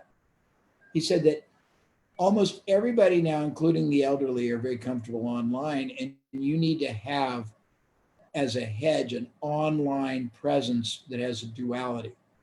You need to know how to reach people online, sell, market, and you need to know how to disseminate your product either online or distance in case they don't want to come in or it's too limiting to come in. And that needs to be a hedge strategy. This is very important. He said you need to incorporate in your marketing, your messaging, your advertising, your selling communication, these statements: safety, trust, and helping others. They are still the key messages you must use with your brand and business. He's also said that their assessment is that 55% of Americans think life won't return to normal for over a year. 18% say it won't return to normal till the fall of 2020. That's 74%. We'll skip that. There's one more key that's very important to many of you, maybe not all of you. But if you're not national or international, he says one more key messaging insight. A huge new messaging insight has developed in the last month regarding safety, trust, and helping others. You must also use those themes with emphasis on local, because consumer sentiment is shifting to distrust of big national and global brands compared to local brands. And that's interpreted as being intimacy, familiarity, trusting, and safe. That's about it. The Human Hedge Fund. Interesting concept. I believe each of you is a human hedge fund because you, unbeknownst, are allocating asset resources of yours every day in your business or in your job. Your resources are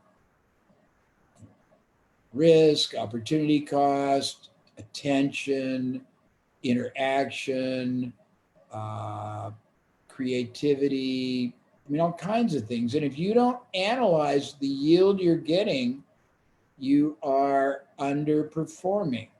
I say, if your business were a hedge fund, would you buy it? The answer is, or a mutual fund.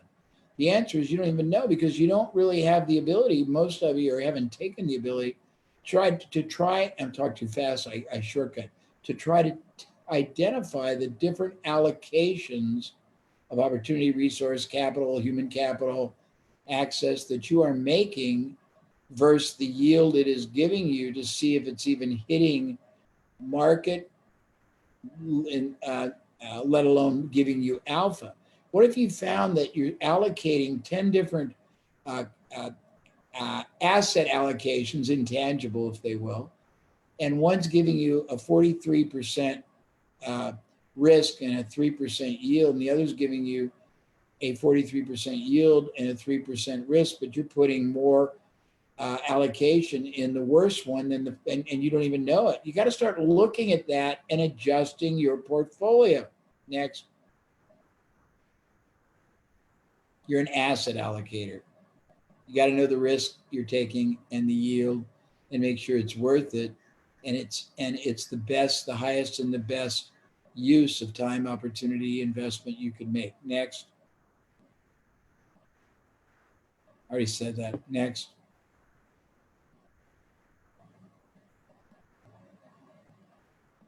Skip that.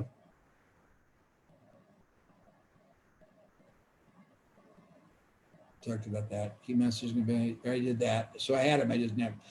I already talked about this in a different way, so change that. We talked about relevancy, competency, and I think I did, didn't I, Brian? Talk earlier about relevancy, competency, and passion. Yeah, I remember that you went over relevancy. I get things out of order. Sorry, everybody. Next. You got to find new opportunities to grow your business, new directions, new markets, new products, new services, new strategies, put people into performance-based activities. A lot of you entrepreneurs, I've talked about these startups, not just for the people who are trying to start up, but if you're an investor and you're investing and getting, X% on your money, and you could take this concept and almost no capital and put 20 different people into a collection of these no or low investment, no or low risk things, and you owned half or 3/4. And if they worked, you either kept them or sold them to them. You could build a portfolio and keep doing it. So I wanted you to have that opportunity to at least consider it. Take ethical advantage of gaps and weaknesses, and they're everywhere. You just have to learn to see and then seize them. Snag super talented, super skilled talent that's out of work, and either use their knowledge, their relationships, or both. Next. Want something new. Doesn't have to be instead. It can be in addition. Everybody, I had a mentor, I've had lots of mentors, and one of them said, Jay, assuming your business is operating well, every month you should put 10% of your profit into what he called wildcard experiments, where you're trying to find huge breakthroughs, knowing most of them won't work, but every time you find one, it's going to so outperform everything else, and it's got sustainability. So each time you find one, if every month you try a different one, and you lose on 3, but you win once every 4 months, and you win 3 times a year, and each one of them is adding another $500,000 recurring. It's pretty interesting, particularly if you're only risking a few $1,000s. And when you're testing things, usually you don't lose everything. You just lose some of it. When you win, the win's out of the, it's just off the chart. Next. So in marketing and testing, there's lots of variables you can test. And variability is your greatest ally, because do things one way, you get X, do things another, you get 3X, do things one way, you get a lot of risk, do it another, you get no risk. Say it one way, people respond, or a certain kind of person responds, do it another, it's totally different. So some of the things to test, I already talked about headlines or the equivalent. There was a guy that, and this is pretty funny, there was a book publisher years ago, and he wrote a book called The Entrepreneur's Bible, and it bombed. He changed one sentence and called it Why Smart Operating Businesses or Business Owners Win and Nice Guys Lose in Business. Same book, just a different positioning or headline. And he sold 1 million copies the first year. Everyone knows what Think and Grow Rich is, but what people don't know is the original title was How to Use Your Noodle to Make a Boodle. If that was the title, do you think you'd still be wanting to read it? I told you about the furniture store that we tested 33 different ways. There's a million things you can test. I'm just getting your mind peaked. We have added risk reversal or stronger risk reversal to offers, and increased response 50, one time 400%. We've experimented with prices. I've seen $19 outpull 15 by 300%. I've seen $69 outpull $99 by, excuse me, $89 by 500%, but I've seen 99 outpull 69 by 3 times. So if you're not constantly questioning and testing, you're never going to get optimal. Next. I talked about allowable cost earlier. Next. I already talked about that. Ahead of myself. Go ahead. Next. So I have this concept called access denied, and I think a lot of entrepreneurs have historically been in it, and it's probably going to be even more prevalent today. And what it means, if you're not getting the attention you want, if you're not getting the response you want, if you're not getting the buy-in you want, the conversion you want, the upsell you want, the resell you want, the referral you want, it's because they're denying you access to their attention, their interest, their trust, their relevancy. And you've got to identify what you're not getting in order for you to fix it. So you got to start questioning this, and you got to make a list of what you're not getting.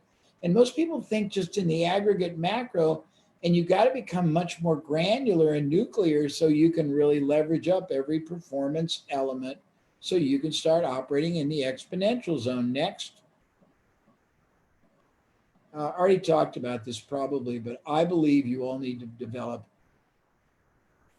funnel vision instead of tunnel vision. Funnel vision means you're going to borrow success approaches from all kinds of outside your industry categories instead of just following the herd and being 10 or 20% linear, more successful than the people you compete against. And I also have a problem. I think there's a fallacy with best practices, because most of the time, best practices are a denomination of the best practices in a given industry. There are best practices in all kinds of other industries, which may be 10 times more powerful, profitable, predictable, and 1/10 as expensive, time consuming. But if you don't know it, because all you study are the best things people in your industry do, you're very limiting. You need to constantly force yourself to go online right now and study every kind of industry you can that's not yours. Look at how they market, look at the ads, go to their the platforms, look at the ads that are on there, look at the trade journals, look at the ads, look at the titles. And if you don't do that, you're going to diminish your ability to be explosively superior in your competitive strength. Next. Modeling for millions is a really interesting concept. It's taking what other people are doing in either related or parallel universes and modeling it, not plagiarizing it. But you can't do it if you don't do intelligence gathering, if you don't study what people do. Borrowing for billions is actually doing things like licensing, getting people with skill sets to, to be able to leverage them 5 or 6 different ways, things like that. The Amazon.com school is really cool. So I'll share this. I have a lot of theories, strategies, concepts that I've introduced a few of them to you here. A lot of them, I mean, there's extraordinary ones on that reshaping program that hopefully you'll get. If you don't, I'm sorry, because it's really good. But one of the things I'm very proud of is that in order to own Mindshare, there's a bunch of different requisites. One of them is you want to be able to put into words for the first time ever what your target audience is trying to get closer to or away from. And you want to put into words what's driving them, the tormenting frustration or the inspiring aspiration. But most people find a superficial way to use hyperbole. There's a brilliant way to to resonate beyond the conscious into the subconscious, and it's this. You figure out whatever it is, the product or service category you sell, and when appropriate, you go to Amazon or anything like Amazon and start with books. You find the top 2 or 3 or 4 categories of books in the same or related field. Then you look at the top 25 bestsellers for 3 years. Then you look at the titles and subtitles of those bestsellers, because bestsellers are normally made by the promise and the power of the headline and the subheadline. So you strip off and you scrape all the good titles and subtitles. Then you go inside and you look at all the chapter titles, and if they're good, you scrape those. Now here's where it gets really cool. Now you go to the review site on the books, and you go to review sites on any competitive company, any product, any service, anything like that. Oops, I just dropped something. Hold on. And you look at the 2 categories, the polarized categories, the 0s and the 5s. That's usually what it is, 1 through 5. Now, think about this. In your life, when you've observed people who were passionate about something, when they're not using vulgarity, because there's negative passion, their subconscious overrides their conscious and articulates more elegantly, more powerfully, more perfectly, and dimensionally their thought about it. Same thing when they're mad. So if you go to the review sites and you look at all the 0s and all the 5s, you're going to see when the subconscious overrode the conscious, and the most powerful explanation of what somebody liked, disliked, got out of it, didn't get out of it, wanted and got, wanted and didn't get. Now you go through as many of those as you can, books, product, company, category, generic, and you get all of the negatives and you put them in one category and the positives in another. Now you aggregate them and you go through them and you prioritize them to which ones are the most commonly, the second common, third common. So now you have collected the verbalized ability for both ads, landing pages, funnels, sales approaches, signage,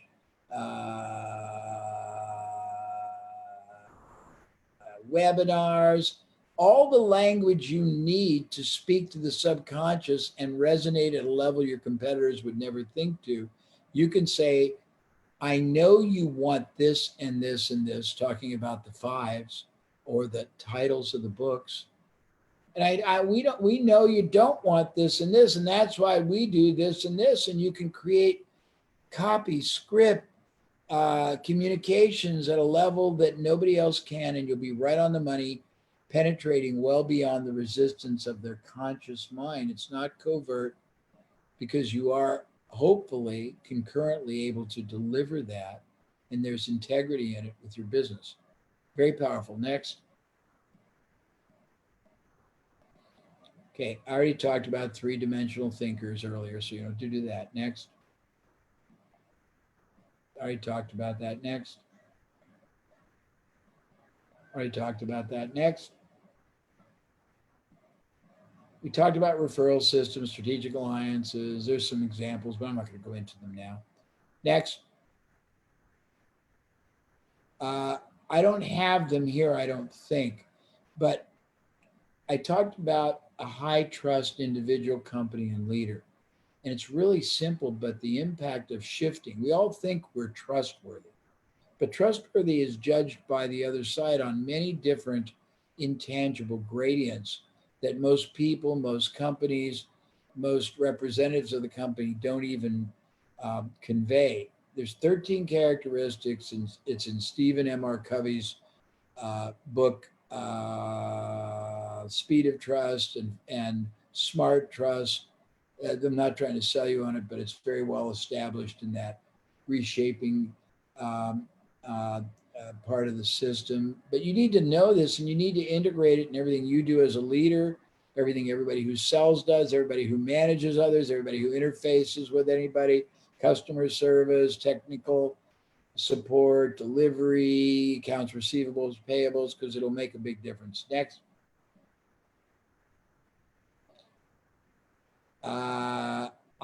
This is very powerful, but I don't think I put in the specifics. So as a leader, and you are, even if you're one man or woman entrepreneur, you have to draw a line. Are you going to be a multiplier or a diminisher? Are you going to make your market better off? Are you going to make your employees better off? Are you going to create product services that produce more benefit?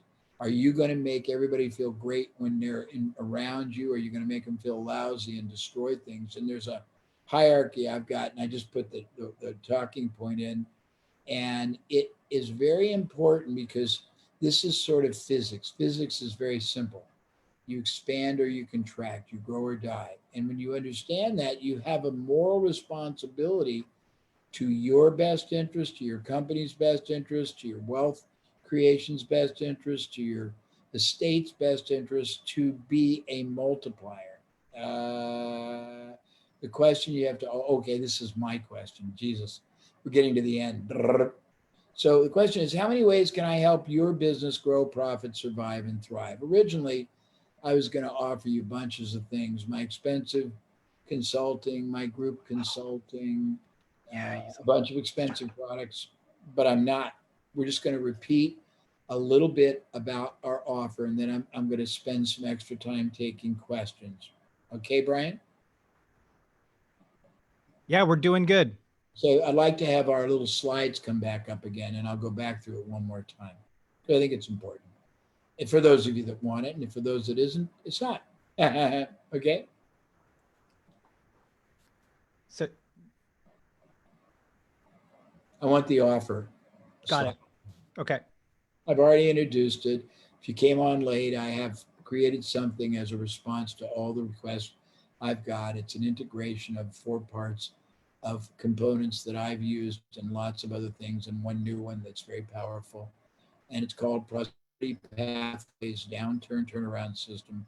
Next slide. It takes the essence of the kind of expensive private consulting I do and the kind of work I'm doing right now with companies that are going through these turnaround requirements, and distills it and tries to give you the best reason, best performing distillation, but it gives it to you for almost nothing. So next.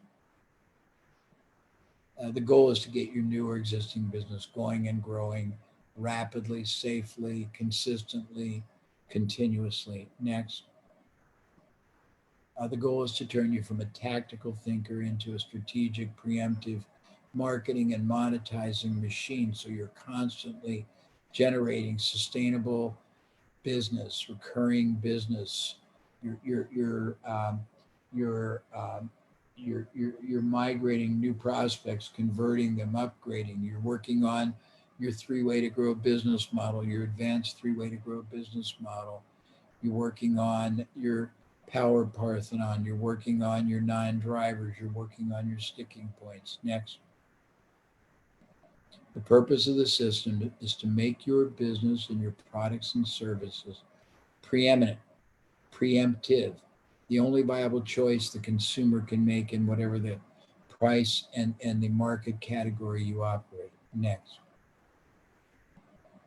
The purpose of the system is to instill and install in you the ability to masterfully structure joint ventures, power partnering, endorsement, no investment, no risk, asset acquisition deals. And I told everybody earlier that there's one, this part of this has a really cool 6-month formerly live program we did twice a month. And one of the people in it used this segment here to create 13 different partnerships with people in the optical field that I think quintupled his business for he put nothing up, and it's really brilliant. We share how he did it, I think, as a component. Next. The purpose of the system is to get you out thinking, out performing, out marketing, out innovating, out earning your competition. Next.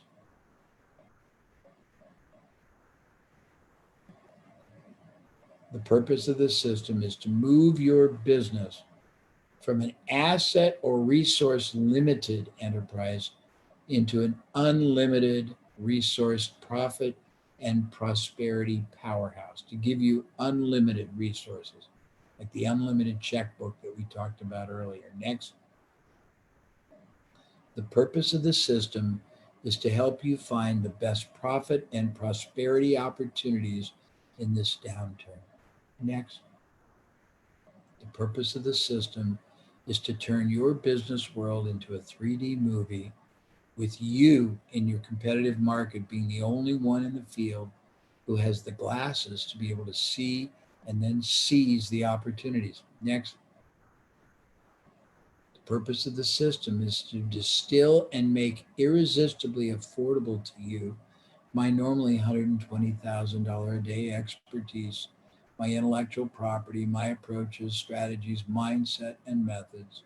And I told you, we don't do a lot of $120,000 a day, but we do a lot of $30,000 a month, 2 times a month consults. So I'm taking the essence and I'm distilling it down in ways that you can afford it and you can use it. And it's totally applicable to whatever startup or existing business you've got or you want to start. Go ahead. What does my pathway system entail? What's in it? Next. 4 parts. Next. Starts with a 3-session accelerator, quick start, live 90-minute clinics with me where we get really granular on all the things that I've talked about, but it's modeled and it conforms to the issues and the opportunities and challenges of the actual participants. So it's very what's a word I would use? It's very empirical. It's based on the needs of the people that are participating. Next. And I'm doing this just to be there for you in the beginning and set the stage and get you on the right strategic thinking path and to identify for you the highest and best way you should do what you should do first, second, third. Before each session, everybody submits in advance their questions, their issues, their challenges, their opportunities. And then I take them, so the next slide's going to say it, and I just have the office distill down the most universal and the most unique, because we might get 500 of you, which is great because you'll get to see the perspective from lots of different vantage points and you'll see the different things they do, and it'll open up your mind to vista far more opportunities and applications than you thought. But I will take the most unique and the most universal. Next. We already said that. Next. When you listen to everybody talk about their challenges, opportunities, and me address them, it's going to give you so much more capability, possibility, depth, dimension, optionality. It's going to be extraordinary if you do anything with it, if you take action. Next. I address the most, I already said that. Go ahead, next. And I just put an arbitrary price. I mean, we do, and this is not arrogant, but I do 2 hours for $18,500, and I don't like to do that. I just put on 3 90-minute sessions with groups, $2,000. I could put 10 grand. It would be, very frankly, it would be price realistic, but I just put a nominal amount so you'd see that it has some value. Go ahead. Part 2 is this great program I did, Reshaping Your Business. It was 6 months, twice a month, 2 hours a month, went through the whole spectrum of my belief systems, my marketing methodology, my high performance principles and distinctions and gave examples. And then people would go out in between and work on it and come back and then report how they did. And then I would be able to either build on it, replace it, expand on it, discuss with people why it was working, what the implication was. So the implication, the application, the scenarios you'll be exposed to, and they're all real world. They're not theoretical from all the participants are unbelievable. Next.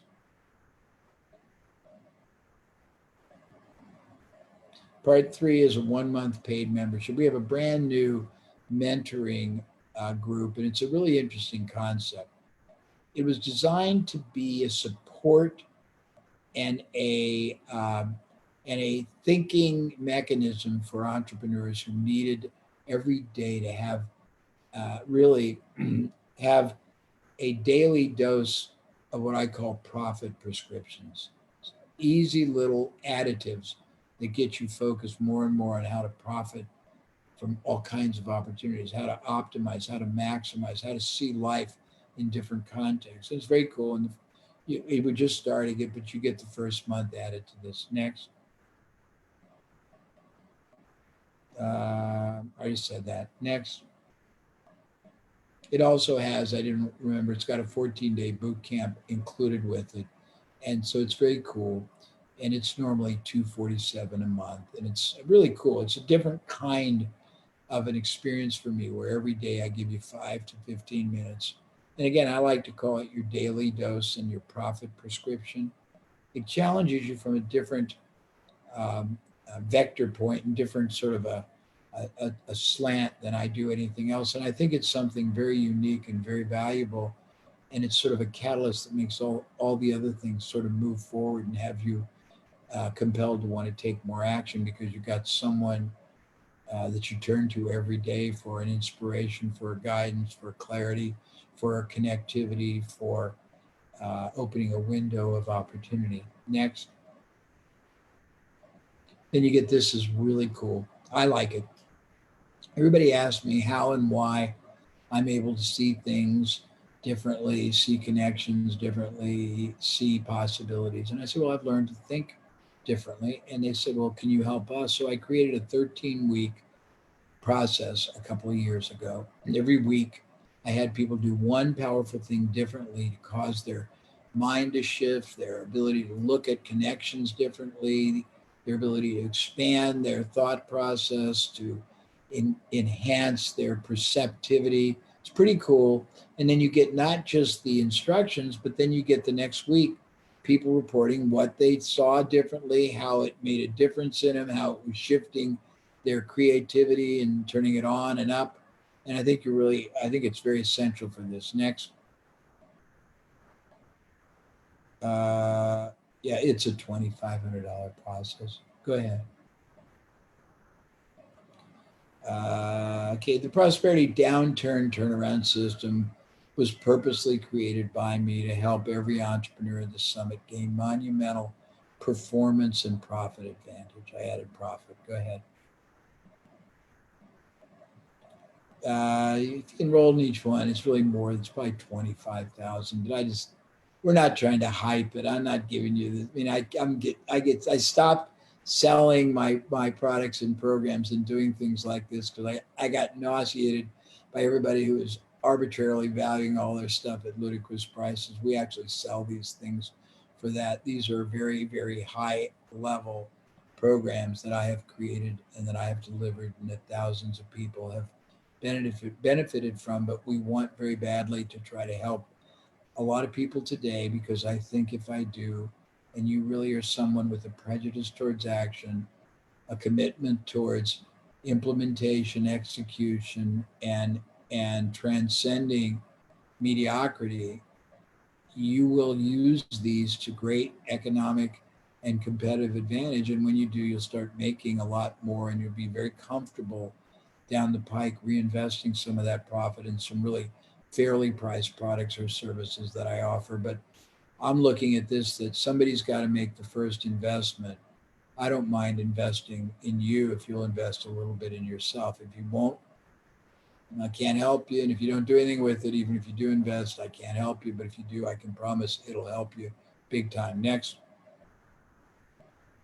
So it's being offered here together for $19.97, which is about, it's less than 20%.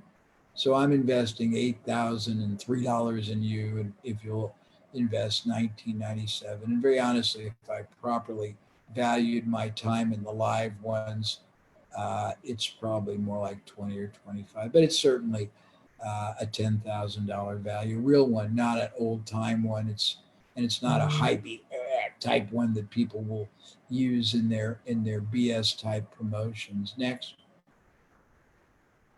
And if cash flow is tight, because we're not doing this to make a lot of money, we're doing this to make you and your business a lot more successful and a lot more prosperous. You can do it in 4 installments of $695 each. Next. And if you love your first month of mentorship, we'll let you continue for $100 a month reduction. Next, I'm going ahead of myself, but it's normally $247, but you can extend it $147 if you like. If you want me in your life every day for 5 to 15 minutes, giving you a daily dose of profit prescriptions. Next. If you're both a startup, this is important. If you're a startup or an entrepreneur that wants to put people into businesses, starting businesses, I want to support that. So next. You can add, we have a very famous program called Creating Your Own Business Success. It's really cool. I believe it's got 10 different paths you can do. It identifies no investment, no risk, very low investment, low risk ways you can start very high viability, high probability businesses. And it's got all kinds of elements. And I believe it's originally $4,000, but we sell it, I think, for $2,000. But we want to make it available if you want it for your startup, or if you're an entrepreneur that wants to put people into startups without investment risk, and you guys own the majority of it, you can have that as an add-on for, next slide, $699 more. And you can also put it on the monthly plan if you want for $199 more a month. Okay, next slide. There's a link to go to. Let me see the next slide. Yes, this is important. I left this off. Go back to the link. jabraham.com/special. jabraham.com/special. I like that. jabraham.com/special. Sounds like a radio. jabraham.com/special. jabraham.com/special. I could never figure out how they could do that. Anyhow, jabraham.com/special. Next. So before you even do that, and if you've already done it, then this is going to be refreshing, the big question looms. How can you be certain my system will pay off the way I intend for you? How can you know? Next question. I know the system works because I got enough documented success stories since we received reports for just from all over the world. Next. However, if you're at all worried that you won't work the system, I'll take all the risk out of the transaction for you. Because again, I just want to get you into a better place right away and get you going and growing and get you the ability to ethically take advantage of all the opportunity that really is available. Next. So use the system. Now it's 30 days, but they said 90. So whatever we said, we'll probably live with. But use it long enough that you put it to the test, but don't take advantage of me. If you're somebody that just buys and asks for a refund after you strip out all the knowledge, then the karmic gods will play such wretched havoc with you and your business and your finances and those you care about. So please don't take advantage. I'm not taking advantage of you, and I don't want you to take advantage of me. Next. Either it pays off meaningfully for your business and you, or then, and by then, or it hasn't, and you'll know, and you get to make the decision. But please commit with integrity and commit yourself with integrity to yourself. Greatest shame is for you to accept mediocrity, for you to underperform your potential. I don't know why I'm looking at this circle above instead of looking here at Jesus' next life. it looks like that's where I should be looking. Maybe the circular light, and I keep looking at it thinking I'm doing such a good job. But you have to decide how much you want to commit to yourself. How much of an outcome do you want out of the life commitment you are making to your business? How much do you want your business to work harder for you? I can't answer that. And I won't. I'll invest in you by reducing it $8,000. I'll take the risk from you and put it on my shoulders like Atlas. I don't take the responsibility of following through. If you don't care enough about it, and this is intellectual entertainment, shame on you. And I pray, this is not negative, it's true. Somebody said this years ago, and I thought about it. I pray that you are the one that takes advantage of this and acts on this, and not someone you're competing with. And I mean that from my heart. Next. Okay, either it and you perform or you don't. It's that simple. You decide. But do not take advantage of me. That's not fair. I don't deserve it, and you don't deserve to take advantage of yourself by shortcutting it. If you're someone who's ever bought something just to learn it and send it back, change your integrity, because that's a toxifier to your ability to do what I teach, because we operate with integrity, we operate with preeminence, we operate with great, respectful appreciation and protection of the other side. You owe me the same, or this will not work. Next. Okay, there'll be no questions asked. If you want, no hard feelings on my part either. Next. If it and you perform, you prosper. If it doesn't, I lose. Pretty simple. Next. I think we're done. Okay, questions, but they can be questions about this. They can be questions. And if you have a lot of questions, we'll have somebody else call you if they're deep. And I've tried my darndest in this session to give you a lot of reflection, a lot of clarity, a lot of insights that I'd like to think most of my contemporaries wouldn't even, and not demeaning them, but wouldn't have the worldview and the experience and the depth and breadth and connectivity to share with you. I'm just thrilled that Damon agreed to come on, and I'm thrilled that he spars with me and holds me to a simpler communication challenge. And I'm thrilled with those of you that are still on, and I'll be thrilled with those of you I help who buy into the system. And if there's some questions, I'll stay on. But in all honesty, I haven't done a 4-hour like this for a long time, and I'm actually starting to fatigue. And when I fatigue, I go and just sort of fall into the computer. If I fall in the computer, I'll probably accidentally hit leave. So we better figure it out before that happens. Right, Brian? That's right. And okay. And just so you know, it's been a little bit more than 4 hours. So I think that we've added a lot of value. There are questions from earlier that I still have kind of in the queue, but I wanted to see if there was any kind of, does somebody need like a quick clarification or something like that? Please add that question. Anything after this, anybody on my team can help give you clarity on what it is and why it is and how it is, and be benefited by them. But honestly, the session was created as a proactive contribution response to all the people that have asked for more clarity and certainty. And the offer was done for the same reason. It's not a $5,000 offer, and it's not a big hyperbolic offer. It's a very, very qualitative, powerful, profitable, and enormously paradigm shifting way you can move yourself to a much higher level of performance and possibility. Okay, Brian. All right, Jay, I'm going to take a question here from Diana. I'd like to know what kind of prosperous business you would advise her to do with her 5 competencies. So her competencies are coaching, teaching, international relationships, web marketing, and politics. She's currently a politician and has no idea what it could become business-wise. I know the core of my business must be the intersection of these 5 competencies.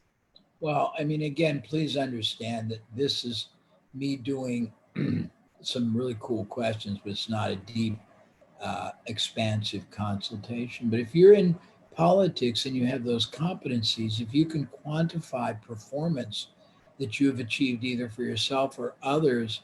Let's say that you've basically been able to, either in politics, get yourself to win in a number of contests, elections, or win a lot of bills or issues in whatever the local or state or national whatever the organizations you're politically involved in. And you can extrapolate and say, I can teach any other politician how to win when they're trying to get a bill passed, or how to get the community to do things, or how to get their their election more powerful on a limited budget. That's how you start. You integrate that, and then and there's got to be some applications of that, either small, medium, large. If they're small and you can't justify doing it singularly, you do it in group. Aspiring politicians, you help aspiring politicians build a success strategy when they don't have a lot of knowledge or a lot of money, because there's tons of people out there that want to be. I mean, it's very hard, and I admire that. I think it's thankless and it can be brutal, but there's a lot of people that want it but don't know how to do it, and they'll peter away all kinds of money and emotion and hope and everything. And I think it's really good if you can help them. Next.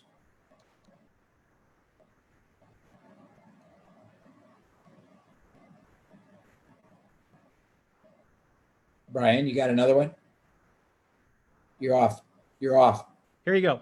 Apologize about that. So I have one from Sylvan here that asks in the chat, any tips on the types of questions to ask in their qualification form to politely weed out tire kickers before they get them on the phone? What is he selling? I believe he works with authors and high-end ticket offers.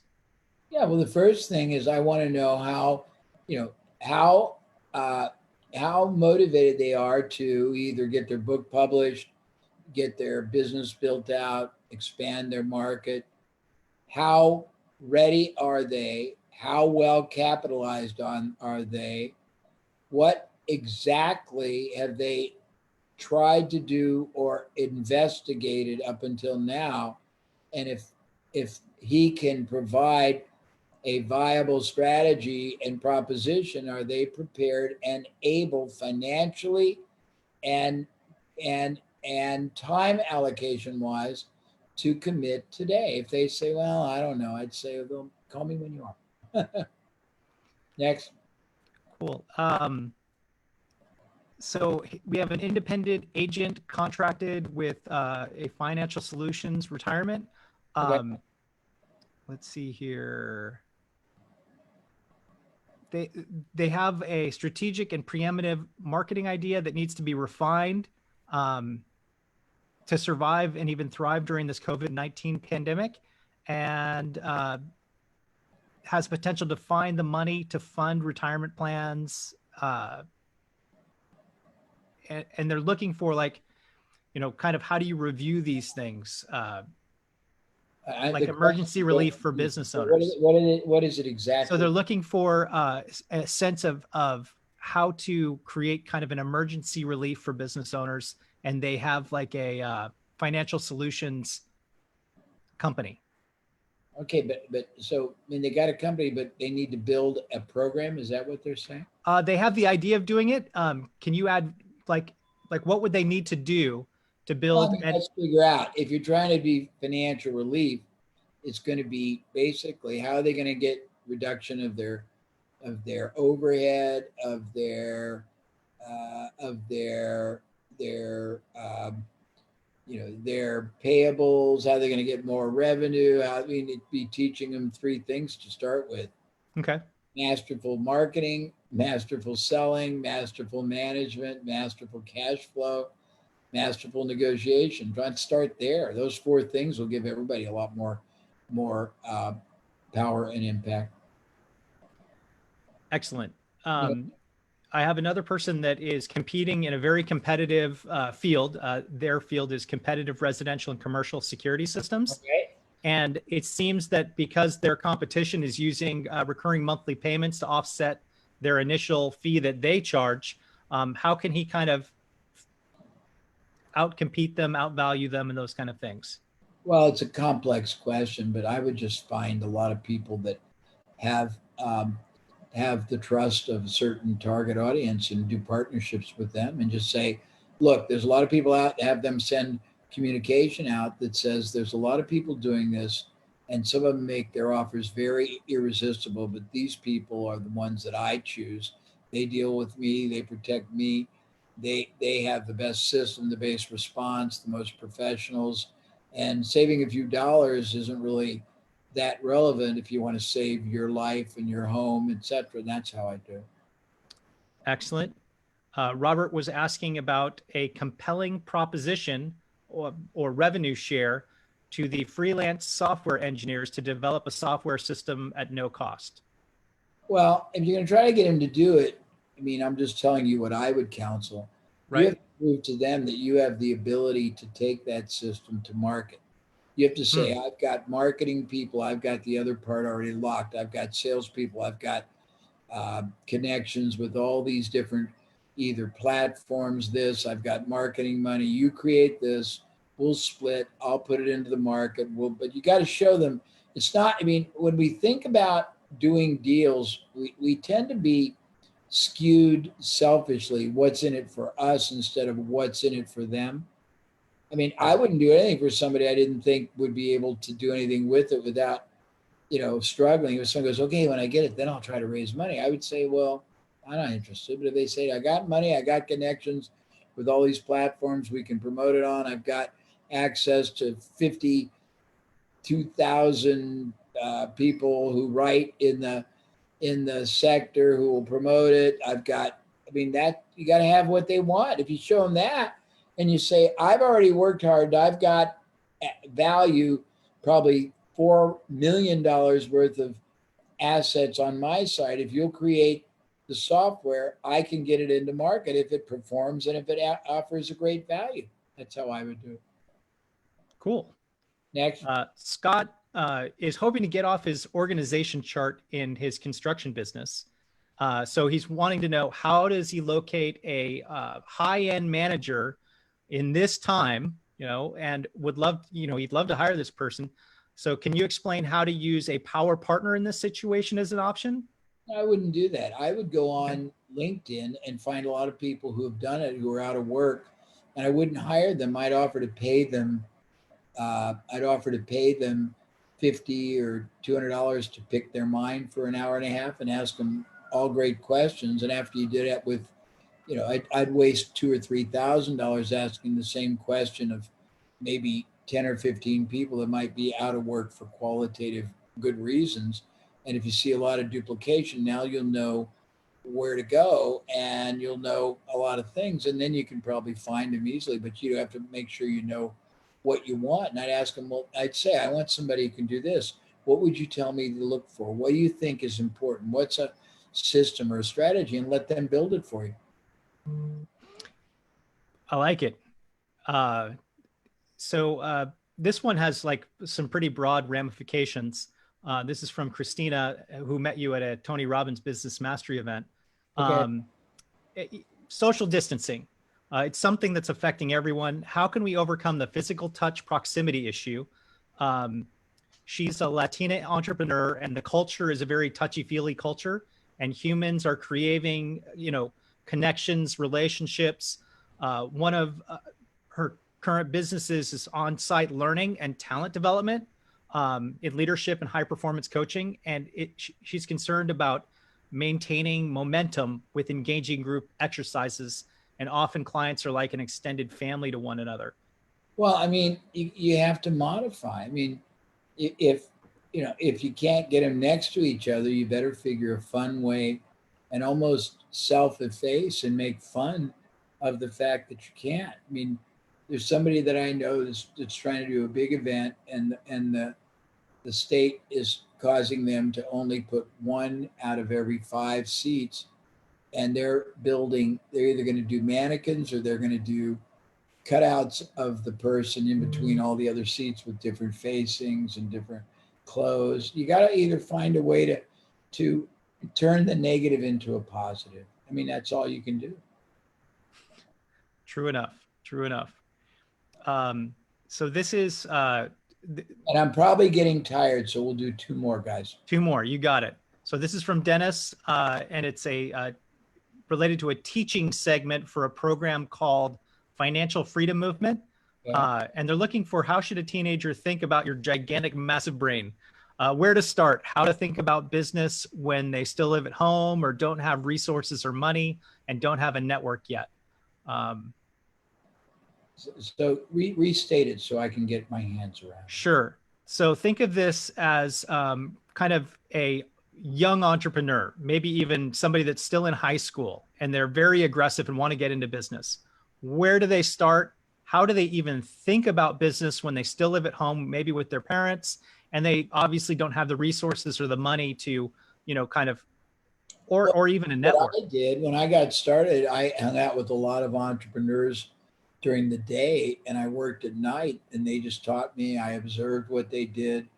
They debriefed me. They gave me some of their strategies. Call 5 or 6 entrepreneurs in your city if you're physically able to go to them. If not, pick out not the top entrepreneurs yet, but entrepreneurs that are successful, and say, can I be mentored by you? I'd like to learn how to think differently, be focused, learn some of the universal things, and get 4 or 5 of them and spend an hour or 2 every day or help them. I mean, start somewhere and then read a lot, but don't just read superficially. After you read, try to see applications of that in other situations. That's it. All right. And then I'm going to give Robert the last question here. What ideas for strategic alliances could you give him to attain 3,000 industrial personal computer desktops at no cost barter from a manufacturer in China that has surplus stock? You got to give them something they want. I mean, it's, if you're going to barter, what do they want? What can you give them? Or can you turn the computers into something else you can sell and say, look, if you give me 3,000 computers, I will trade it for, let's say 3,000 computers are worth $1,000 a piece. So that's what, $3 million? Is that right? So I'll trade $3 million for, let's call it, you'll go to an organization and trade it for whatever that you can cash convert. You figure out what you can convert it for. Or I'll sell them to people on installments. So you got to be able to give them what they want. And if you don't know what they want, I mean, it always look the other way. What can you do that fulfills, satisfies a requirement of the other side? When you can do that, if they want money, how can you turn the computers? What are the computers worth at retail? What do they have invested in it? What's the spectrum or the gap? How much can you get them to trade for? That whatever you could get would be cash converted. If you can't get cash conversion, can you get people to buy them and give them terms? And if you give them terms where they pay only $20 a month on their credit card, how many people will pay? How many will burn you? How long will it take to pay? Is there somebody you can sell that receivable to that will buy that debt for 80 cents on the dollar so you can pay them off? And you look at possibilities like that. Excellent, Jay. All right. Well, everybody, first of all, what is it? jabraham.com/special. Is that it? Is that what it is? I think it is. I believe it is. I think we're going to open up that slide real quick here. jabraham.com/special. Yeah. So go there if you're so inclined. And I hope this has been a business life-shifting day. And I'd like very much to thank you for hanging in there, those of you that did. And I won't get mad at the ones that didn't. This is a slow, arduous process, but I hope we added more value, and I hope we got your mind spinning in a positive way. And I hope we're not just entertainment. I'm sorry I keep looking at the circle, but thank you. Thank you Brian. Thank you, Michelle. Thank you, Keith, Brett, everybody that worked on it, Carlos. And I think it was great for a first time because we haven't done this before. And I hope I'll be able to help you all because you'll all be going to jabraham.com/special. Talk to you hopefully through that, if not in some other endeavor. Thanks. Bye. And you're getting lots of thank yous from the audience, Jay. So lots of thank yous. Thank you, people. Bye.